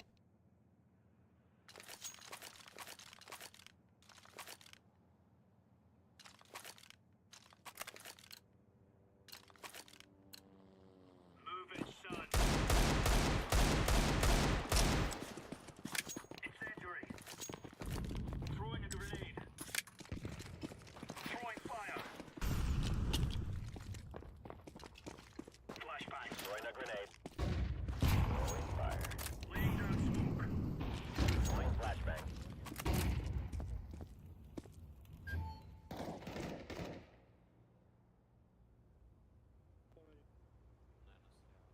Grenade.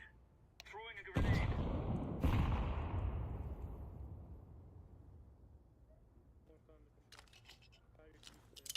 Laying down smoke.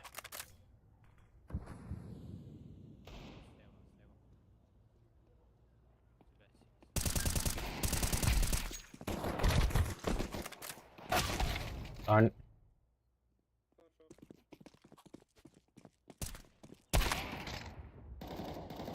Counter-terrorists win. Now we're getting stuck right into them.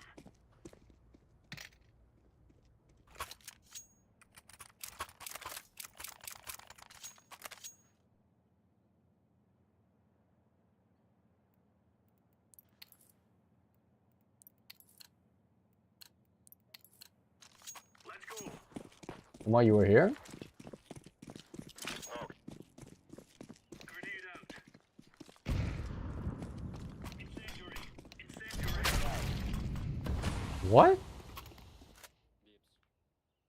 Throwing smoke.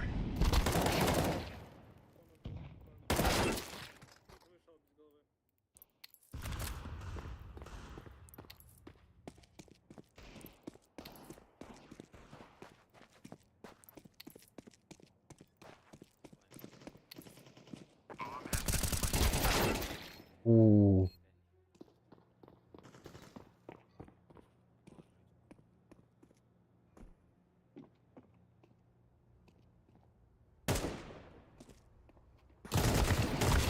Terrorists win.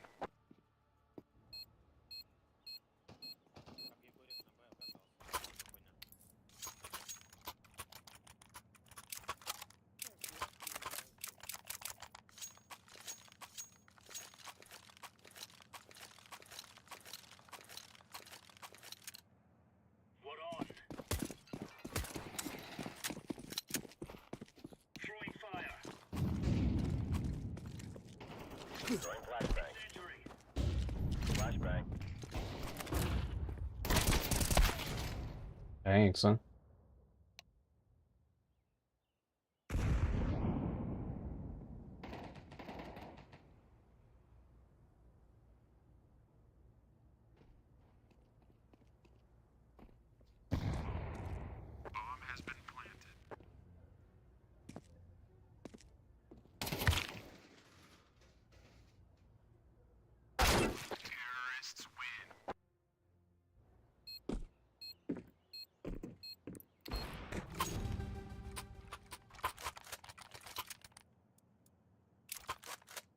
I trust any of these monkeys. Even in a 5v4, they're willing to use cheats. It's crazy.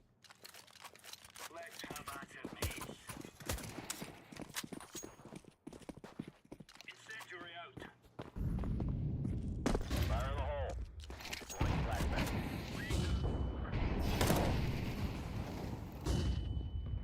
Grenade out. Throwing flashbang.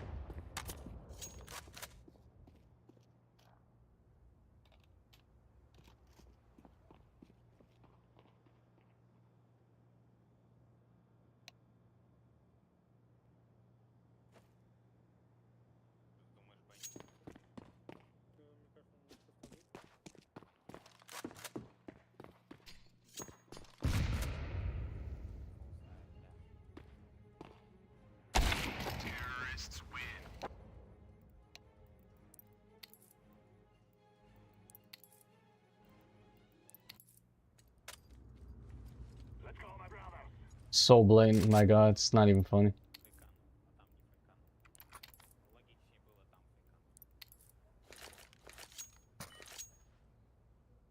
Monkey thinks he's Monasu or something.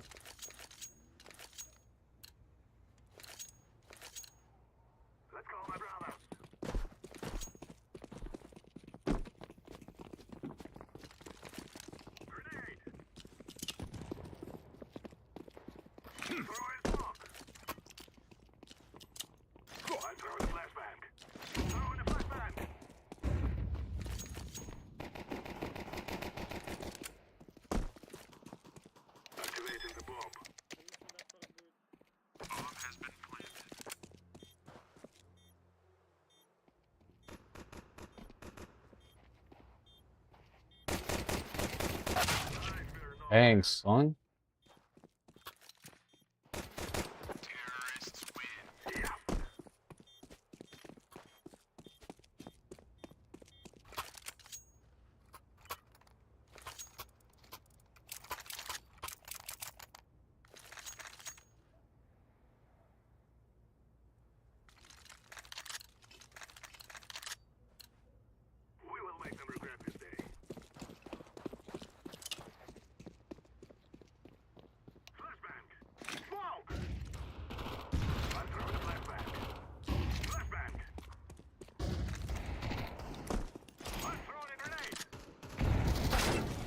No way. That's beyond cheats, my god. So blatant. So blatant.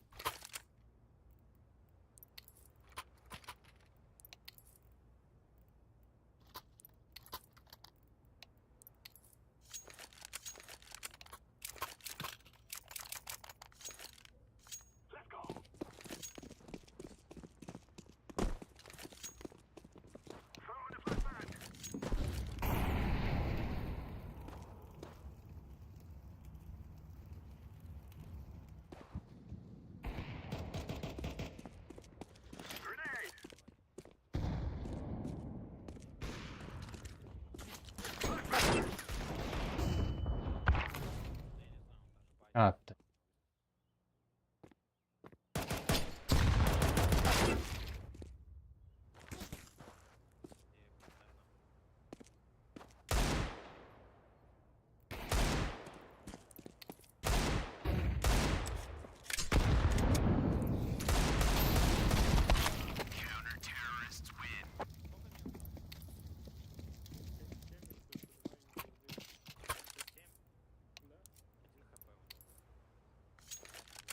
Pretty sure this kid's cheating too.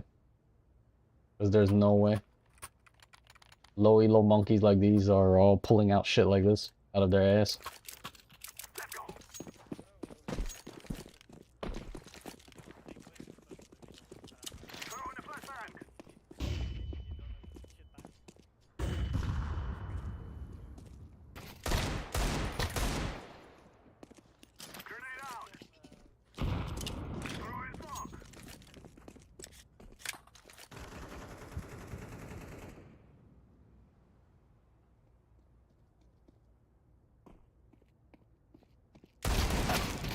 God dang.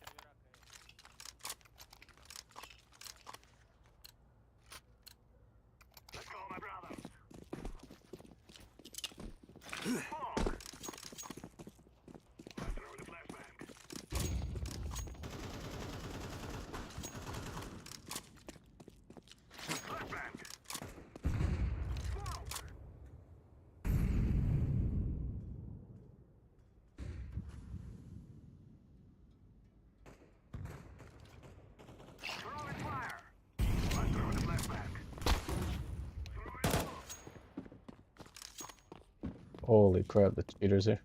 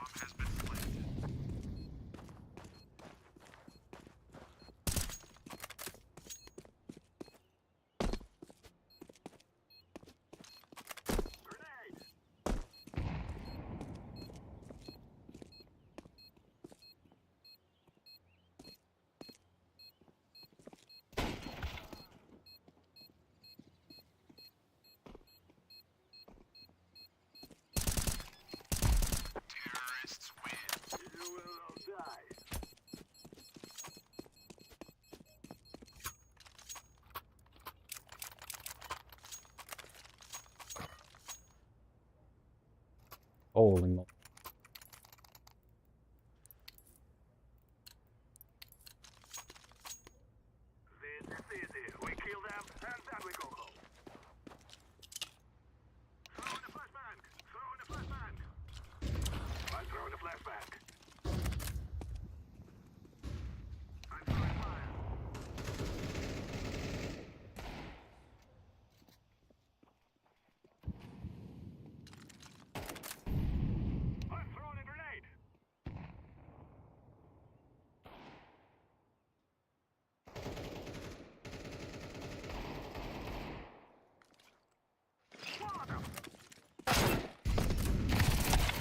Dang, son.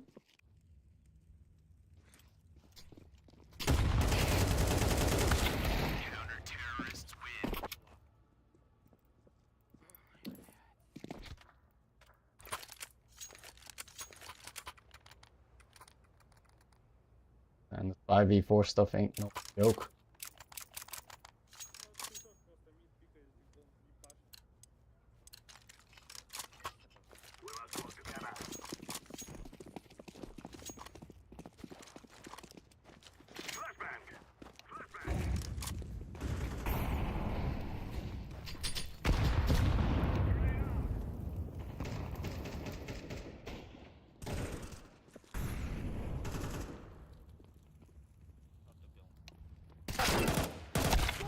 Damn, son.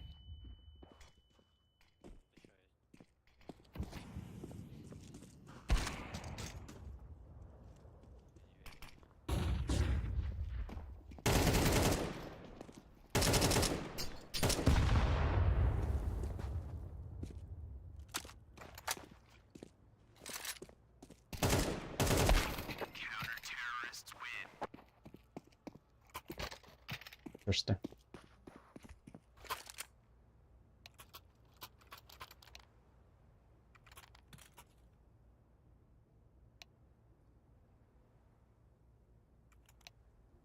Monkey's definitely using walls.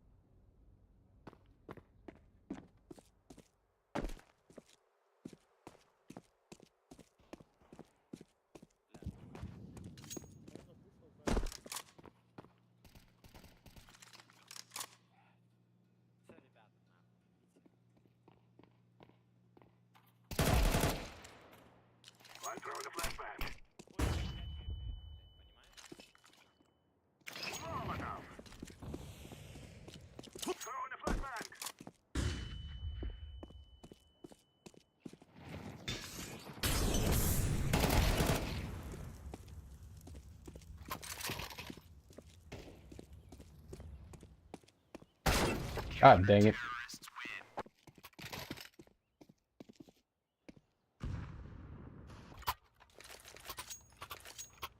Oh boy.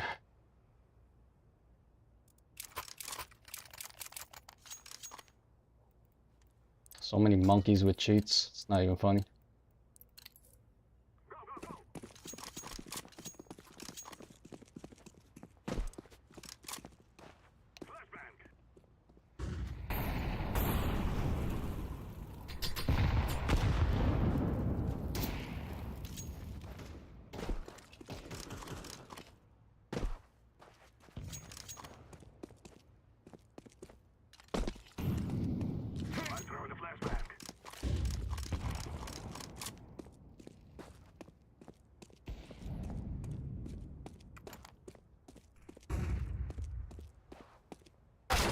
Holy moly.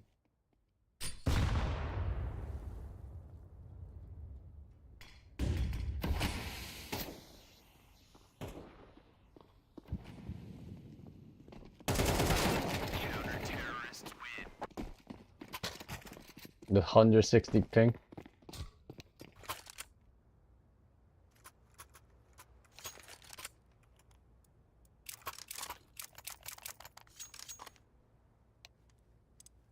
.2. Really? That's interesting.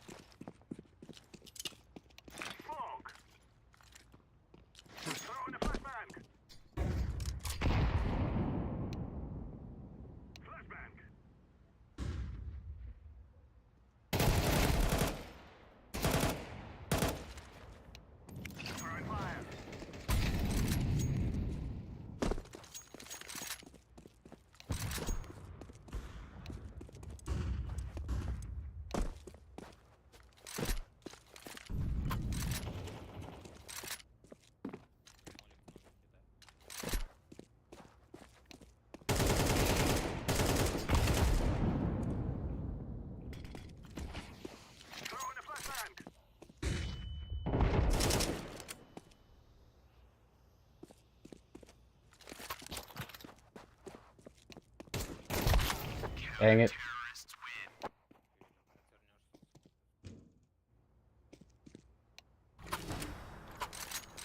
Oh, boy.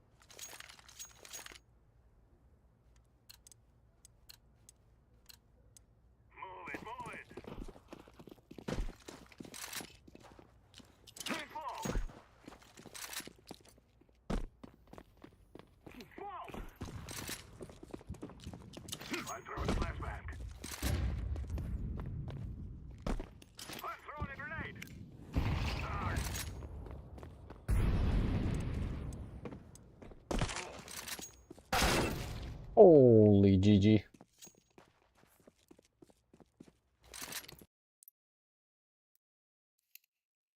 Man, I want to see how bad the cheats are.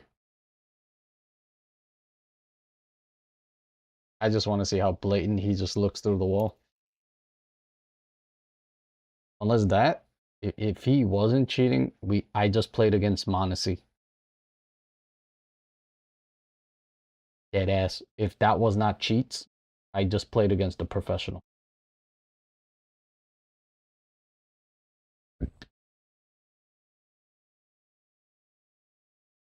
Ain't no way.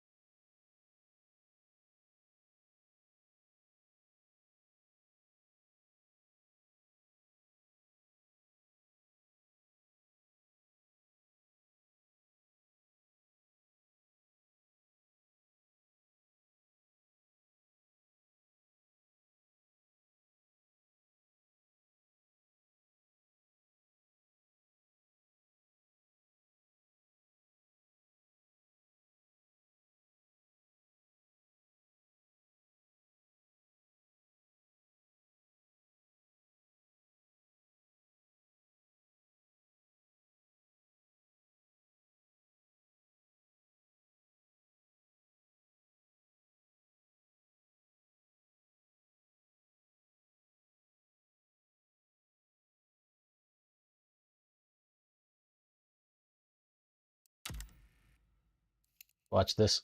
Gonna be cinema. I can already tell. A monkey that averaged 10k elo in Season 2. And a new account with less than 200 hours of gameplay. I don't even need to. But just to make sure it's legit. The week. 아유, 나도 살기 바쁜데 나도 당장 굶어 죽을 판인데 누가 누굴 거들 새가 있어요. 이런 얘기를 하면서 한숨을 쉬시는 거예요. 그러니까 그 모습을 보고 나는 거래를 끝마치고 내려오다가 왠지 그 모습을 영상에 담고 싶은 마음이 생긴 거예요, 순간. 그래서 근방에서 일을 하고 있는 사람들이 있기 때문에 촬영 버튼을 누른 상태에서 스마트폰을 들고 걸어가는 모습으로 자연스럽게 그 아저씨의 방향으로 그 스마트폰을 비추는 느낌으로 지나치면서 잠깐 찍은 거죠. 그러니까 아슬아슬한 순간이라서 제가 자세하게 서서 똑바로 찍은 모습이 아니라 지나가면서 잠깐 찍은 모습인데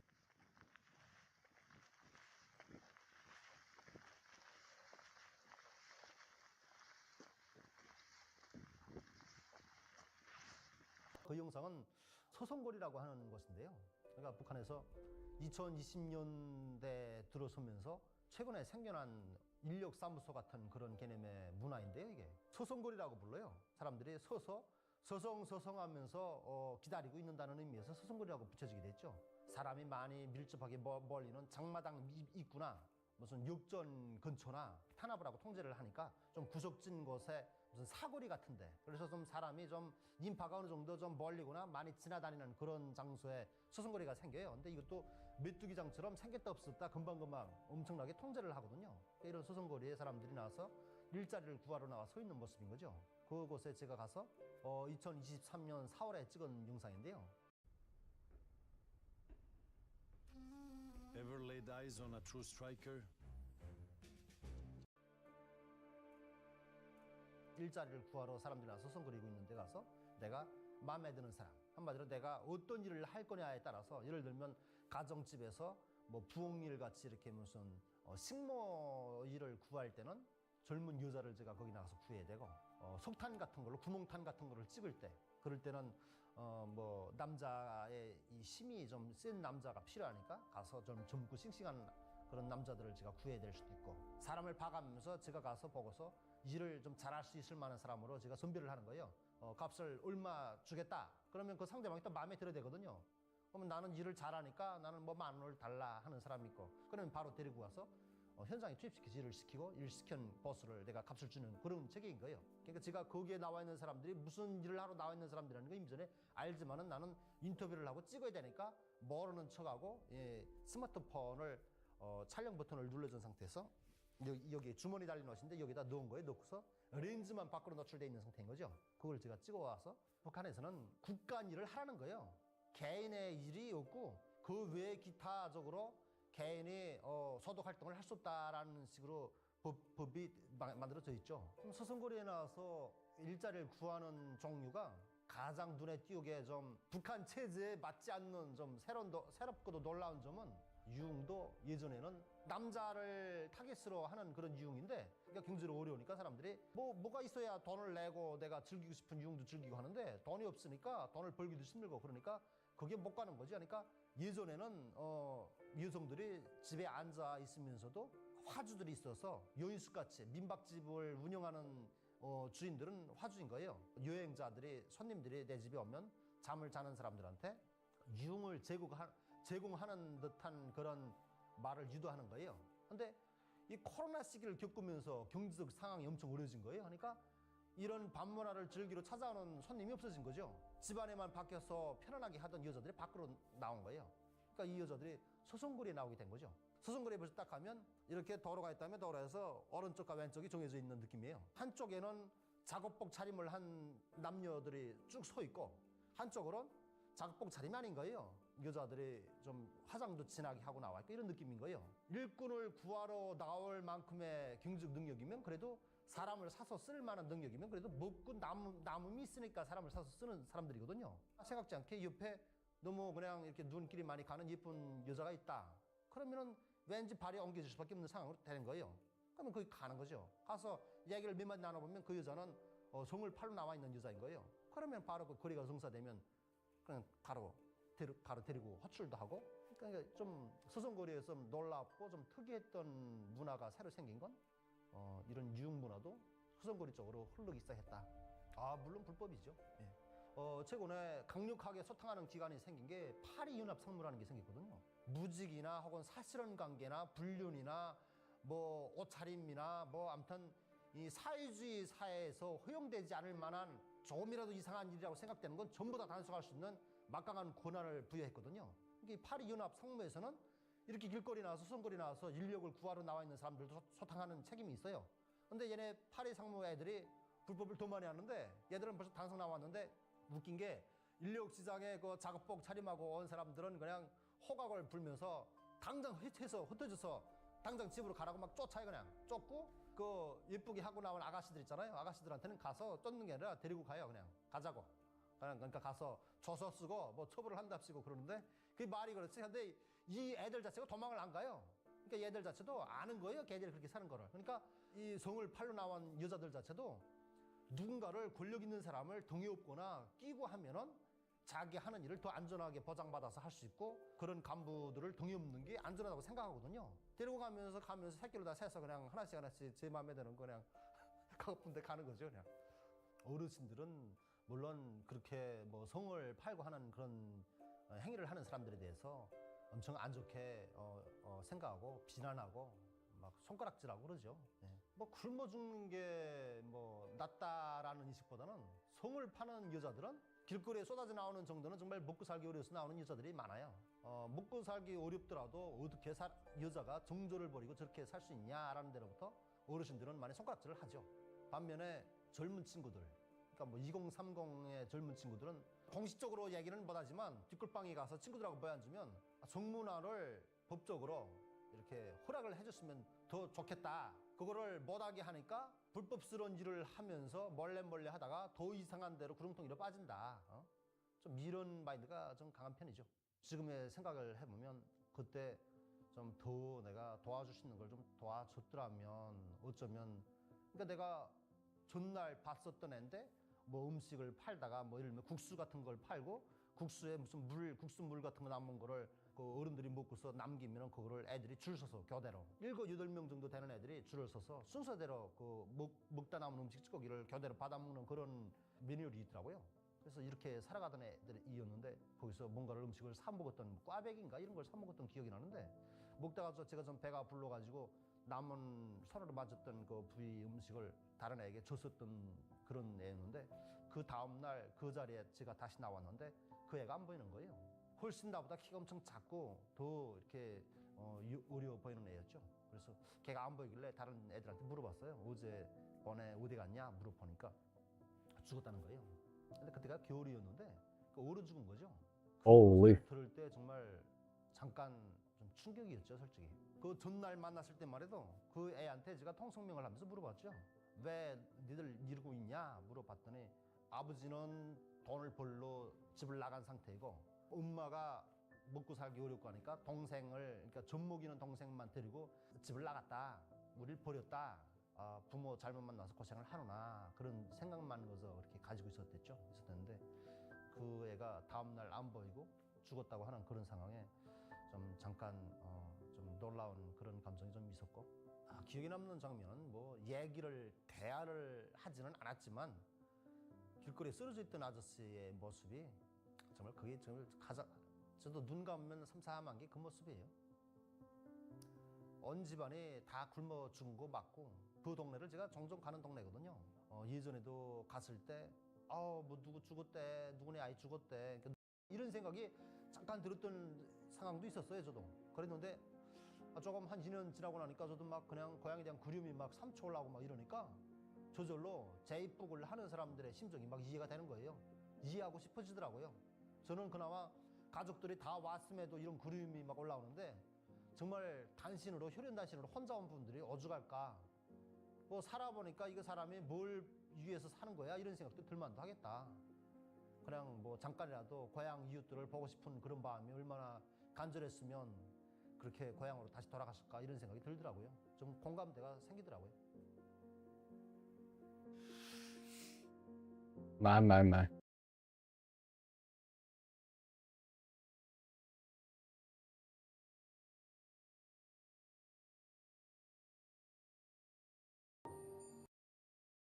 More new fragrances coming, new Latafa, and Bulgari Tiger Extrait. Let's talk about it. What's going on, guys? My name's Neve. Welcome back to Aromatics. I've got a surprise here, but I've also got a bunch of things to talk to you guys about.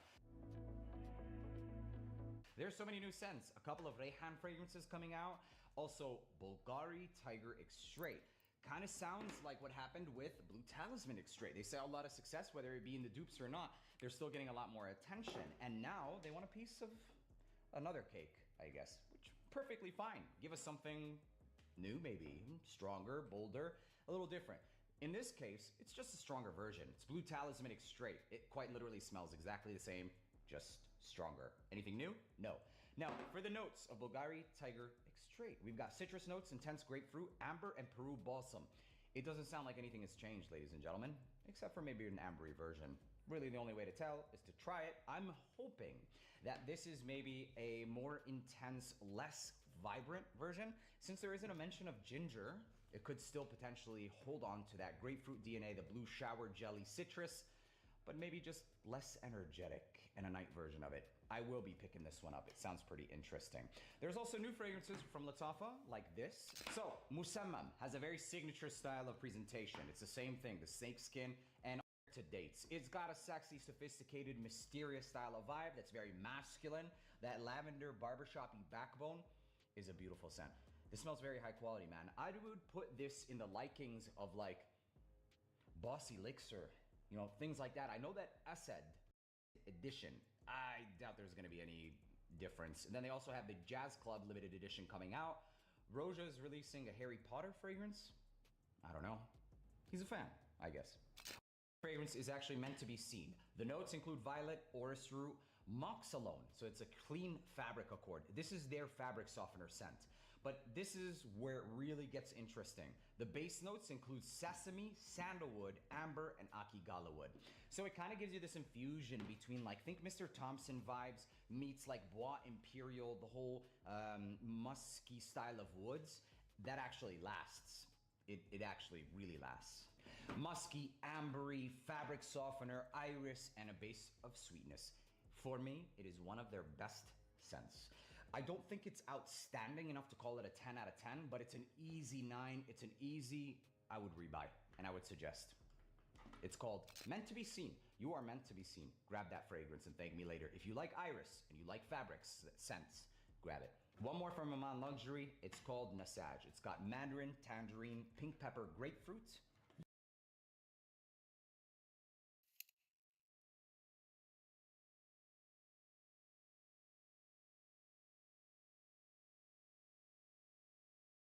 All right. Moment of truth. Just want to see how blatant they are.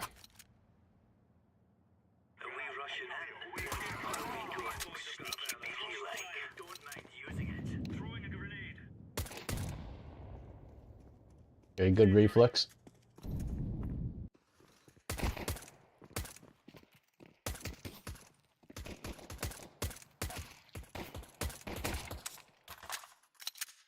Yeah, already 90% wall.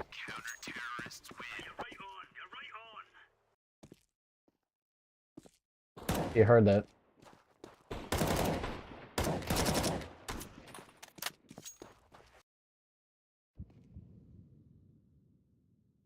I'm planting the bomb. Flashback. Throwing fire. Grenade.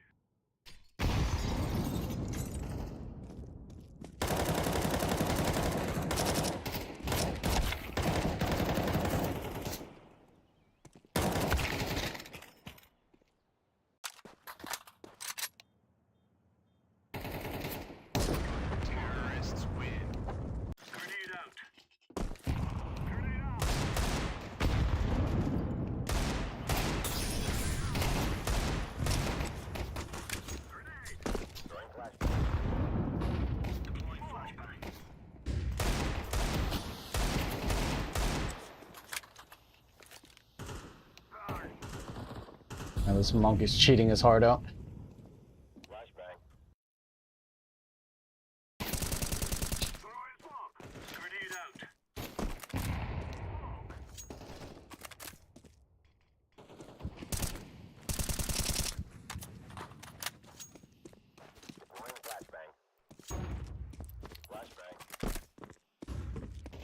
Pretending so hard, like he's legit.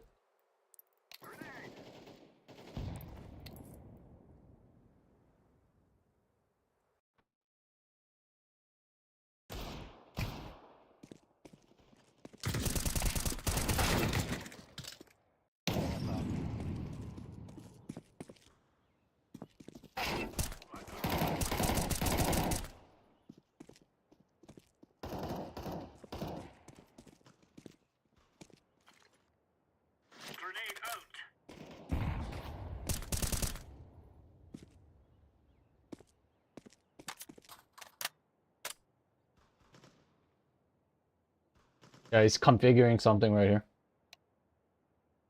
No, he's typing.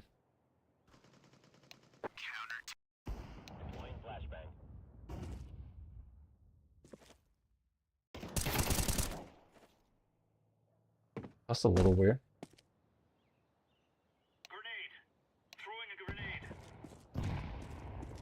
Let's see.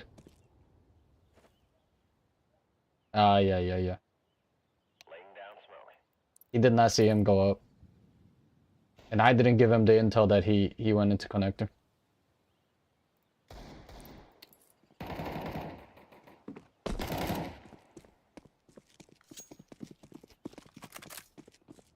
Oh, yeah. I don't need to see any more of this monkey anymore. I got the gist.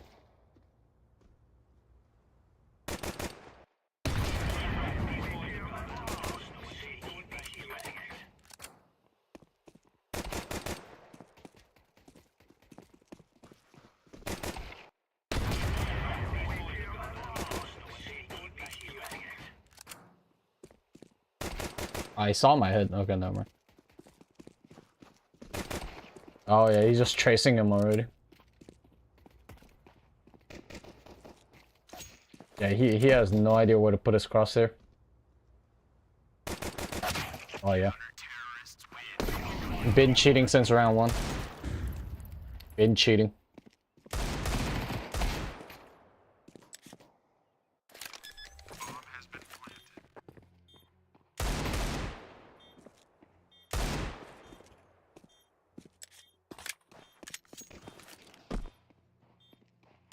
Look how his character model's shaking.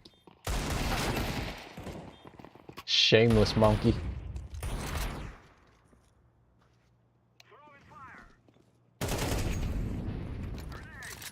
Shameless monkey. Even has a recoil script.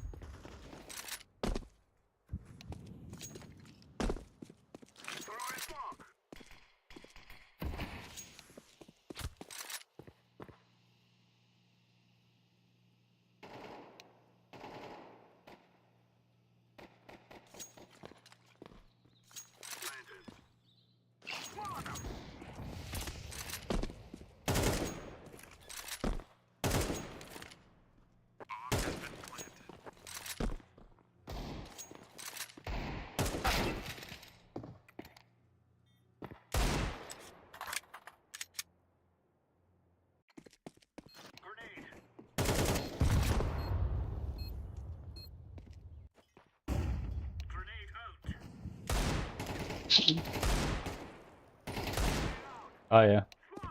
He started. So blatant.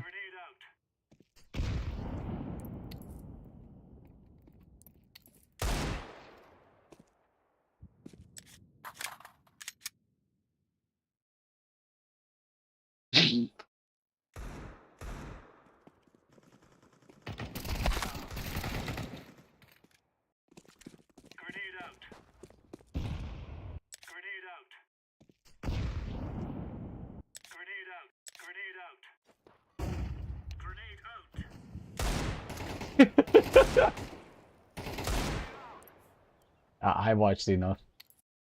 1,000,000% both cheating. Holy crap. Not even funny. They're so bad at hiding it too. Locking through me, through wall. That's a little too much. A little OD. Bro. Get me out of here. And these monkeys genuinely think they're good. Because they're using cheats. That's the kind of humans that I'm dealing with. They brag that they're good because of the cheats.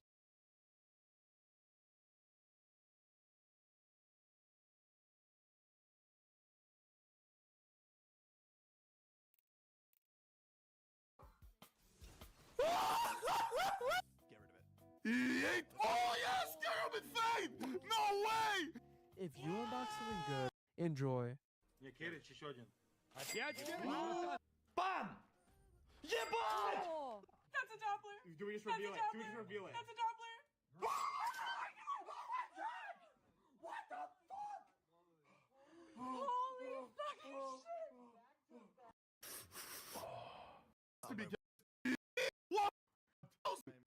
Is there a CSGO skin that you want so badly, but it's just...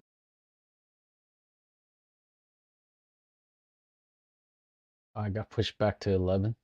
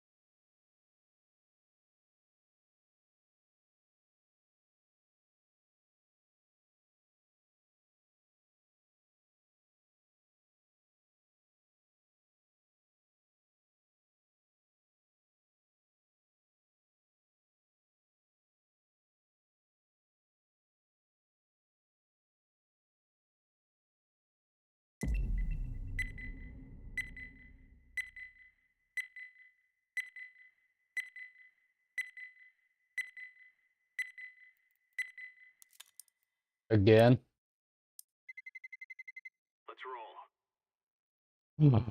Let's just hope it's not the same monkeys.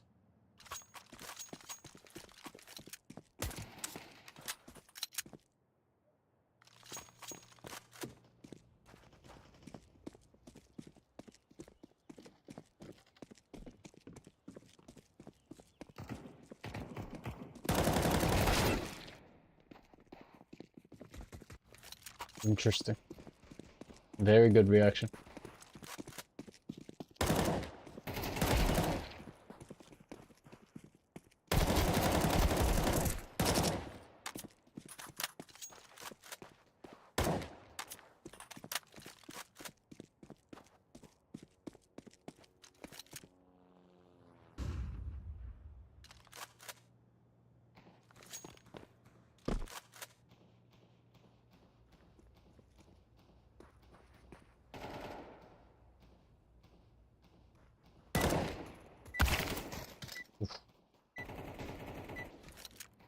I mean, he might be the one. Oh, wow. I could see why.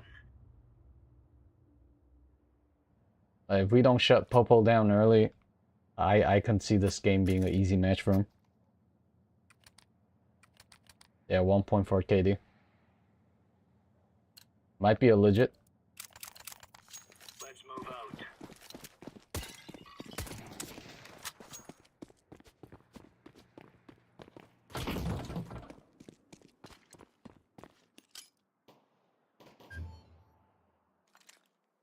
Flashbang. Grenade out.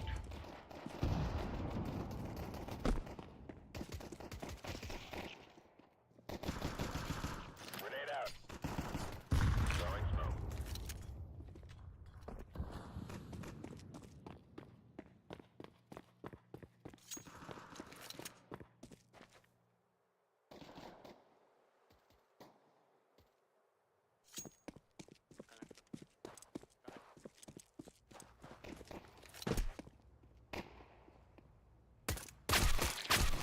Oh my lord.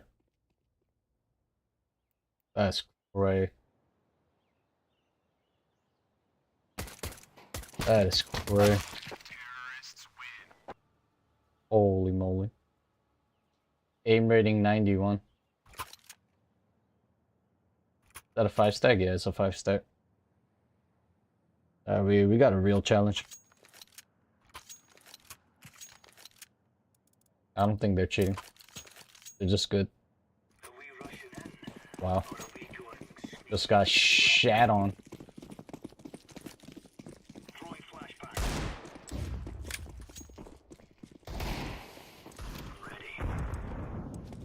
Three mid.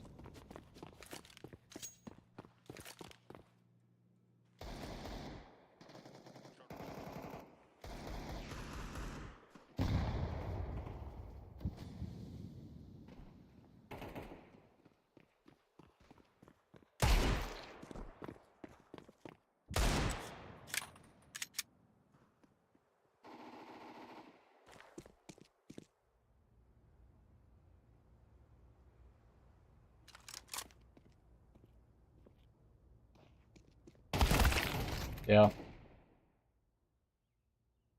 Let's see how dumb this kid is. Yep. How are you the tough fragger when you're this stupid?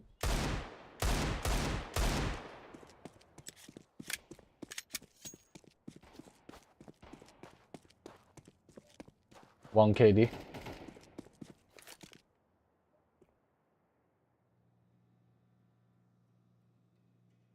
I could tell. Even these two are not that bright. Look at them lining up for him.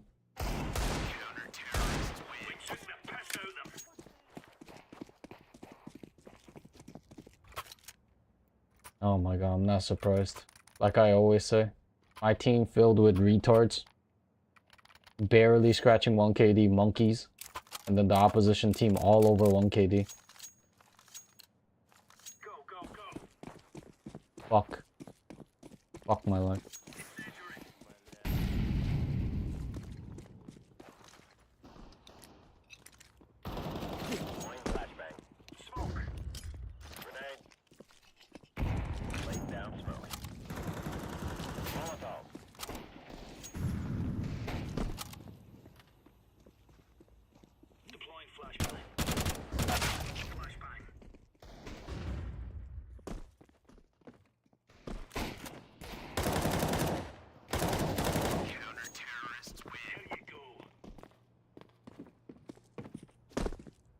Huh?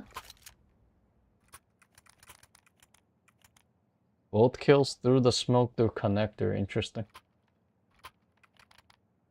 1 KD. Barely 1 KD. That is interesting.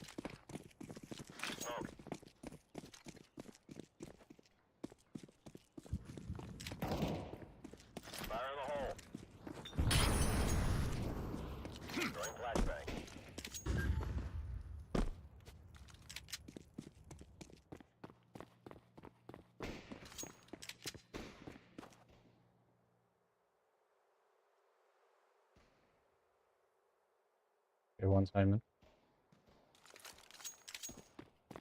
One's coming out of here. Flashbang. Throwing fire.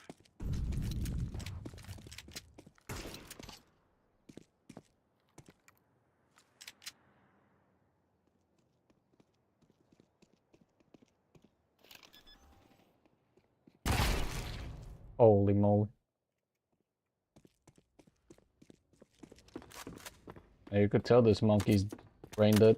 Still holding B. Ah.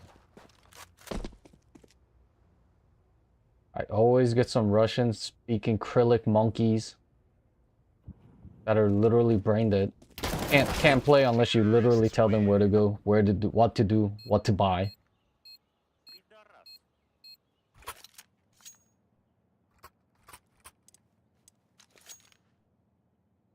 It's incredible.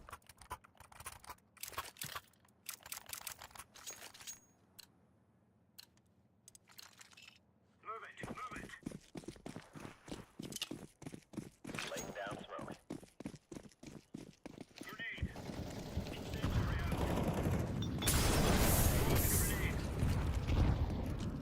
Deploying flashbang. Throwing smoke. Deploying flashbang.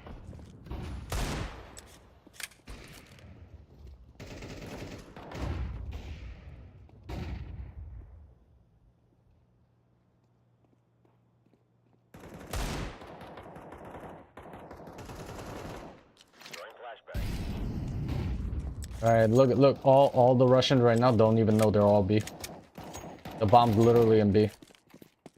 B short crossing right now. Brain dead. Literally brain dead.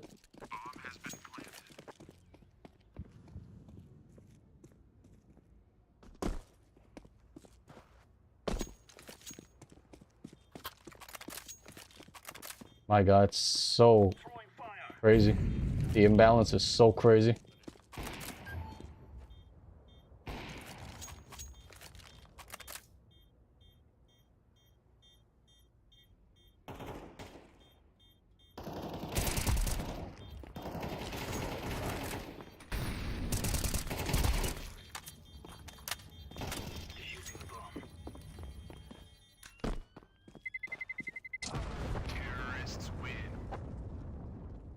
Oh, it's so frustrating playing with Russians. I don't care if their aim is good, all of this crap, I don't care. It's so dumb. Literally have no idea what's going on in the whole map. Never aware of anything. Oh my lord.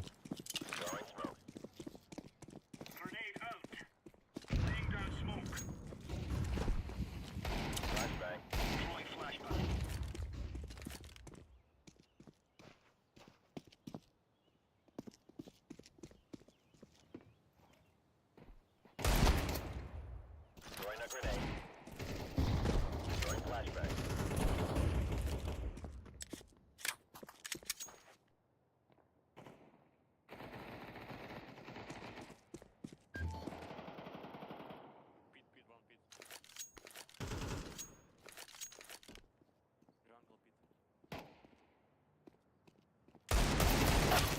Dang, son.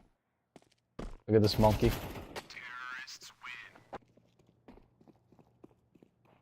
Oh my god. Team is a trash can. Surprised we even got 2 rounds. With how dumb these monkeys are.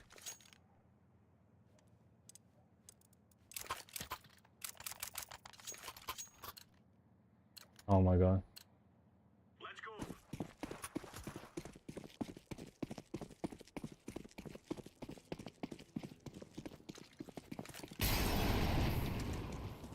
Throwing flashbang.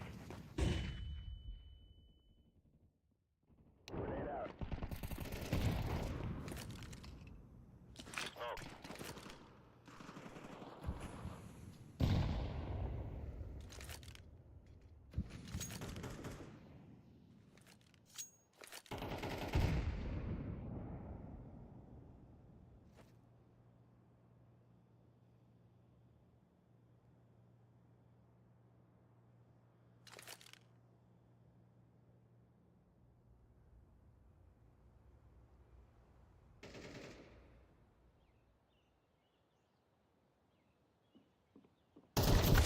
Oh my god, he's already in here.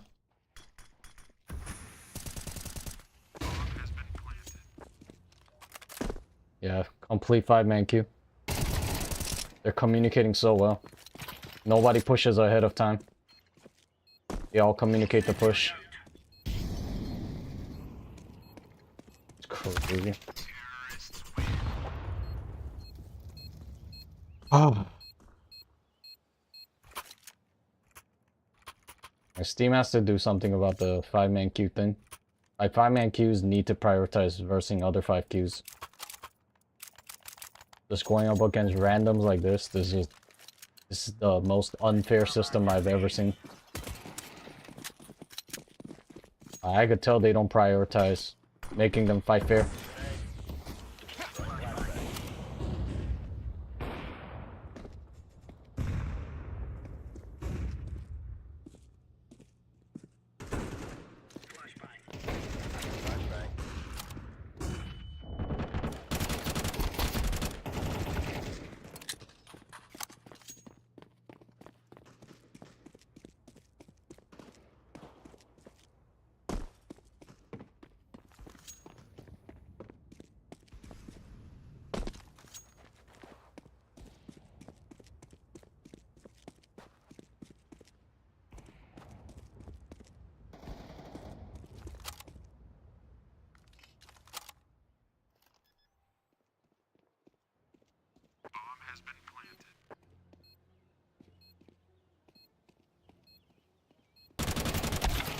Ah, crap.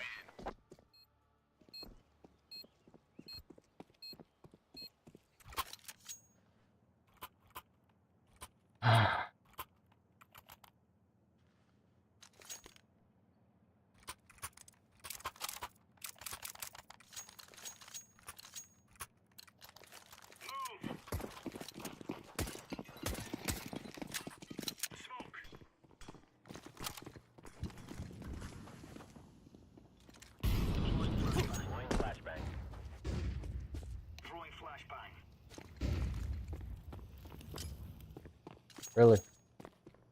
Nothing, man.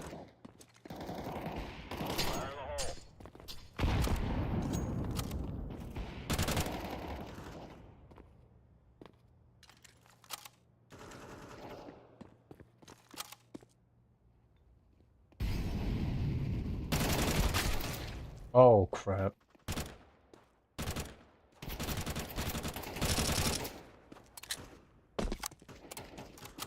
Top fragger, by the way.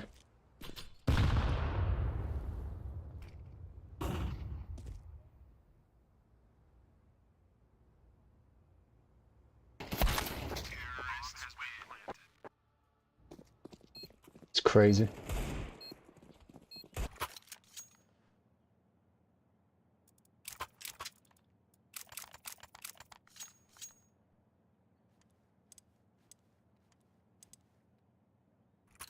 My god.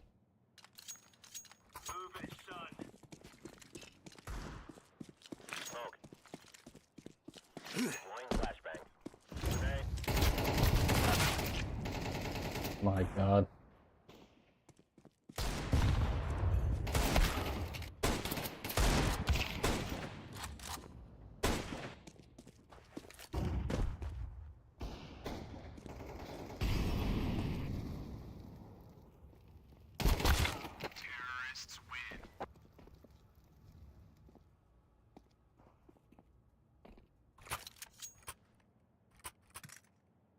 But then again, if I were them too, I wouldn't show any respect either. There's nobody on my team that's fragging. Don't know how to throw utility, don't know how to hold anything. I don't hold anything either. Because at this point, I'm just trying to get aggro.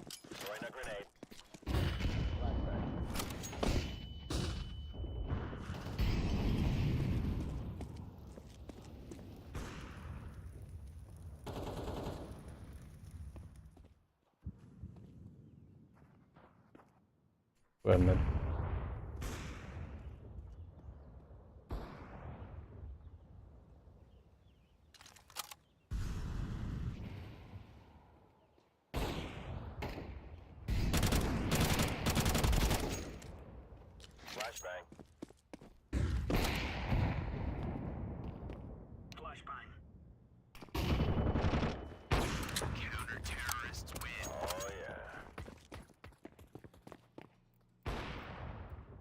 Holy crap.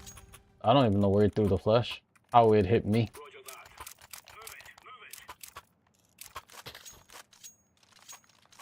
That's one hell of a flash.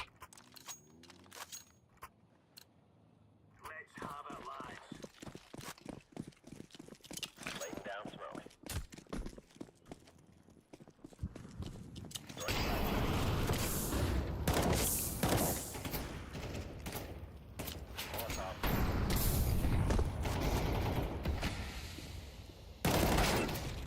Oh my god, I could have sworn I hit him in the head.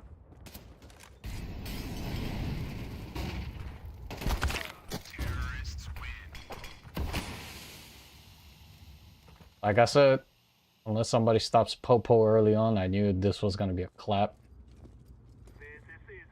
There was no way. There was no way we're gonna stop this.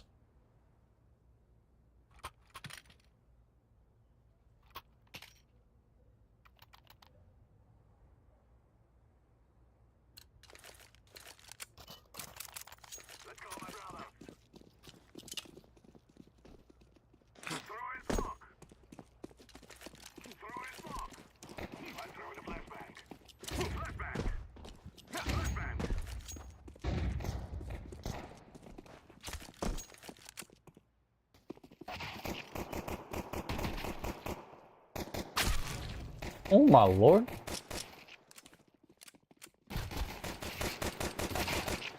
What in the world is going on here?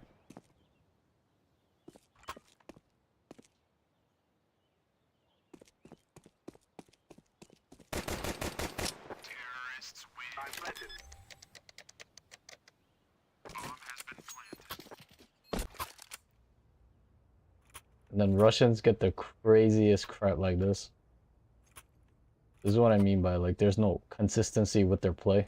This is why I can never rate them high.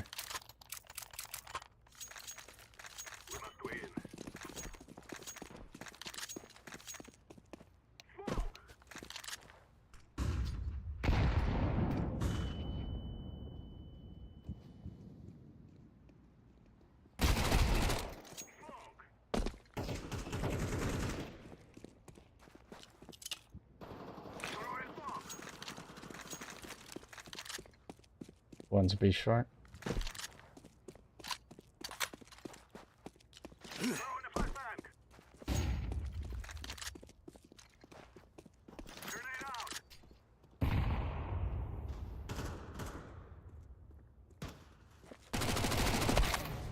Oh my god. Tilting myself so hard.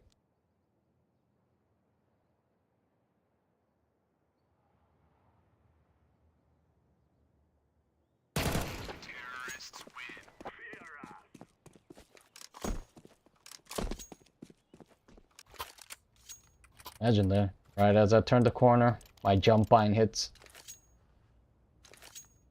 Why not? Why not? That kind of day.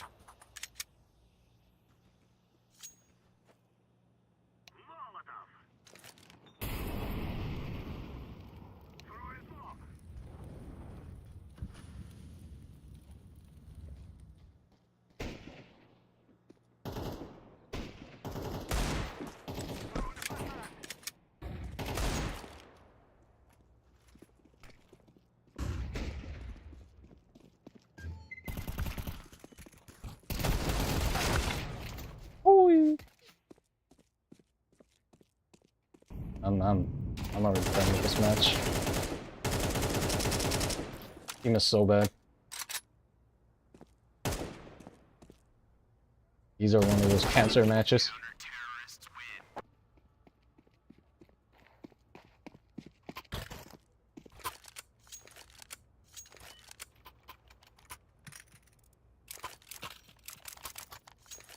If you're playing against the full 5-stack, you actually need brain. If you're actually going to win, you need a brain. Just out aiming somebody doesn't work here.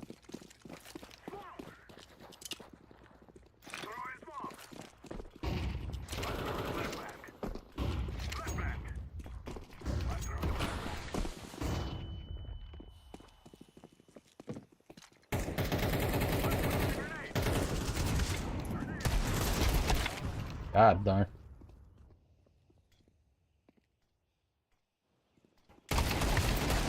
Oh my god, just watching this is cancer.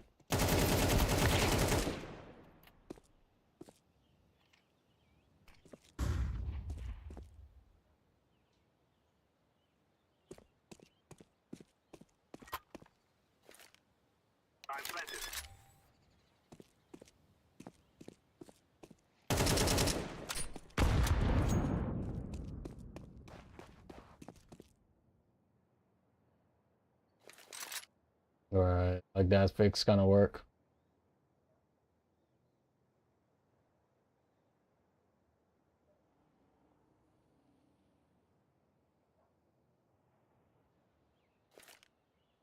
I keep saying the stupidest pool of players.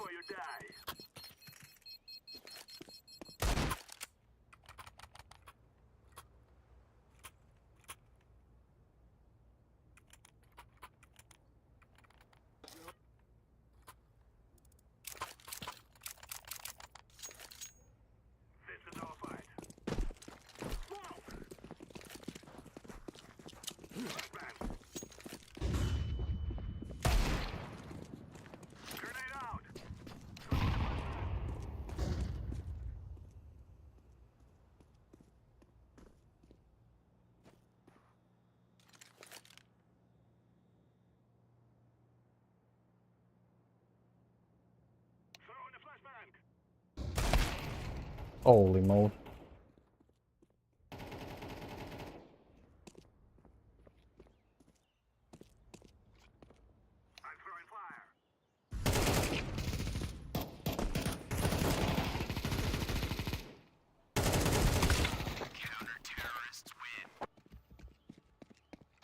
That and then you lose to a nigga.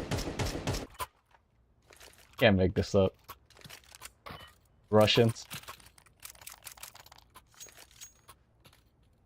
Not even sure if they're. Oh no, look at them. They're 4-stack too.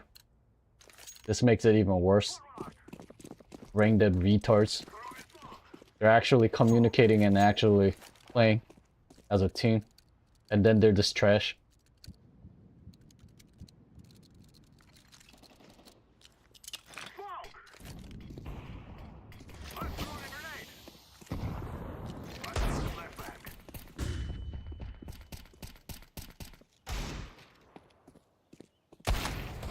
Dang. Fine.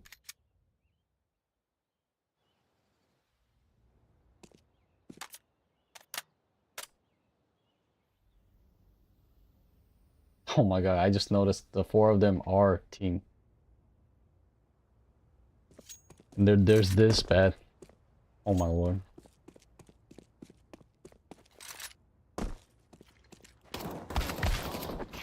Trash ass retards.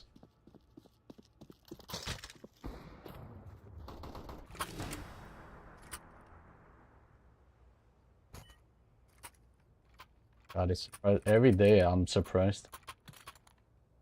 I don't think that I would get shocked anymore playing this game. Every day I'm surprised.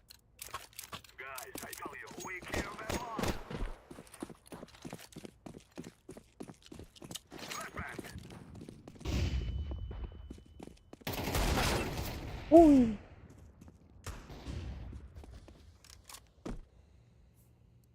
We'll was a 4v5. 4-man queue versus 5-man queue. My god. 4 Russians. I never thought that you needed to combine 4 Russian idiots to make 1 human. You can clearly tell they had no idea where the enemy were the whole time we were playing the map. Just brained it through and through. Oh my god, it's so frustrating playing with and against actual good teams.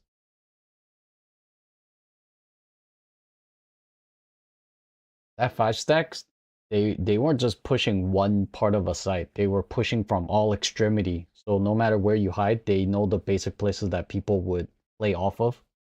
So they're checking all the corners as they're entering. And because they just have better shooters than us, like the Popo guy is just out aiming us, so there's no need to trade each other, so they don't need to play the 2-man game. They're all just pushing from all 5 extremities. Crazy. That's why I can't hide if I have a deagle, unless I can do a 180 and then 1-tap somebody else too. I can only get 1 kill and then get traded up. It's crazy.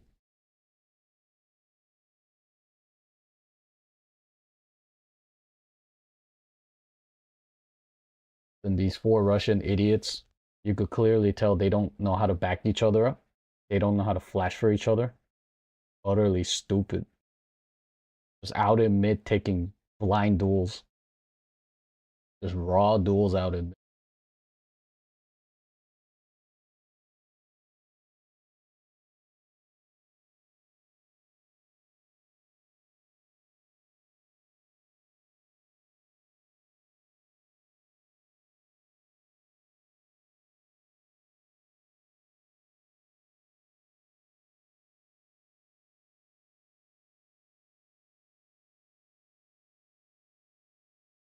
Oh, where can I get decent teammates?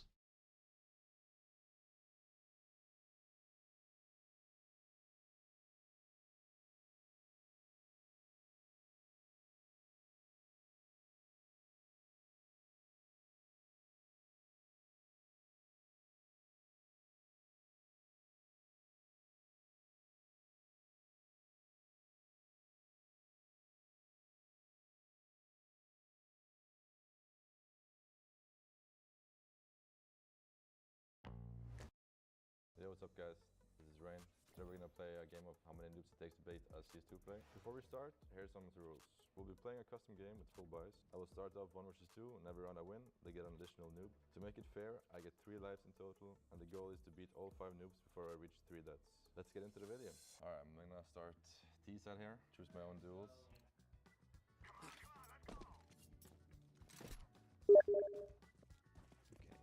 Peaks from here probably be the best spot. I don't even know how to get up there. We gotta hold some angles, Matt. You know. Alright. I'll cross over. He's mid, Sure to guys. firebomb? He's mid. You hear him. Yeah, we know that. We know that. Yeah? Yeah, he's falling right into our trap. Okay. Alright guys.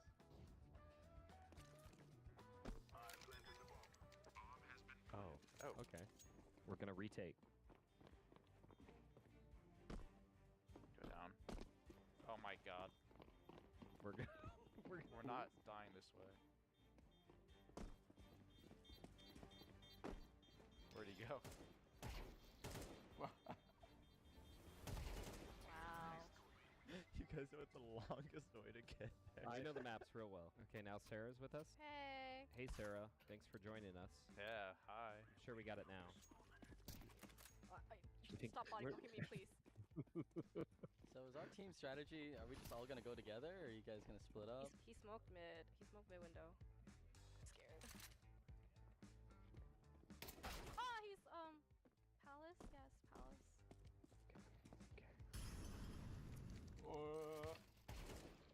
And I whiffed. Oh, I whiffed so hard. Oh my god. Crazy angle. Okay, guys. Now we have 4. There's no way we lose, right? Dude, he's so scared. I already know it.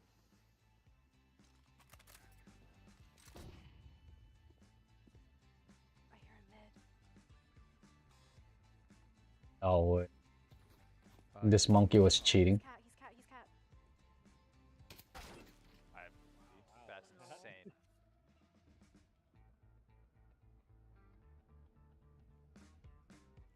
That you, Sarah. Is it?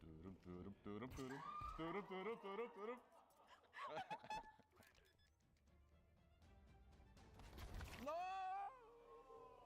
No way. That was so smart. Why me? JHB just sitting there the whole round. I was like, oh, he must be A, and I look around, he has a knife out. Yeah, that's honestly not a bad strategy, just to hide on the where the bomb plant is. No more camping though, that's not fair. Yeah, that might not be fair. But I had to get it in one. He's A. I'm scared. I like all the perfect utility. Alright, Sarah, we got this if we swing together. Yeah, totally. Oh, he's gonna. He's smoking, he's smoking. Oh, god, that was a crazy shot. I didn't even. Up, You didn't even. up balcony or whatever. I didn't have palace time to thing is. react. I'm flashed. Ah. You got him, Sarah. Oh. Nope. Tag him. HB, you got this. Where are you? James, knife him. Come on, 1 sec. Ace. Oh my lord. He's opening a.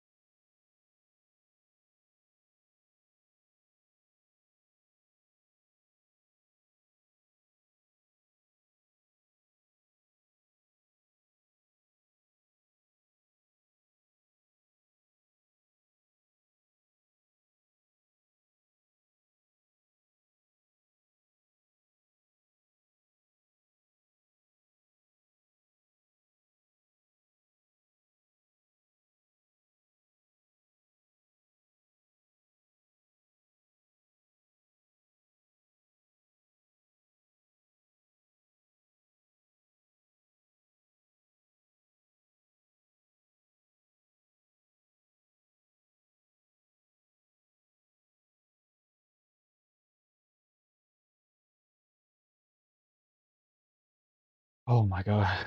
Feels like my veins are about to pop. Yeah, I want to see how this high level player plays. Pretty sure I could learn something from it. Because I'm just on the bottom sucking toes out here, so. Actually, I'm curious about this guy too. 93 aim rate. That's crazy. And the thing is that his elo and everything else is garbage low. But then his aim rate is 93. Alright, make it make sense. He's opening containers. He just opened. He just opened a case. No! Alright, time for 1-on-5. Let's see if the last guy can help him a little bit. Alright, I would try to stick with a pair. Yeah, me and Sarah are holding down A. Okay, he smoked mid. You can do that from the very start though, so it doesn't necessarily. Okay, he mollied cat as well. So he's probably mid right now. Catwalk, I think is what it was. Yeah, care cat here. I didn't even see where. Nope. Oh, he jumped to the jungle. He's jungle right now. I don't know what that meant, but okay. he got me. Yeah, he's still jungle right. I dinked him. He should be one. Oh, he's definitely B by now, I would imagine. Probably can't get out of there yet. Still probably in jungle. Can you just jump nest? Yes, I'm sweating. I'm not even playing. terrified. Flash Like, cat. I don't even know where you threw that from. Honestly, I feel like y'all got... He should be one shot. I dinked him, or at least I heard the dink sound. Might have been my own head, but Sam wants to believe he dinked him. I think so. He should be like 11 health, something like that. 2 health. Planting A. Yeah. You can nade him, JHP. Yeah, you got this. Go. I got nervous.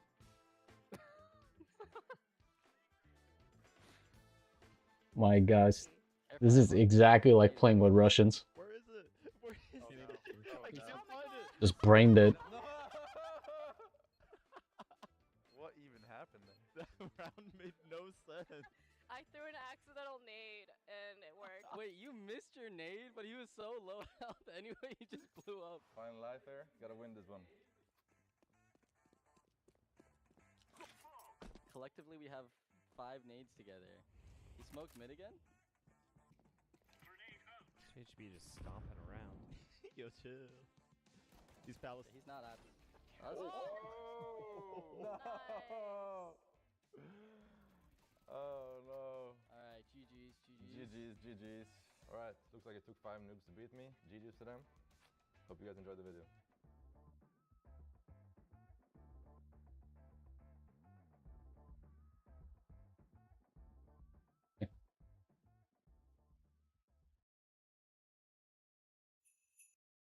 Because, like, the people who know really what's going on inside the team is the players, is the people who worked for G2, right? It's not about, like, just a clip you heard or how you were done dirty sometimes.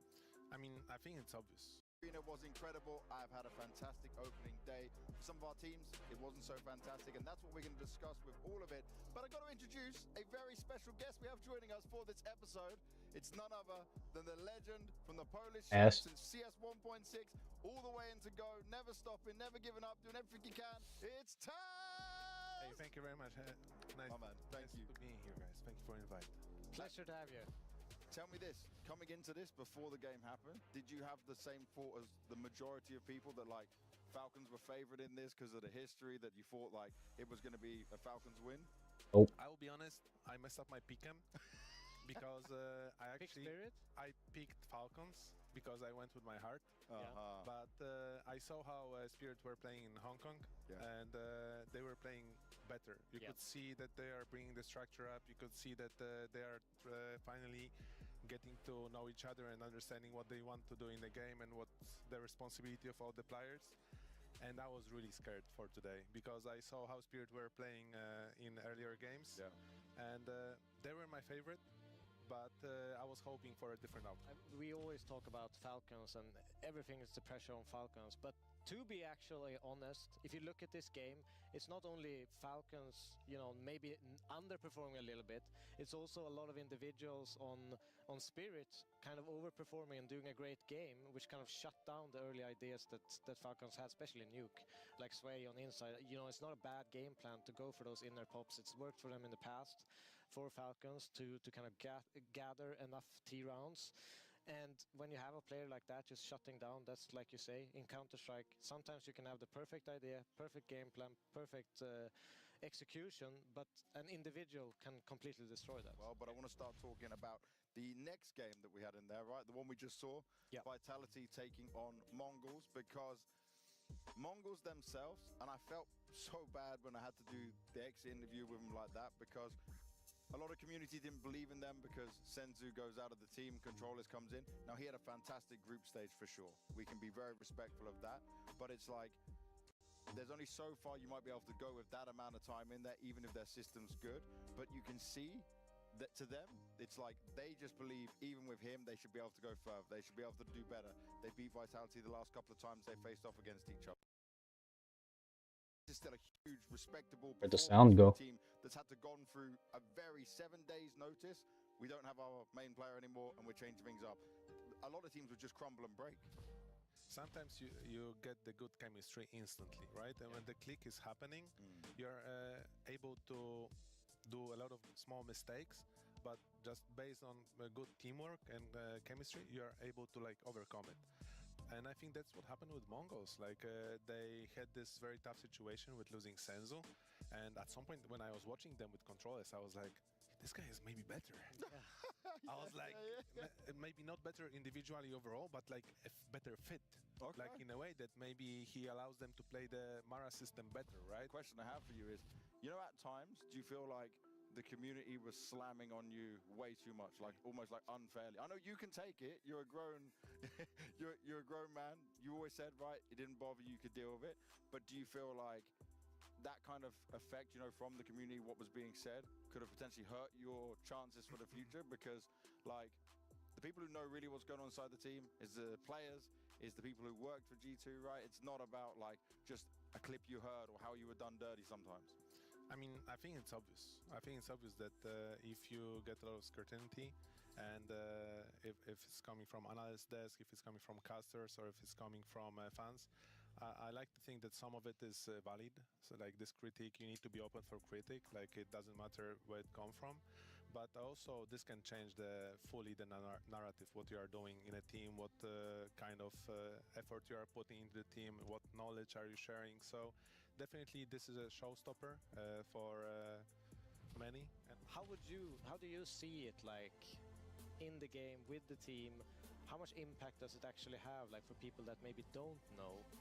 Because I'm big on that stuff as well. I think it's essential for you to have a good team. You need to have a good relationship with each other. You need to be able to work, you know, the issues out before they grow into problems. And if you're a happy Counter-Strike player, you deliver better stuff on the server. I mean, guys, like, look around. We are now in an amazing stage. Like, in the stadiums. We are playing in stadiums. We are practicing in boot camps, like amazing hotels. Like, players are getting paid insane amounts. The pressure is very big. There's a lot of social media, a lot of hate. Mostly hate, right? Because this is popular. This is popular now. Yep. But the main thing we need to remember, like, we started playing Counter-Strike for fun. Yes. We started playing this because it's so cool to run and headshot the guy with a deagle, with AK, and laugh with your friends on a server, to get the second guy with you, to play Face It, like, you know, to enjoy the game. And I think when money comes, when trophies are on the line, and expectations came up, you are losing a little bit of this fun as a player, maybe also as a coach, because there's also a lot of pressure on you. But I always believe that you need to enjoy your teammates, you need to enjoy your time, you need to enjoy that you are playing. Of course, there will be moments that you will come, you will have harsh conversations, you will have harsh words, right? But this comes very like later, because you need to find ways to talk with these guys. Like, you remember, it's like 5 different people in the team. If you're a coach, you cannot talk one language. Yeah. You need to talk 5 language. Yep. You need to talk with them, with every player individually. You need to understand him. And sometimes you need to talk with a guy, or sometimes you can see a guy and you know instantly, okay, I know how to talk with this person, right? Mm-hmm. So for me, the main thing that I would love to have from community and from players, just fucking love the game. Like, enjoy the game. Like, yes, trophies are here, money is here, you have careers, but you have this because you love the game, you enjoy the game.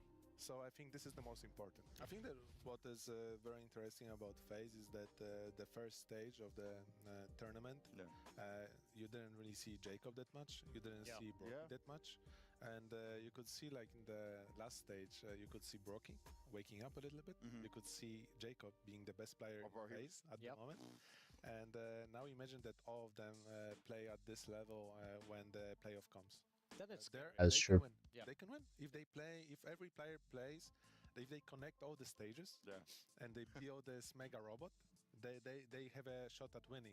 Well, that is true. If all of them click. For me, is that Mousesports have the same look in my eyes like Spirit had in Hong Kong. I kind of feel that Mouse came here and they are playing a little bit better. Mouse is just fundamentally a good team. They look better, like better team play. The ideas are there, and yeah, they're based on team play, not just individuals fragging and doing entry. This is the X factor, in my opinion, and this might push them. So who would you say you're predicting to win this one? Give us your prediction, Taz. Mouse. Man, I will go with my PCAM, you know. I did my PCAM, so I need to Mouse. go with it. I'm sorry. I feel like Mousesports will have an edge just because they can work them up so good. And the only way FaZe can win is if all 4 of the stars go off, and Kerrigan has the easiest time calling using their talent. Hard to make a case for Navi to win against a Fury this good. Against a good team like Mouse, I think at least 3 stars need to go off. Twist, Frozen, Jacob, or Brokey. If it's not all 3, I'm not even gonna say it's probable that all 4 will play well, or at least 3. But then the chances of all 3 clicking, not super high. That they always picking the right site and even stacking in the right site when they're playing. So that especially against Vitality, and I think that is something that could give them an edge, a good start that they can momentum by. But I want to be proven wrong because my pick'ems are trash anyway. I want to see FaZe go off. But yeah, I feel like I will give it to Furia. I mean, I have them. Okay, first thing I want to look at for you guys, this is all just on the individual side of it. And we'll start with you, Techno. How was it for you just going through stage 3 of the major into playoffs? How did you rate your team's performance and what you guys were able to do? We're not proved anything yet because our matches was not the best teams in the world, actually, the top 5 etc. And we have to still do more. Okay. Yeah, feeling happy about our stage 3. Overall, I think that the Spirit and Falcons games were super important for us to come into playoffs with the right mentality. It was super close.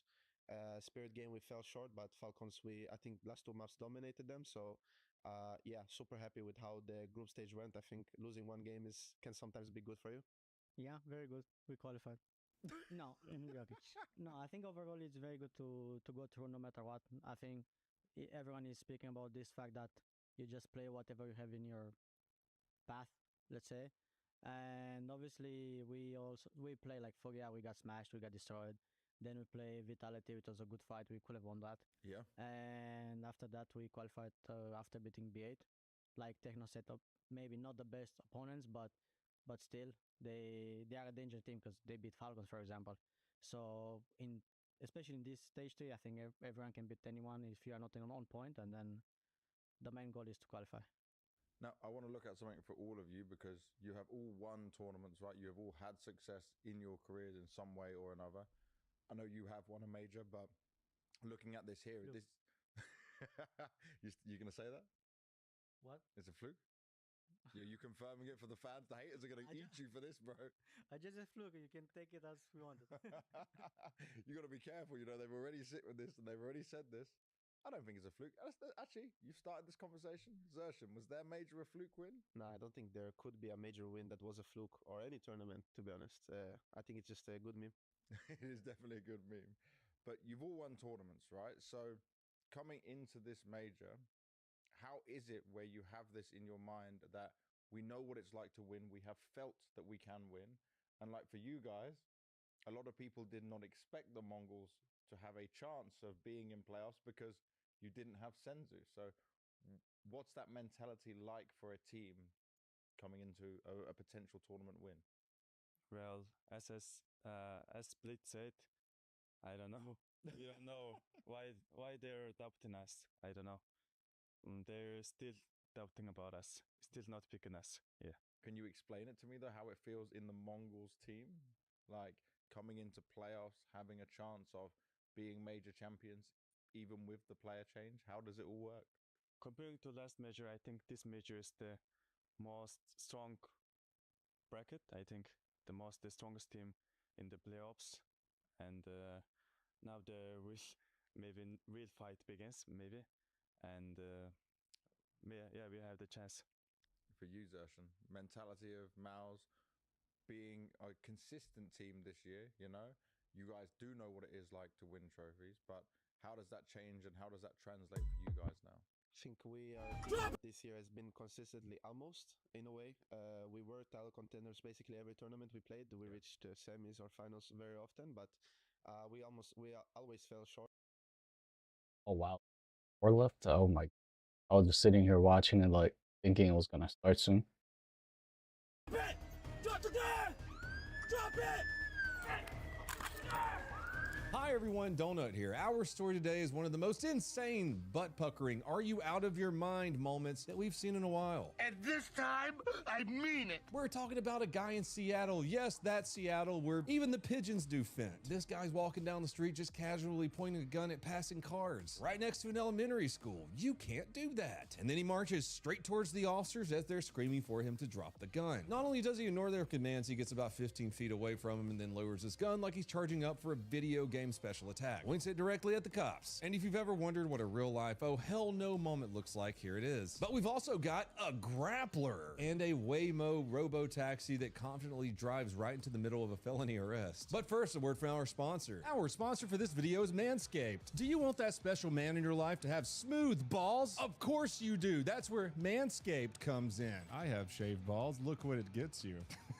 Well, good thing Manscaped just came out with the Performance Package 5.0 Ultra. Spicy Latinas love it. The Lawnmower 5.0 Ultra. Groin and body hair trimmer. Ball aftercare. With the Crop Soother and the Crop Preserver. The Soother is aftershave lotion. And the Preserver is ball deodorant, so your balls smell good. No one likes stinky balls. And you get a couple of free gifts with the Performance 5.0 Ultra package for your package. And the Shed 2.0 toiletry bag, which travels with me everywhere. The holidays are here, and this is a perfect gift for any man in your life, especially a hairy man in your life. Guess what? You can get 15% off your purchase by going to manscaped.com and using the code DONUT. That's right, 15% off the Performance Package. Lowers down. It's like a nylon rope net. A grappler card, just a random one that's there. You got guns drawn, you got a suspect face down on the pavement, multiple police cruisers blocking the roads with their lights on, helicopters overhead. It's basically a giant neon sign that says do not enter. What does this dirty f***ing clanker do? Yeah, R2F you, I'm talking about one of your cousins over here. I know that you have a cute little cowboy hat now, but you're still a filthy black clanker, which is why it's hilarious that a Waymo self-driving taxi just rolls into view. It's basically saying, hello, I am here for my scheduled stop at the crime scene. This thing just casually turns left at a red light, getting inches away from an armed suspect being arrested. One of the officers literally yells, go left, go left. And Waymo, the billion-dollar AI marvel, hears that and says, I think I'll do the opposite, officer. It starts to slow down and looks like it's parallel parking into this felony arrest before deciding to just roll through the crime scene like nothing's happening. The passengers inside are probably Googling, can I get out of a moving Waymo? LAPD says that it didn't affect any of the tactics that they were trying to do there on that crime scene, and it only lasted about 15 seconds. Those were the most insurance adjuster summoning 15 seconds imaginable. But if you think that's the worst thing that Waymo has done recently, let's talk about the dog. Earlier this week, a Waymo hit a small unleashed dog while the passenger was screaming for it to stop. Waymo hits a dog in San Francisco, reigniting safety debate. And just before that, a Waymo ran over someone's pet cat. Beans, you might want to watch out for this dirty clanker. He's staring you down right now. So in summary, Waymo will stop for a cardboard box. Waymo will stop for a traffic cone. But police officers pointing their gun at someone they're arresting, a dog or a cat,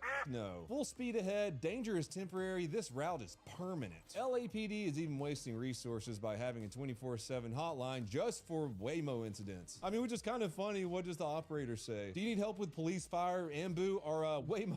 All right, enough robot chaos. Let's get into a shooting because that's what we do around here. We're going to Seattle where a human being holding a gun walks towards officers like he's auditioning for a Terminator movie. He's going to be the new R2000, R standing for Reed.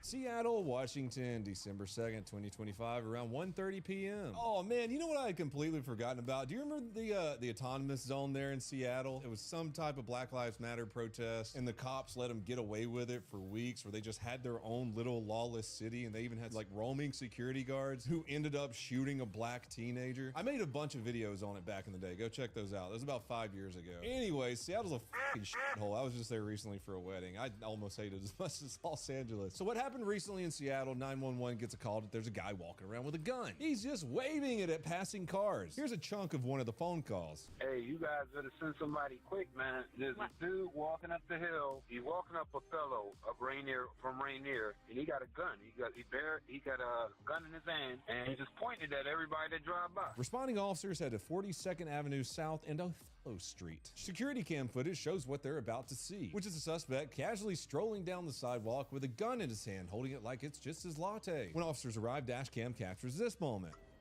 Drop it! Drop it! Drop it! Drop it! Drop the gun! They pull up head on to the suspect. The suspect just ignores every single command. They just keep walking forward. It was slow, steady, and unsettling to everyone there. Even worse, he's walking towards an elementary school area. Officers have seconds, not minutes. He's initially holding the gun at kind of a 90-degree angle, pointing it at the sky. But then he gets about 15 feet away from the officers. That's when he drops the barrel and points it directly at the officers. And then guess what happens? Drop it!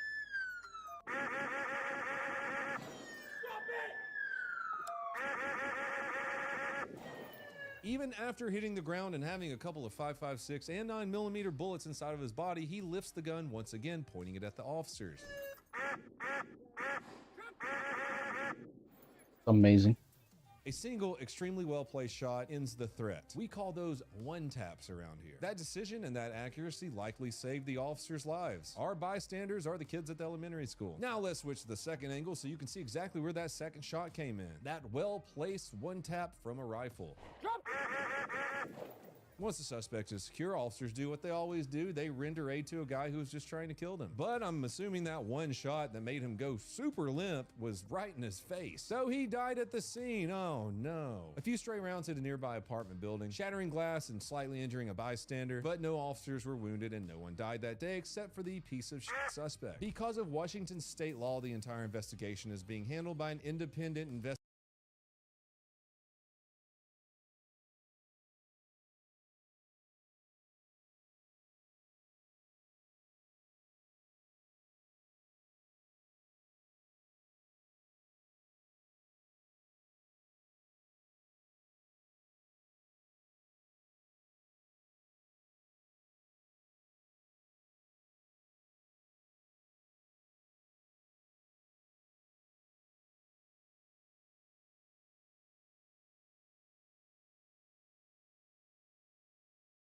Right?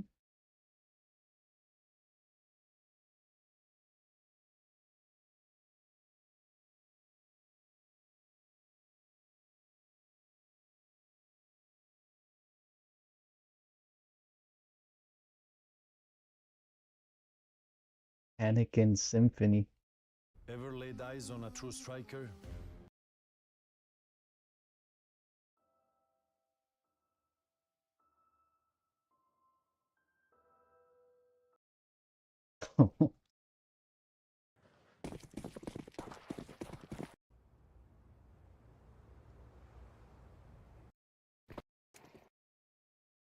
Wonderful.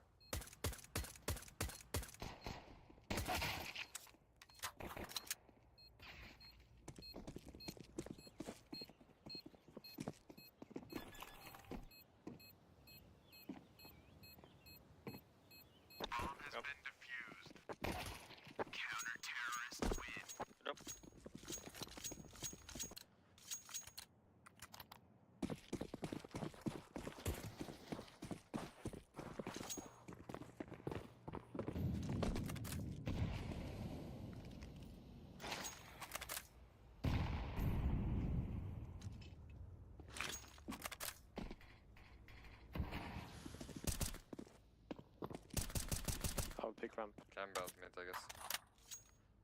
One ramp. One ramp. We're smoking palace.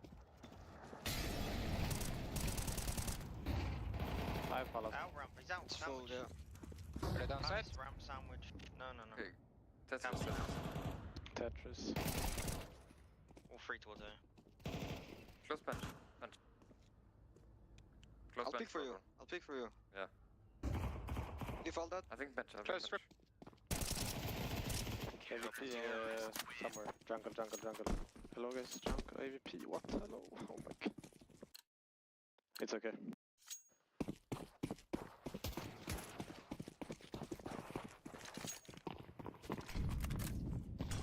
Oh. One PS. I'm bit. I should peep up. Alright. You should block. Yep. Close one. I don't. A ramp's clear. Full close one. Robert, A ramp's clear. I'll smoke car. I smoke No. palace. Smoke B. Yep, alright. Mid clear. Apps. Two more. Bomb. One B ups. Both.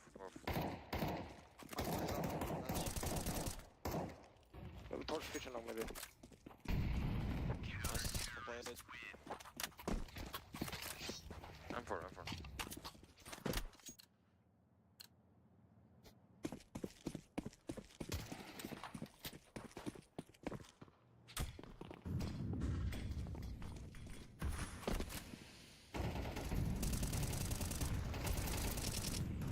Woo!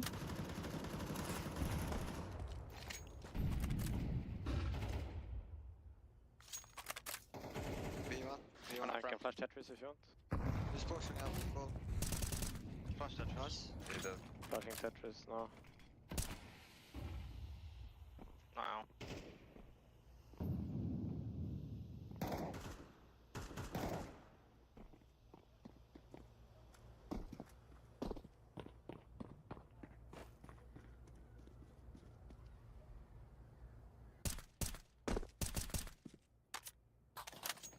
Palace. One palace. Not CT. You can't be jungle and CT. You can just go CT fast. He can't be jungle or CT person. He can't. Okay. No, he can't.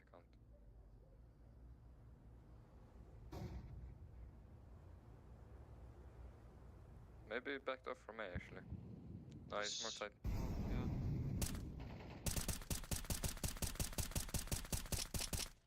Dang. Palace last. Yeah, Palace. He jumped down. I think.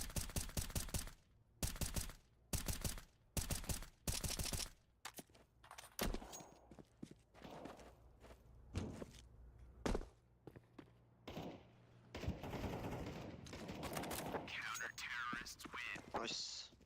Take a city. Ramp for you and I pick him.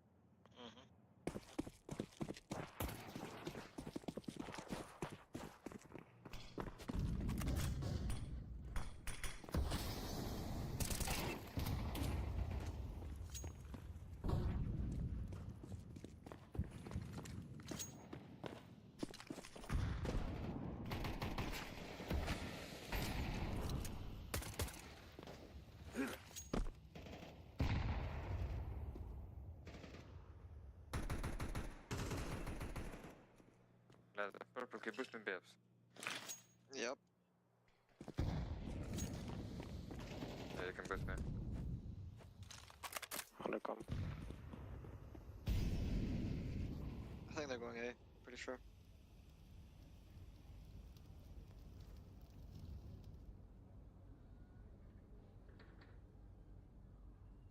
I didn't see con. Could be out short as well. Con stairs. One common Alright. stairs. Alright. Stairs dead. Yeah, they're pushing A. Palace. Wait, coming. Let's double fight. Wait. Two more here. It's fine, reloading. Default. Behind default. Bombies A, bro. And the other one was... They Palace didn't for know. short. They didn't know about Nice. Let me play first, okay? Just stay, blue. It's fine. They don't know about you. Knows about me. Yes, they know about me. Just stay alive.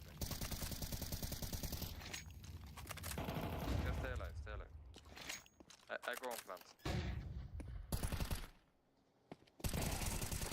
Nice. Well played, Orange.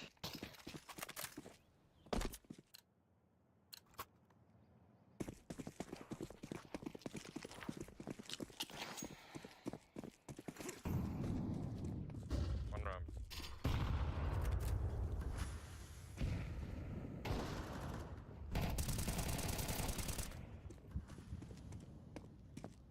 Waiting room.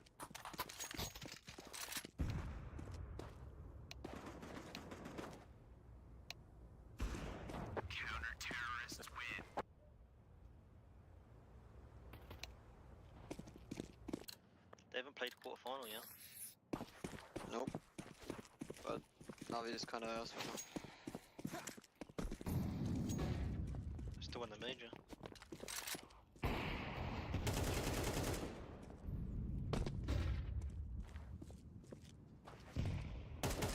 abs one. Pushing it. 2 abs.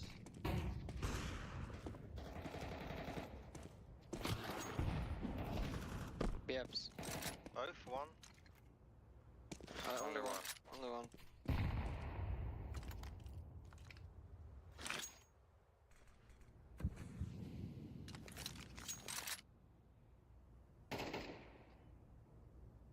What was I? So yeah. Last with BFs clear.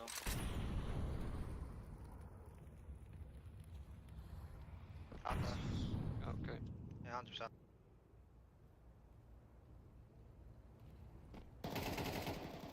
Don't jump down. Yeah, he's Don't back jump up. He's back under. He's all the way back. It's gonna be a fake for death cam.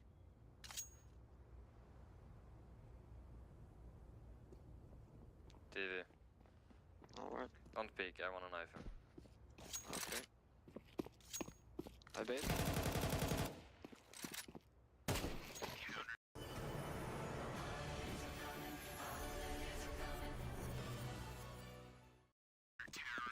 Yes.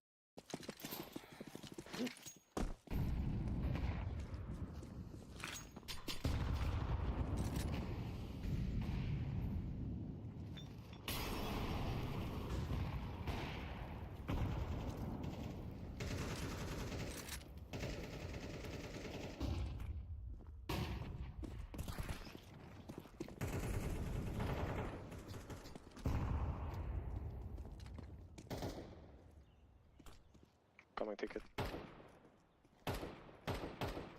Is it full day? No. Killed one round. Can go short, can go short. Alright, yeah, short, I think I heard one. Under condo.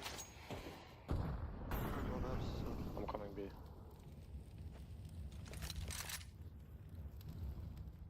Can walk up, come now. I hope not. Don't see short.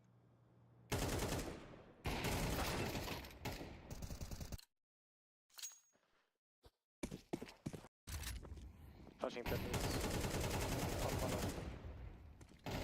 Tetris. Tetris.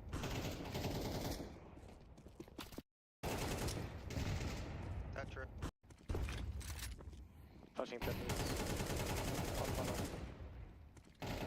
Tetris. Tetris.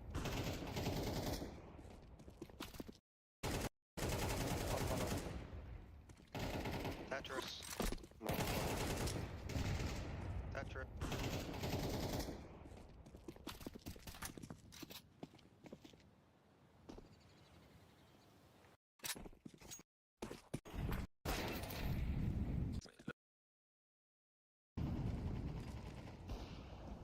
Out mid. They modded me window, guys. Round. Bad BFs. Say it on. I think he's hopping, I'm not sure, but. What the fuck is Bo doing? Oh my god. Let's go in top.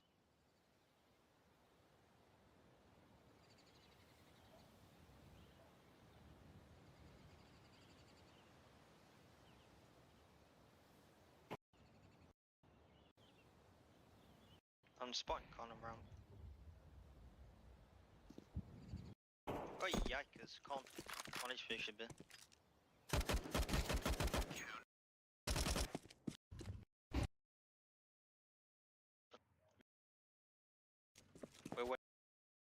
pushing. I can't do it. Jag snickar out. You should jump shadow. I will take attention. Go jump. 1, 2, 3. City 1. City. Dang city. He's 1 HP. Triple gun. 1 city is low. See. Molly, live by it. They didn't have molly.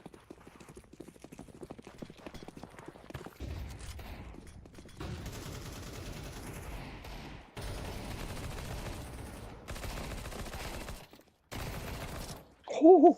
Nah.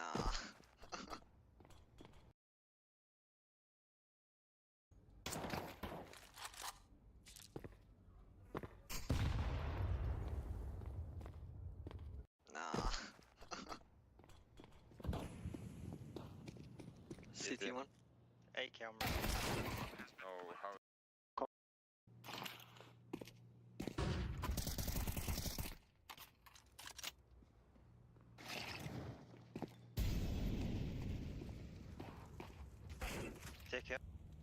Take it. Outside jungle.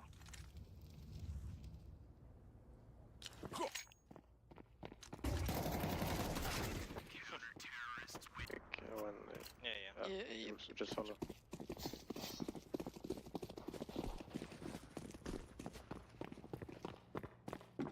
Well, Let's go.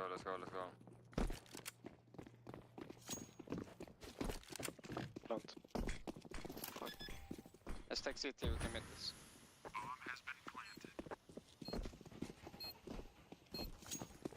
Go play city together.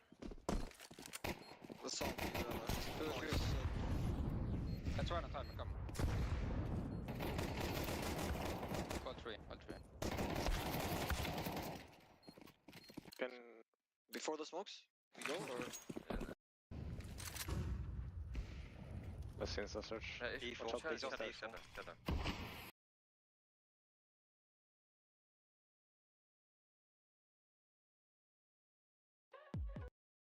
Lando Norris inventory. Guys, I don't think it's gonna be much. A knife, I'm gonna be happy. If he has a knife, I'm gonna be happy, bro. Oh. Icy gloves. Is this actually him? Knight? How do you know this is him?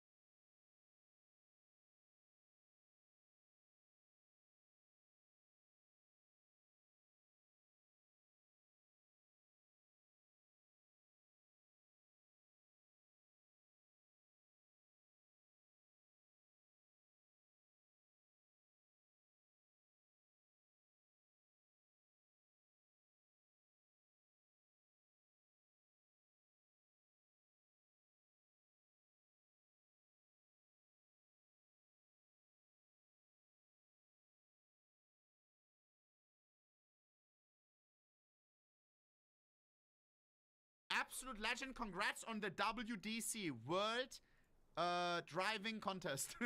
Right? Great low float collect. Shut your bitch ass up. Past names, nothing connected with Lando. I hope I'm not exposing him right here. If the RS is watching, this is not Lando Norris, bro. And if you know that it's him, he did pay taxes on these skins, bro. Here we go. 3, 2, 1. Suck. Lando Norris inventory. Oh, baby. Oh, baby. Wait, hold up. The humble goat.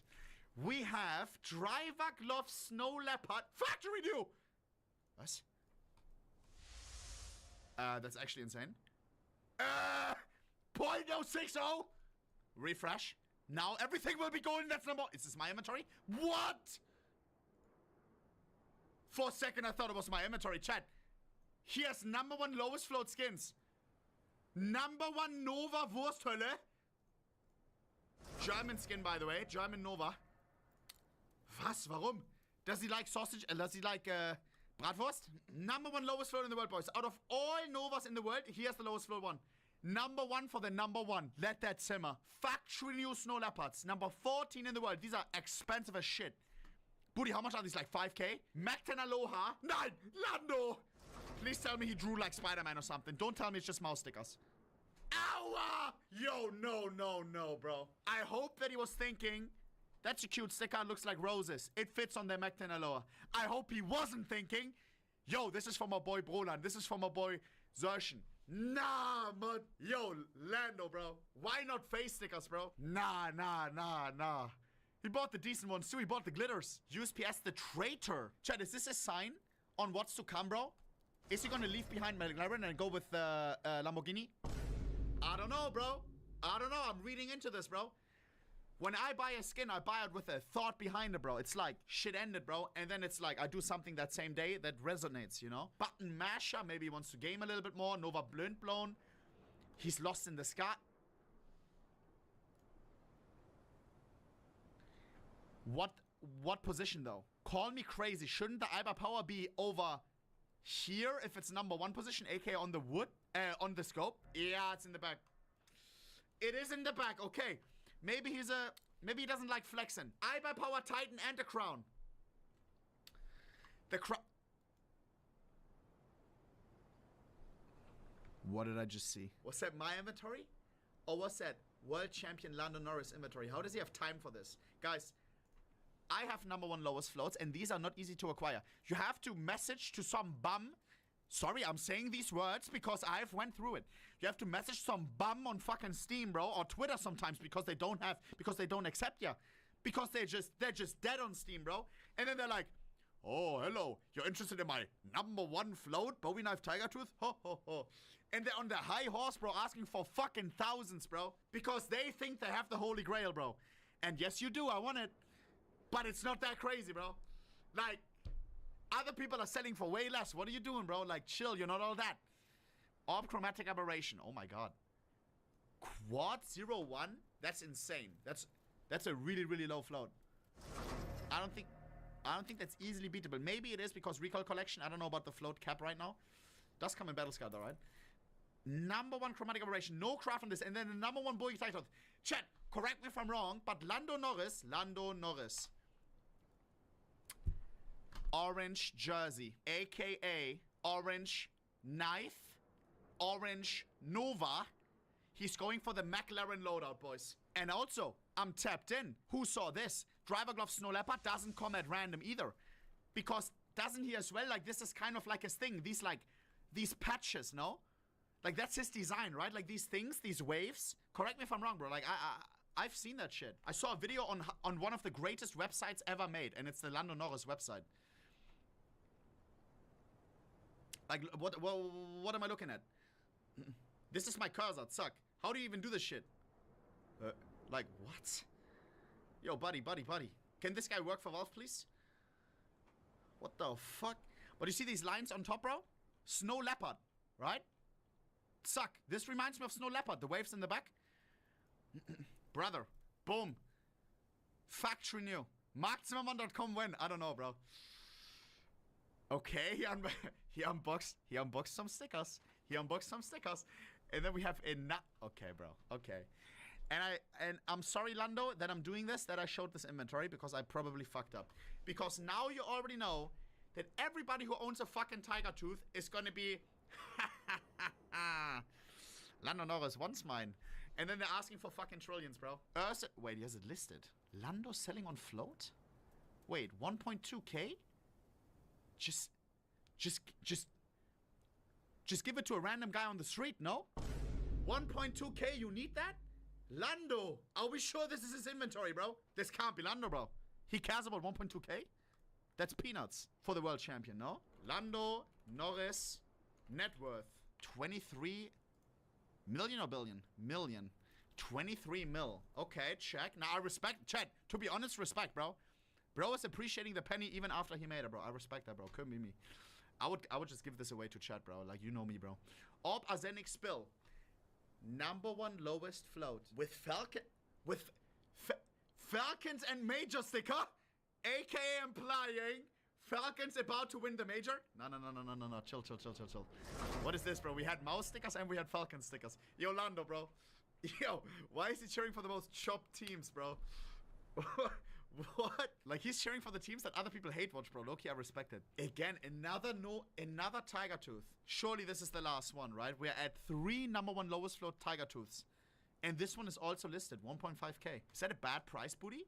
That price is okay, no? Is he trading? Is this his side job, bro? Is this how he's funding his car? Chat, maybe this is his gig, bro. Buying for 90% buff, selling for 100. This is how a lot of people got started in the industry, bro. Orb Graphite. Oh, Cato Fortini does as well. All right, bro. Yo. Guys, I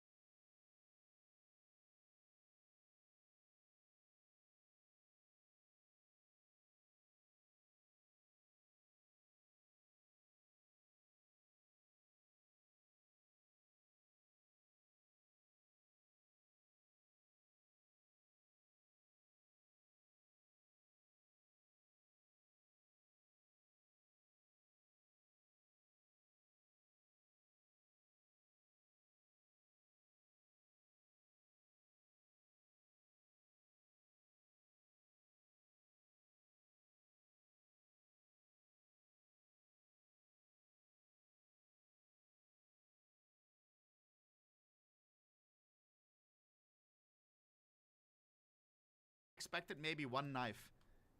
This guy is a bigger collector than me. I'm not. What is this, bro? This guy is more active than me. Keto 14 Orb, number 1 lowest float Galil Robbins egg, and we have some stickers on it. Lando made a craft. Very I don't know. cute. I'm on it. Fury. This one is not tradable. And he made Furia suck their own tail. Or I tried to make an Infinity logo, maybe? I don't know, bro. What am I looking at, Lando? He has default crafts on the farmers as well. Another Night. Then he whips out this budget loadout, bro. Just default weapons.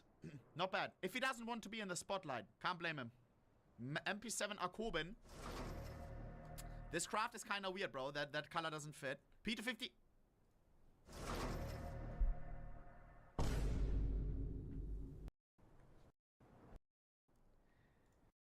UMP Delusion.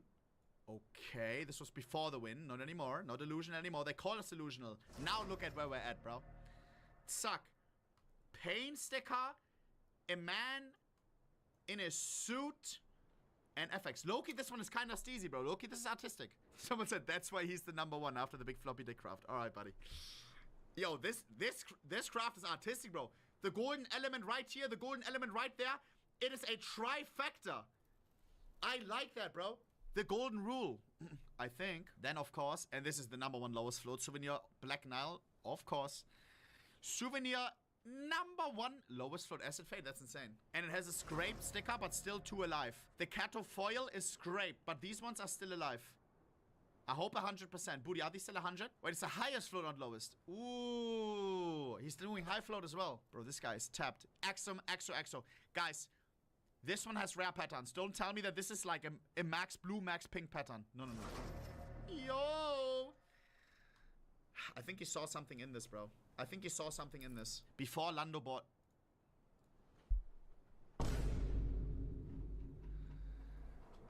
Lando?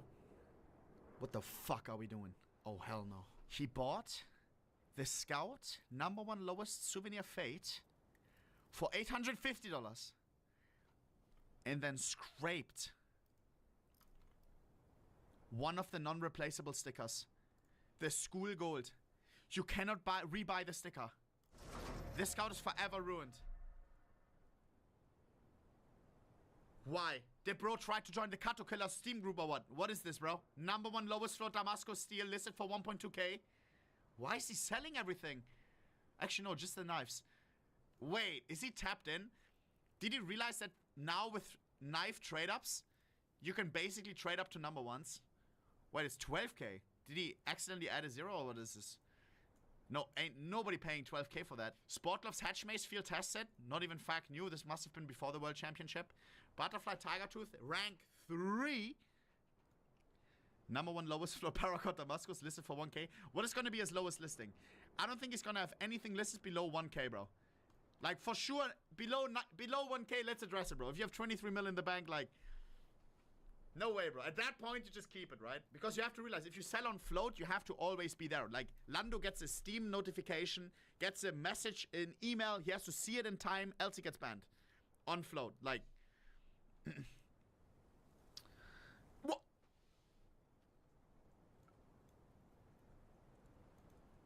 What? The bills cannot be that high. There's gotta be a manager that's doing this, or? I absolutely respect it if this is him, but no shot. Guys, you have to always be there when you list something on float. It's an auction. Why is he auctioning? What is he doing? Bro, I feel like I'm looking at a cash trader, not at Lando Norris, who just won F1 World Championship. What is this? What is this? Huntsman freehand, $600. Yo, low key. Wait, how much is the bid? I want to see his account, chat. I want to see his account. Because you can see, like, if people have been a good boy on float or not. Like, I, for example, I've gotten banned, like, 6 times because I always forget to accept in the 12-hour window. I go live, somebody buys something off my store, I forget to accept in the evening, next morning I get banned. GG. Alright, bro, so you're telling me he's accepting trades on the track? No shot, bro. What the fuck is this, bro? Are we sure that this is Lando Norris? 100 items sold, 98% success rate. Was 3 minutes median. Yo, I can show you one of mine. Wait. Look at this, bro. Oh no. Account standing at risk. Scheiße, bro. I swear it's not easy, bro. It's not easy. Oh my god. Like, it ain't easy, bro. It definitely ain't easy, bro. How is he this tapped in? We have a flip knife emerald. This one is not for sale. Jesus, full green. Okay. We have a flip knife tiger tooth, number 1 lowest foot, also not for sale. Maybe he loves the flip knife nowadays. Interesting. He does look like a flip knife type of guy, bro, I think. We have a karambit gamma doppler phase 2, number 1 lowest float, but only lowest float for Statric, I think. Wait. What? Why does he have this? Number 1 orb desert hydra? That is massive. 0.000888888. Infinite 8. Good luck number 1 China. I think Sparkles crafted this one. Handcrafted, right? Bro, that's like how much? That's how much? 50k? 40k? I don't know. Only 10k? Booty. You're trying to scam Landon Norris, bro. Not on my watch. Back off. Back off. He bought it for 12 to 15? Yeah, because they were fanboying Lando, bro. You know this shit is fucking 20. No way, bro. AK headshot. Rank 4. He bought the rank 1 and then bought the rank 4. You know what I think could have happened here, chat? I think he checked out the rank 1 or the rank 4 before, and then the rank 1 got accepted later on. Like, it got delivered later. Like, he realized, oh, wait, the number 1 is listed. Nova Graphite rank 1. Bro, these are all, by the way, like, 500 bucks. Minimum, like, all number 1s. Another Lando. That is cute, I'm not gonna lie. That is cute. What? With a charm. Donk highlight. Double kill Donk. On his...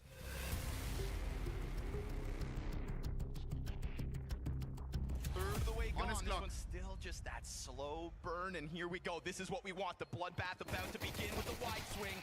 Triple push out from Spirit. Here he comes. Taps down 2. Brother.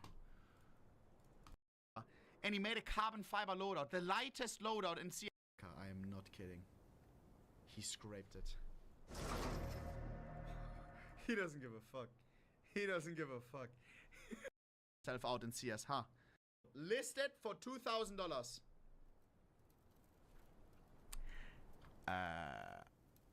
Butterfly Sapphire. Number 1 lowest float. Guys, what?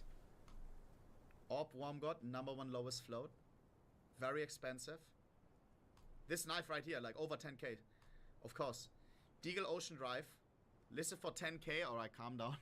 Calm down. It is not that much, but it is a good looking skin. And it is the number 1 lowest float. Huntsman Sapphire, number 1 lowest float. Listed for 3.5. 5.7 Neon Kimono. Number 1 lowest float. I love this one. This one is OG. Rising Sun Collection. And it's got all the legends. W, bro. This one is really expensive. Orb Warm God. Oh! Orb Warm God, number 1 lowest float, 4x Sex God sticker. Booty, you don't have to say that, bro. Don't do my boy Lando dirty like that, bro. Booty, right now, he's trying to hate, bro. Booty, I see what you're doing, bro. Oh, his Orb, only 10k. Warm God is actually number 3. Booty, calm down, bro. We get it. You're a Max Verstappen fan. Chillax, bro. Booty, chillax, bro. Number 5 lowest float in the world. I take it back. I thought he was saying, because this is what Booty sometimes does, he checks all the different float databases. The Chinese one, not just CS float. And sometimes his skin is much lower ranked, much higher ranked in total compared to all the other databases. Booty is saying it's the number 5th lowest float orb in the world. Bruh. Sorry, Booty. Flip Knife Doppler, number 1. Mac 10 Acid Hacks, number 2. Probably got beaten after I bought it. That's so cool, yes. Tech 9 Bamboo Forest, number 1. With Drug War Veteran stickers. Probably already came like that. I don't think Lando applied that. I don't think you can drive well on the Zaza.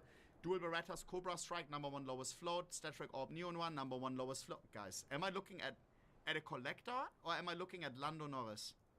This guy is stacked. Yo, Lando. Is this rage bait? Keys and cases laying around? Put the key in the case, buddy. I can help you if you need me to. Hello. He's running the All Nation music kit. 500 MVPs almost. BB no money. Nah. Am I the only one that doesn't like the music, bro? From BB no money, bro? What the fuck? Why are you stalking me, Cloud? Alright. With that, we're out. With that, we're out. Scheiße. Yo, Lando, hey, why are you pissing us off? Yes, I am stalking you because what the fuck is this?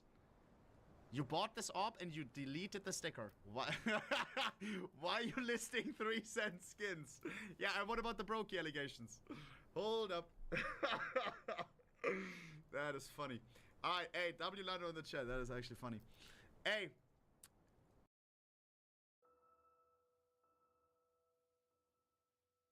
To accept the first tournament of our year with Lotan. So for us, it's just about trying to figure out how to get over that finish line when we reach those semis and finals. But at the same time, we need to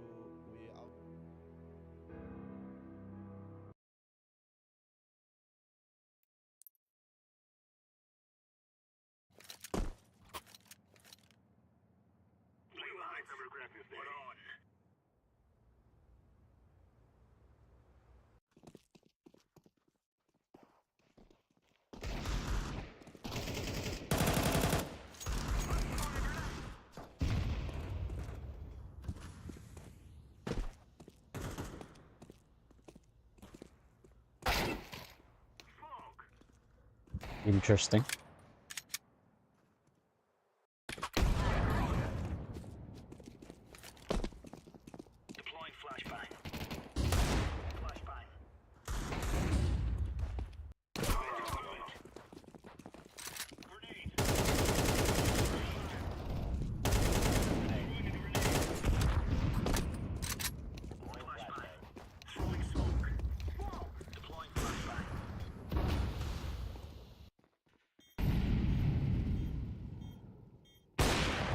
Ooh.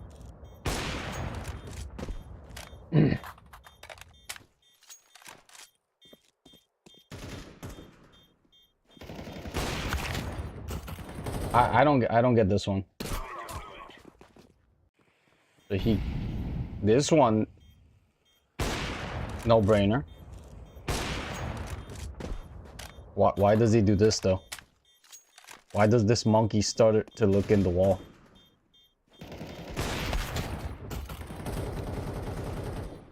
That made 0 sense.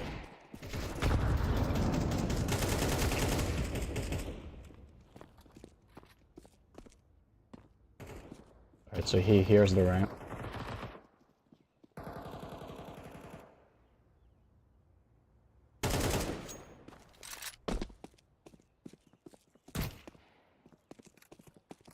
His own teammate.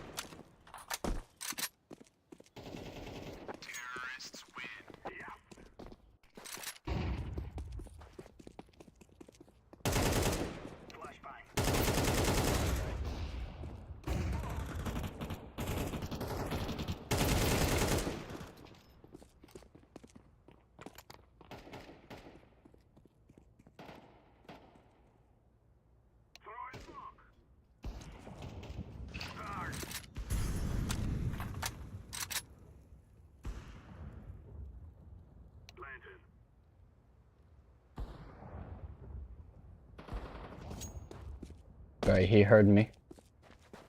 I'm planting the bomb. Bomb has been planted.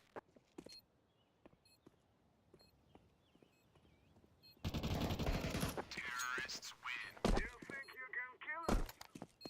Other than that one round here, with his op, nothing seems sus. Interesting.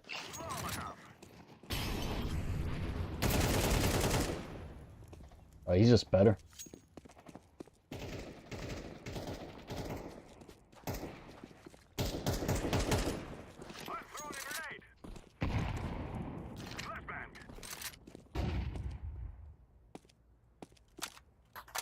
Activating the bomb. Terrorists win. We're on a real man. Move it, son.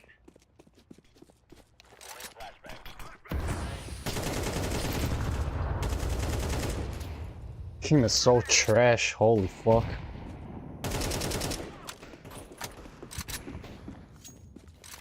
Literally have him down to 39 HP. Monkey with the deagle at triple couldn't kill him.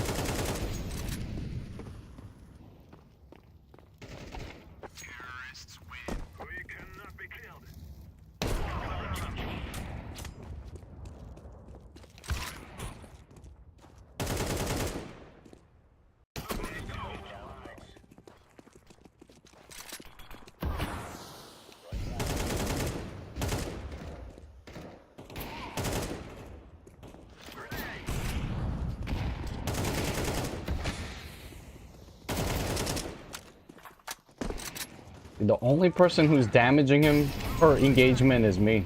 Like, these other monkeys are literally just getting mowed down. It's crazy.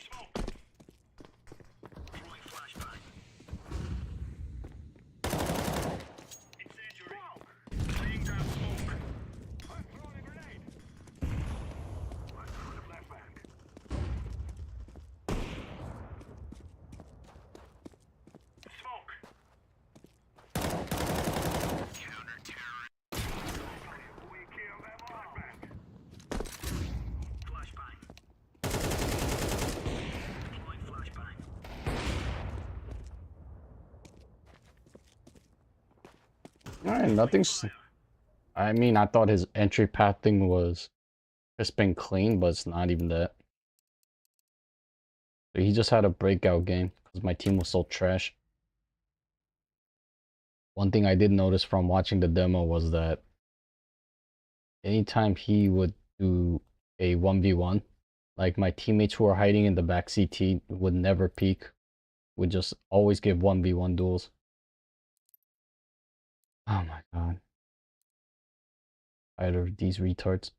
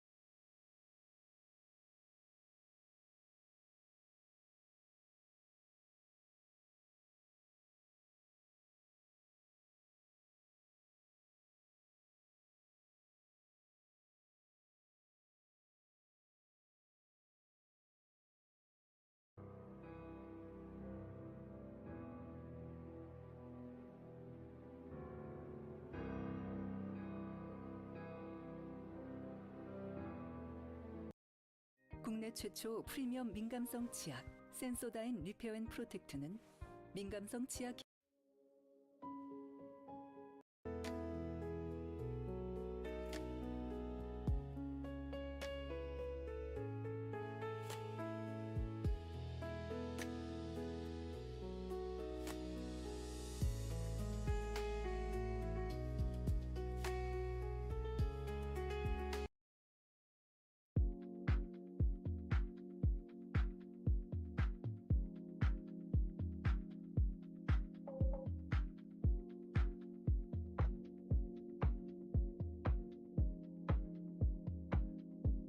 The city hums, the lights collide. We move like waves that never hide.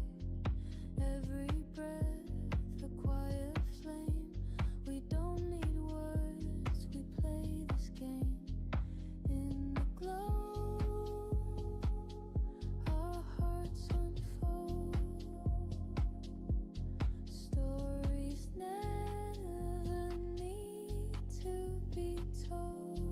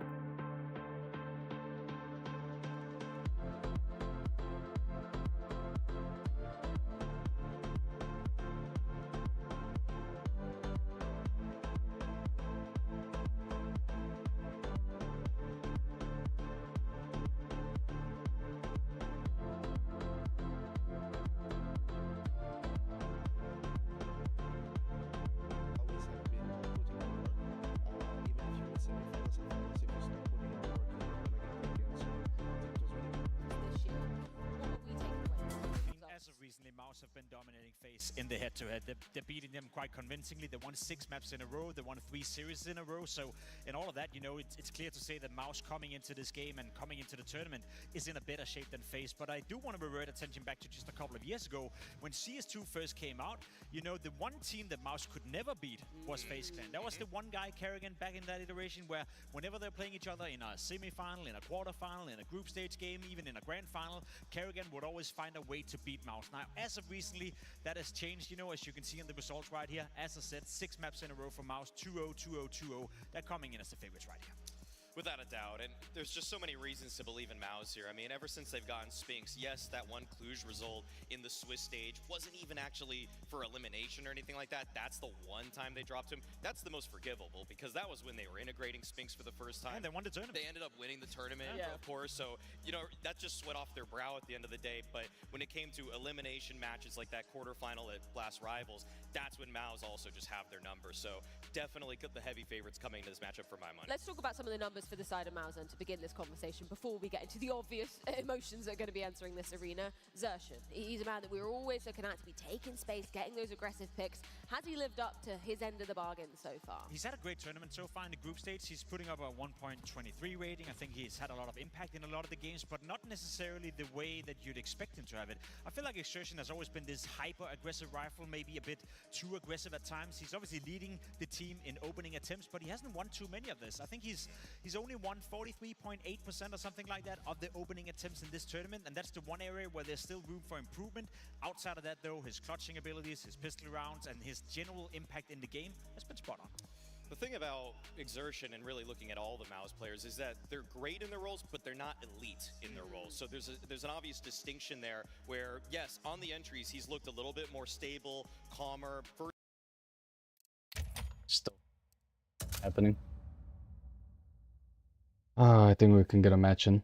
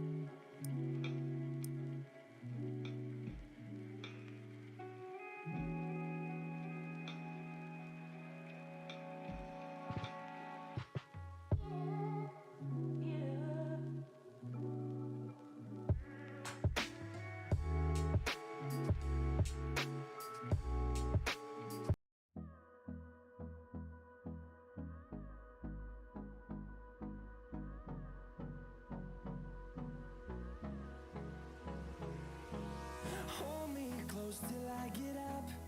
Time is barely on our side. I don't wanna waste what's left. The storms we chase are leading us, and love is. Shit. Oh, this is the top music.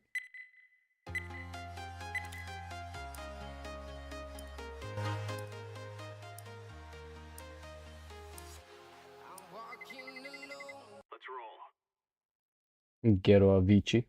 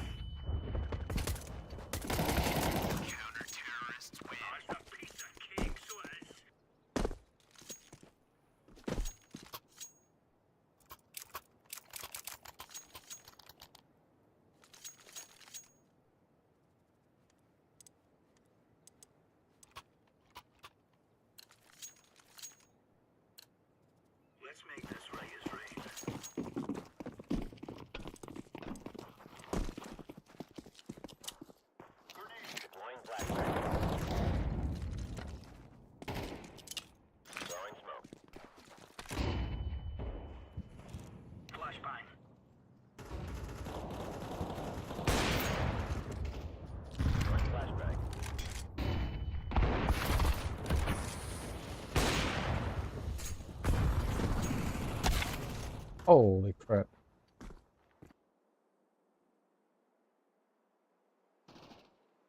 Can't make my shots.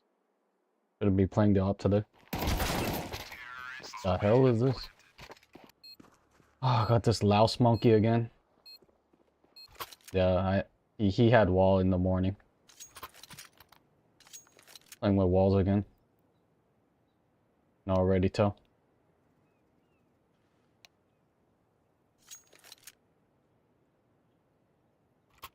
Yeah, this monkey was on my team. Confirmed walls. Guaranteed retard.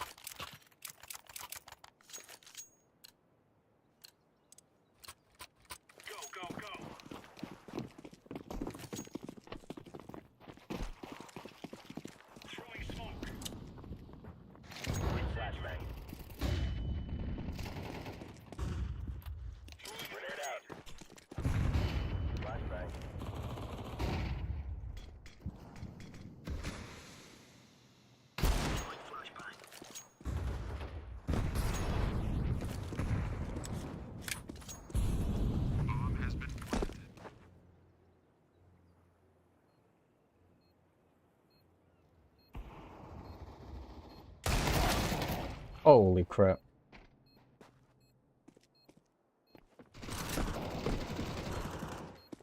Last guy's half HP.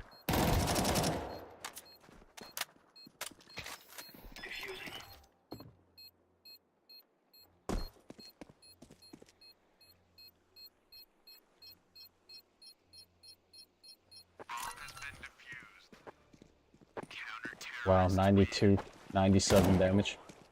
It's crazy. I hit him twice for 97.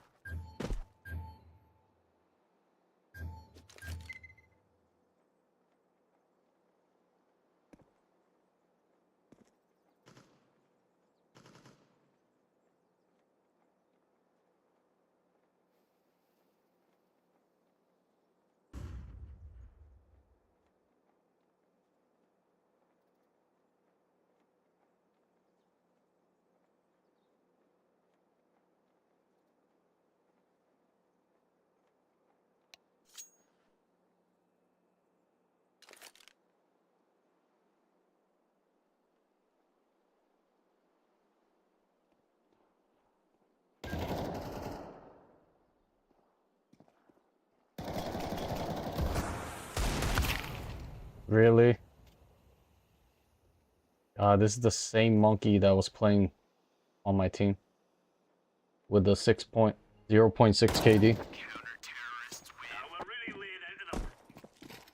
KD.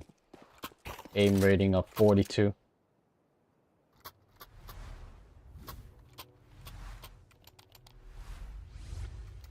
Same monkeys are making crazy shots on me.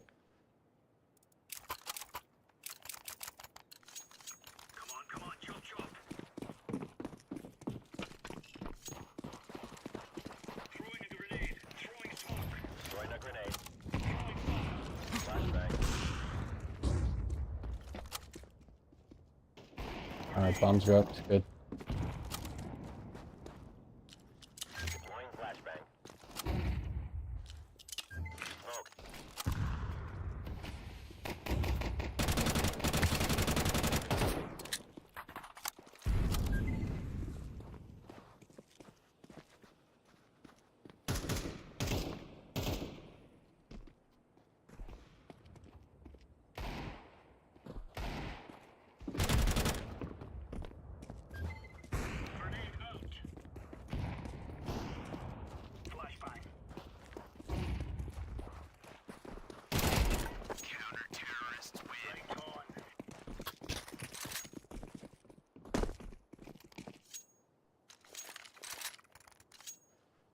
Same monkeys. Or did they play Anubis only? Yeah, it's these two retards.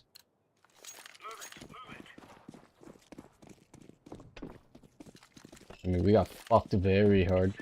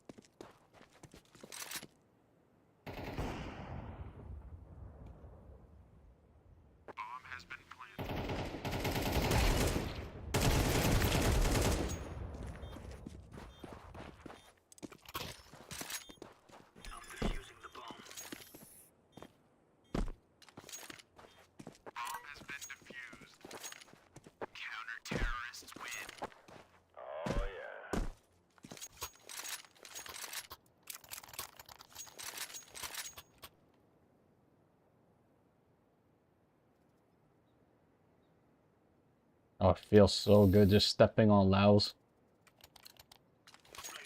Even with his shitty wall hack. Fucking retard.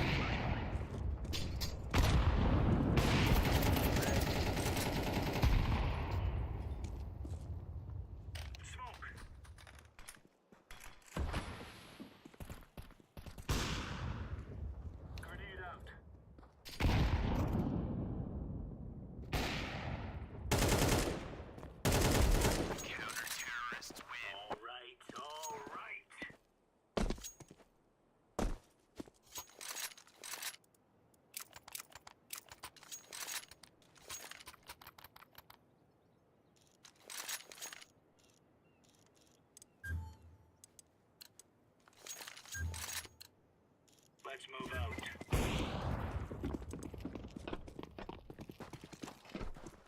Laying down smoke.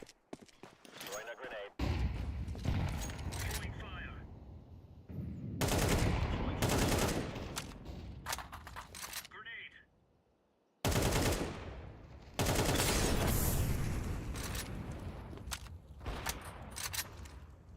Throwing flashbang.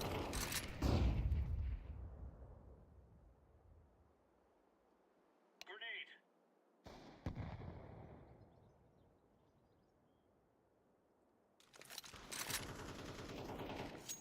Throwing flashbang. Smoke.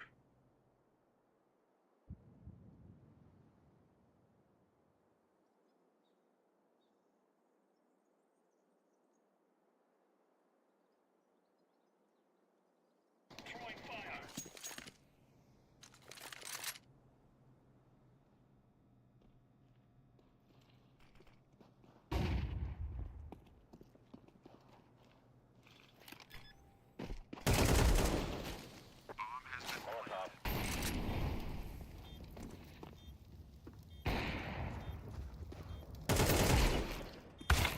God dang it.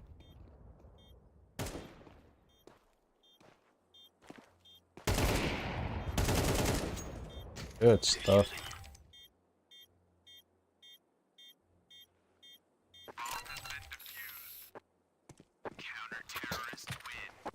Good stuff.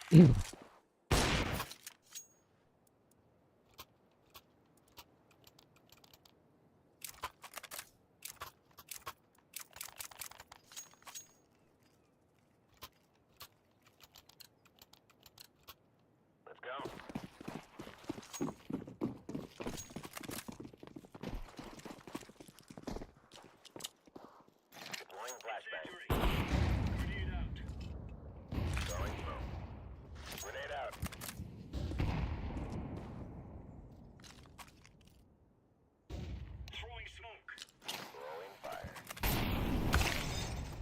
Really?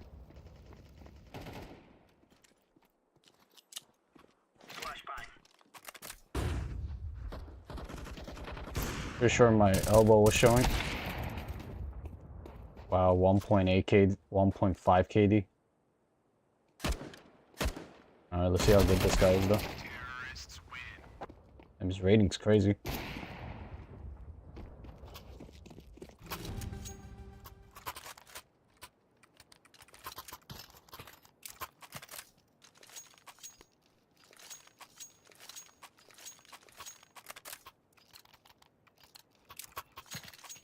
Remember, this isn't the killing house anymore.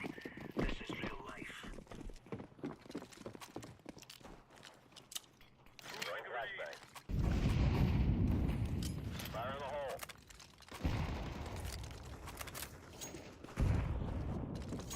Throwing flashbang.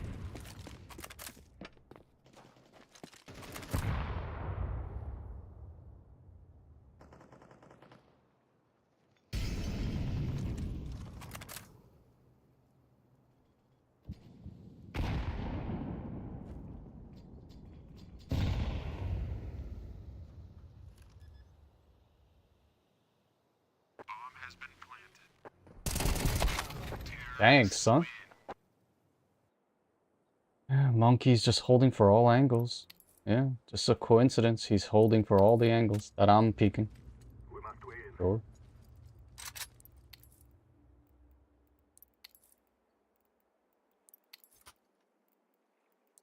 Retard open all to all three directions, but happens to hold exactly where I'm coming.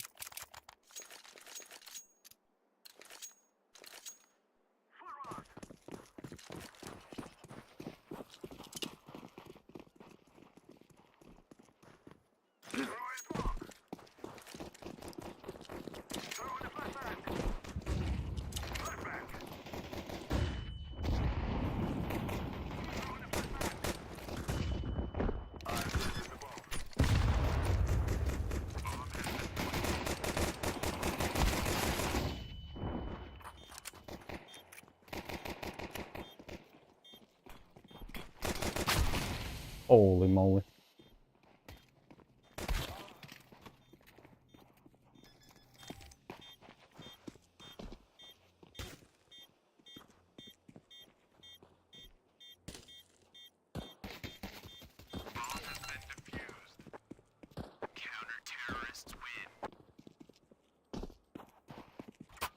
$67 and 2.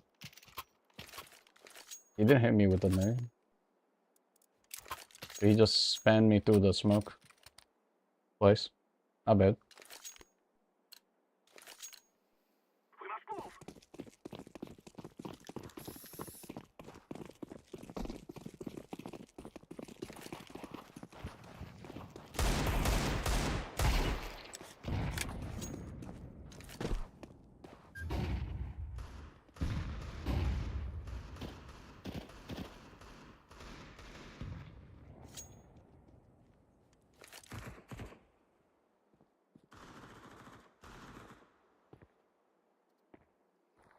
Landing.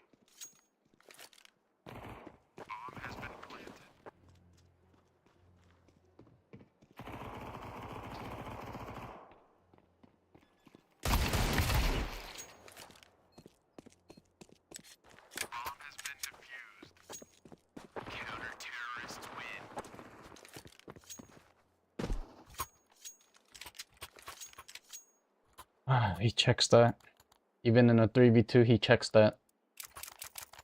I can't tell. This is what I mean. When I play Pug, my enemies just become astronomically smart. And my teammates are just utterly retarded. Couldn't win a 3v2 hold.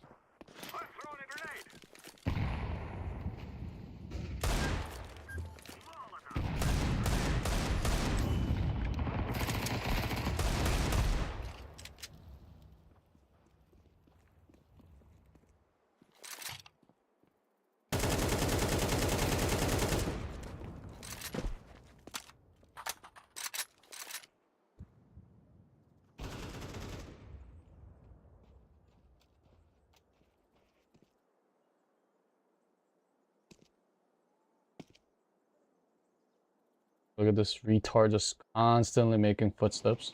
It's constant. Retard.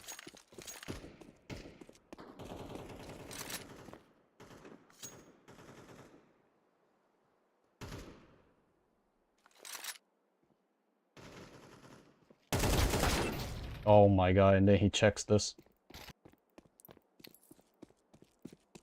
The timing wasn't even for him to check it, and he checks it. Auto peeks it. Yeah, get this monkey out of here. My lord.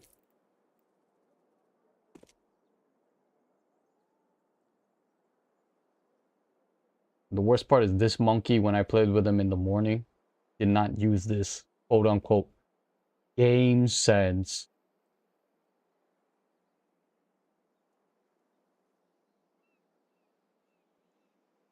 Anybody who watches this stream in the future, and you actually aren't a retard and you know how to play the game, tell me that timing made sense. In a pug. That timing made sense for a retard in a pug to check that. To think that he was getting flanked. That early on when he got the bomb drop. Right, and this is the same team. That just owned me like that. Not get that kill. Crazy. The discrepancy is crazy.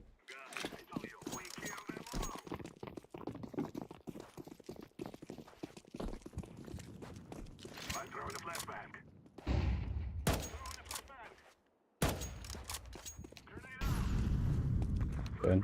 I got a molly out of them.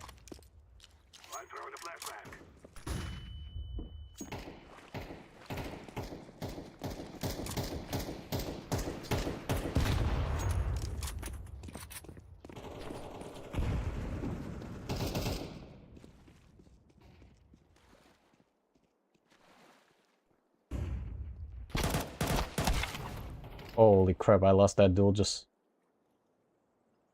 shat the bed. Yeah, and then sprays like this work. Literally crosshairs not on anybody. Just randomly scared pulling down and it hits his head. God. I'm about to be done with this game. Swear to God. Like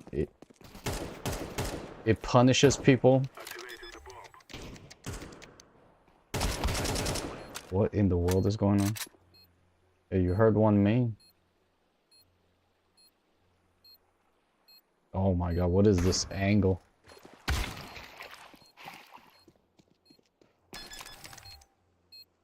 Yeah, that is the highest rated player.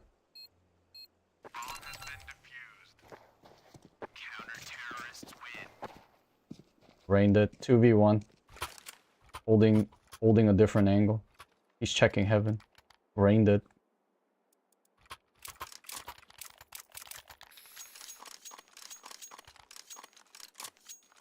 Instead of two guys swimming out together to take the 2v1. One's hiding and baiting the other one. Make that make sense. Why do I always get retards on my team?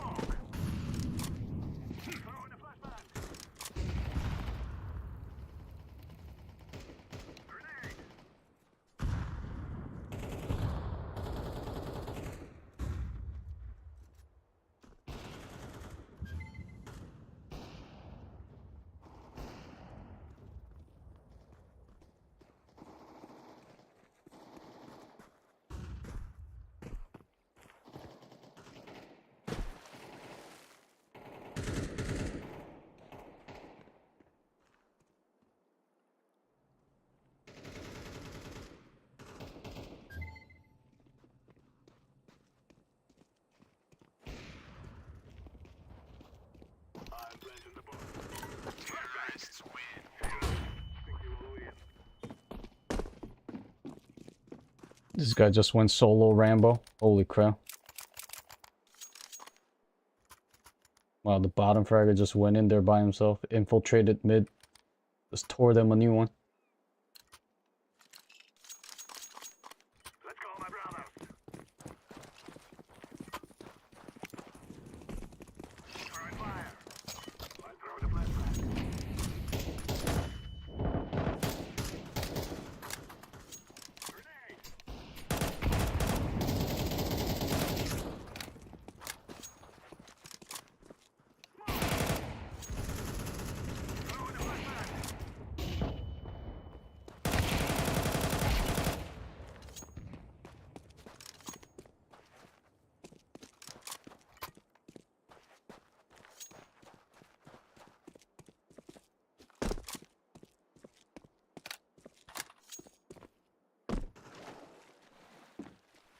Where's the wall hackers there?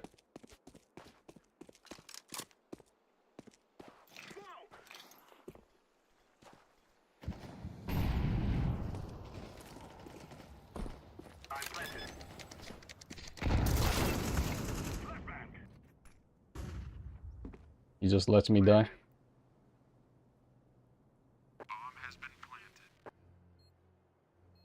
Unbelievable. Literally have two angles to check that you can hold from one angle. Lets him just jump down and kill me. Oh my lord.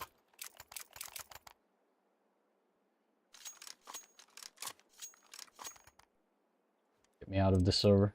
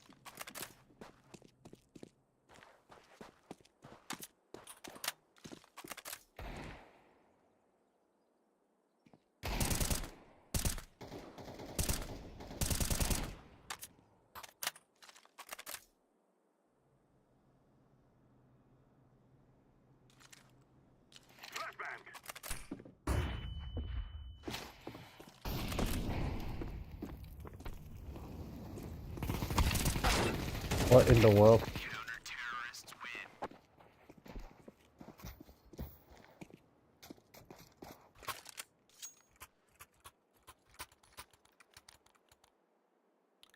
You're telling me purple and yellow had the bomb and they were just muddling around there until the enemies came? I'm done. My god, I can't. Can't. Fucking retards playing this game.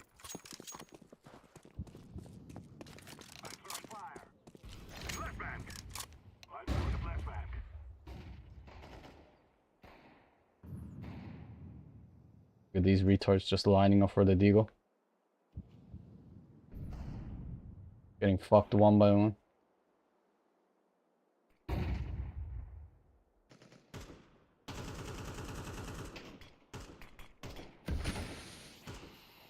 This retard's gonna push.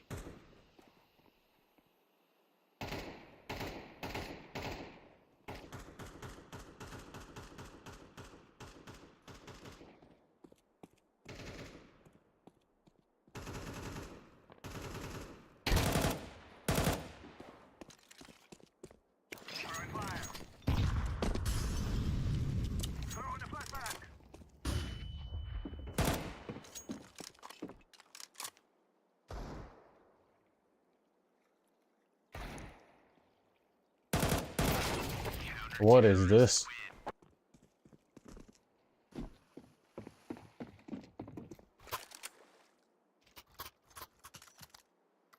I don't know, he's pre-firing me. With with a shotgun. I mean, it is a common angle at that point because I'm being crowded out. The process of elimination. But even then, to pre-fire that with a shotgun, what in the world is going on?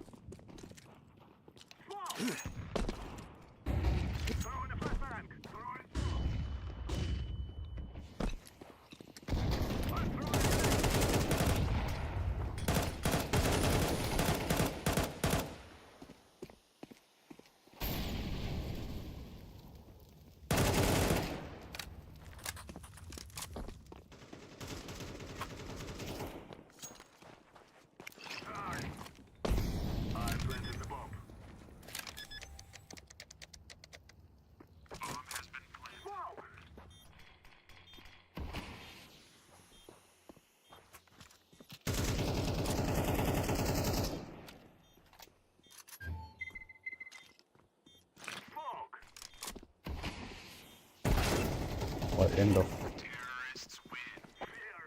Oh my god, how's my teammate just running around? Lord help me.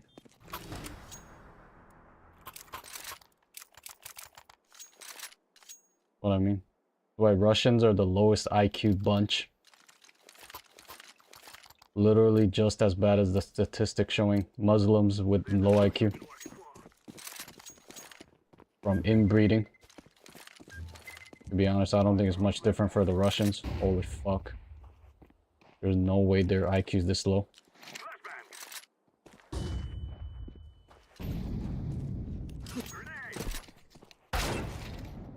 Oh yeah, this monkey's just pure out. Just going all out.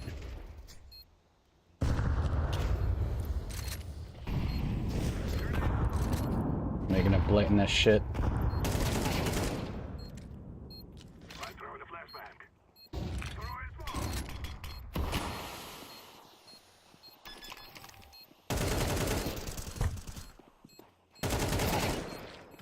Oh my god.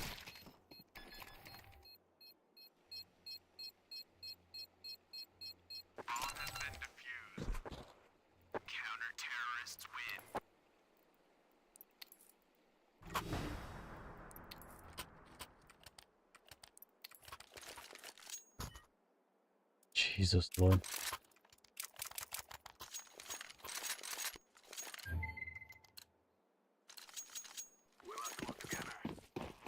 Just getting shut down by fucking cheaters.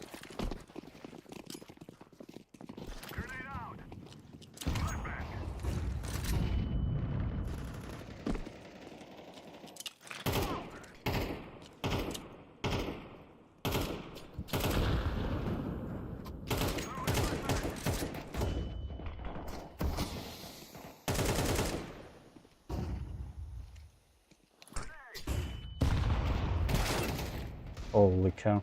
Alright, GG.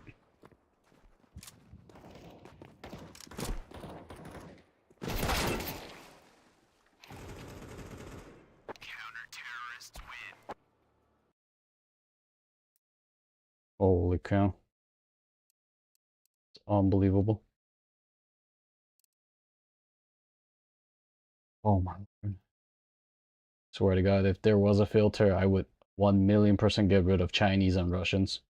I don't even care if the player pool shrinks by 80%. I would rather just play with the remaining 20.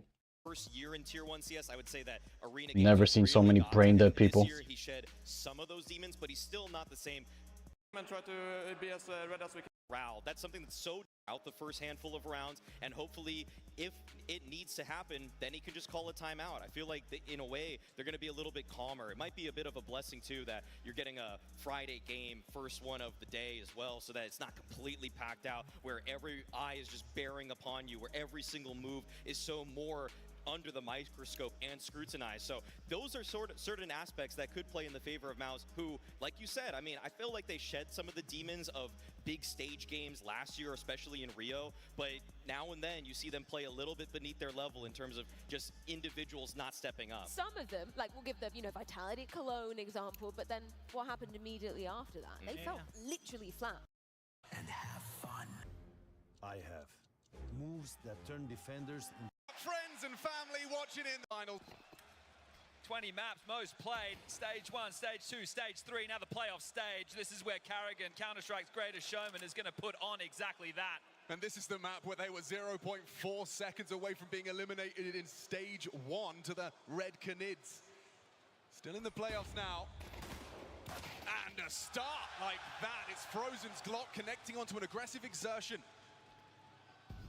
Jimmy responsible for the ramp side. Pressure applied, and he's down.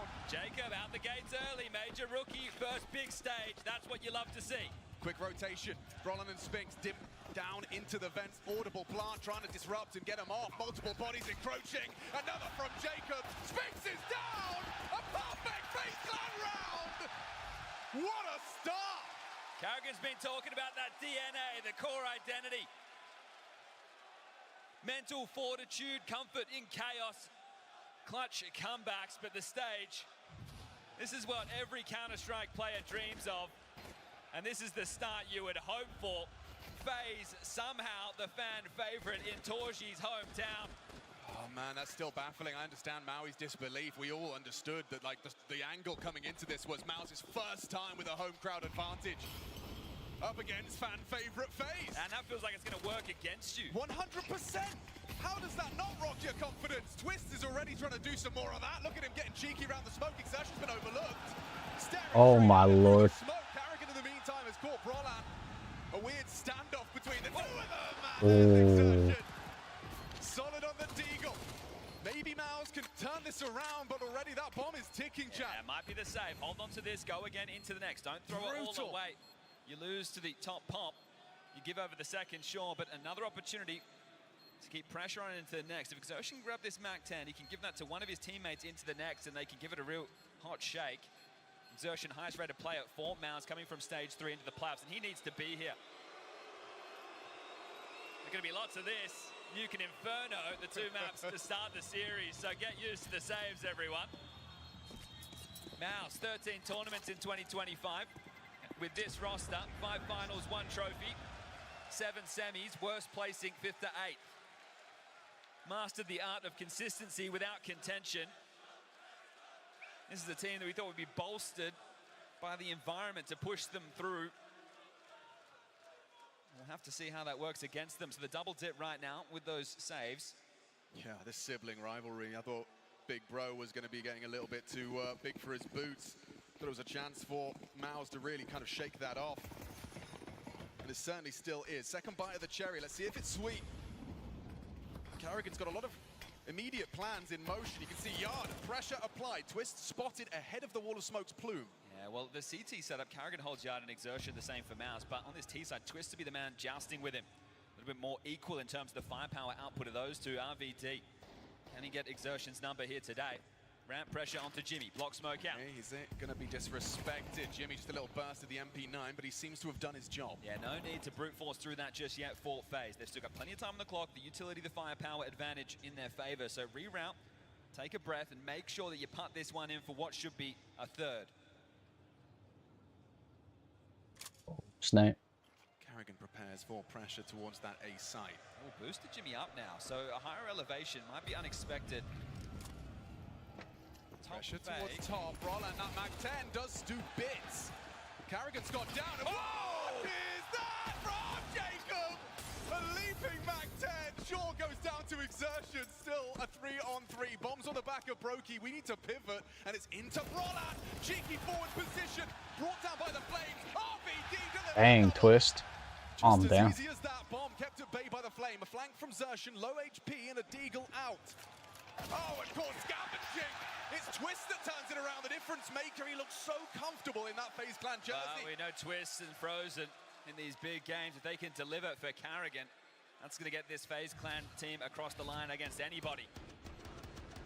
I really liked his positioning there. Yeah, Jacob, you're wondering if he's going to be able to get his stage legs. Well, legs off the ground for that one. Yeah. Real eyes on this young buck, and we know that anytime he does anything, Mr. Anderson, we G'ing up his boy.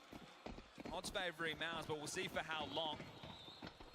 Underway now, first rifle round. Torji gets out his AWP.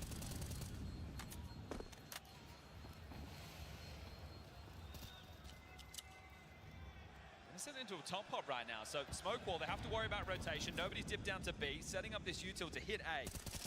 Here comes the nades. On the reload, they get cheeky with it. Frozen's just going to walk on out. Spinks should be dead. Brought down, there's the trade. Brolin finding Jacob, there's number 2. Holds his ground, holds his sight.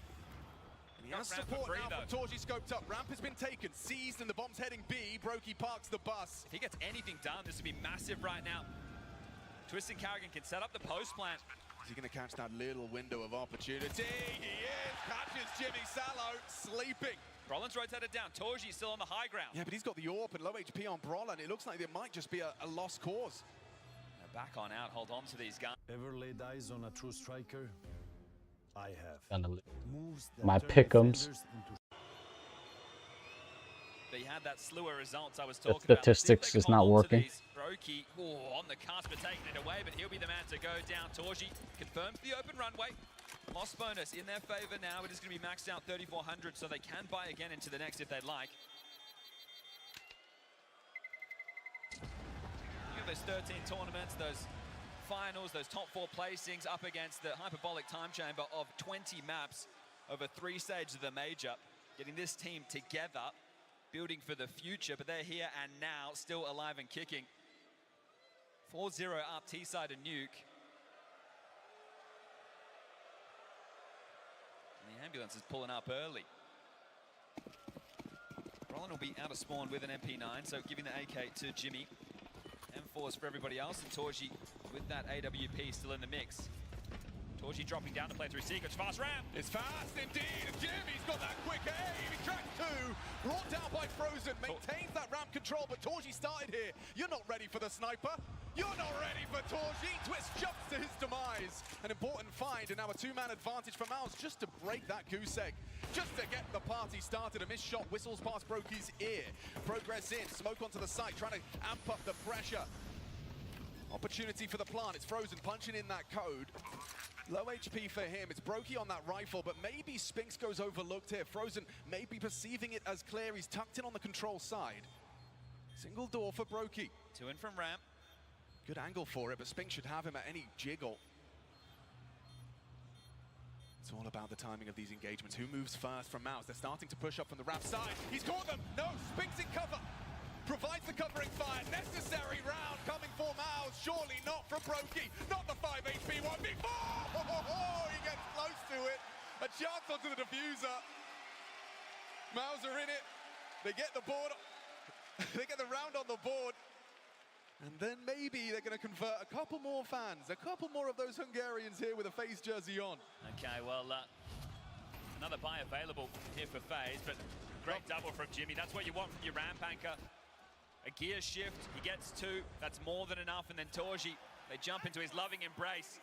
He's the man that brings the fire. Well, let's see if he can bring the firepower. The AWP's going to be a rotating element of all of this.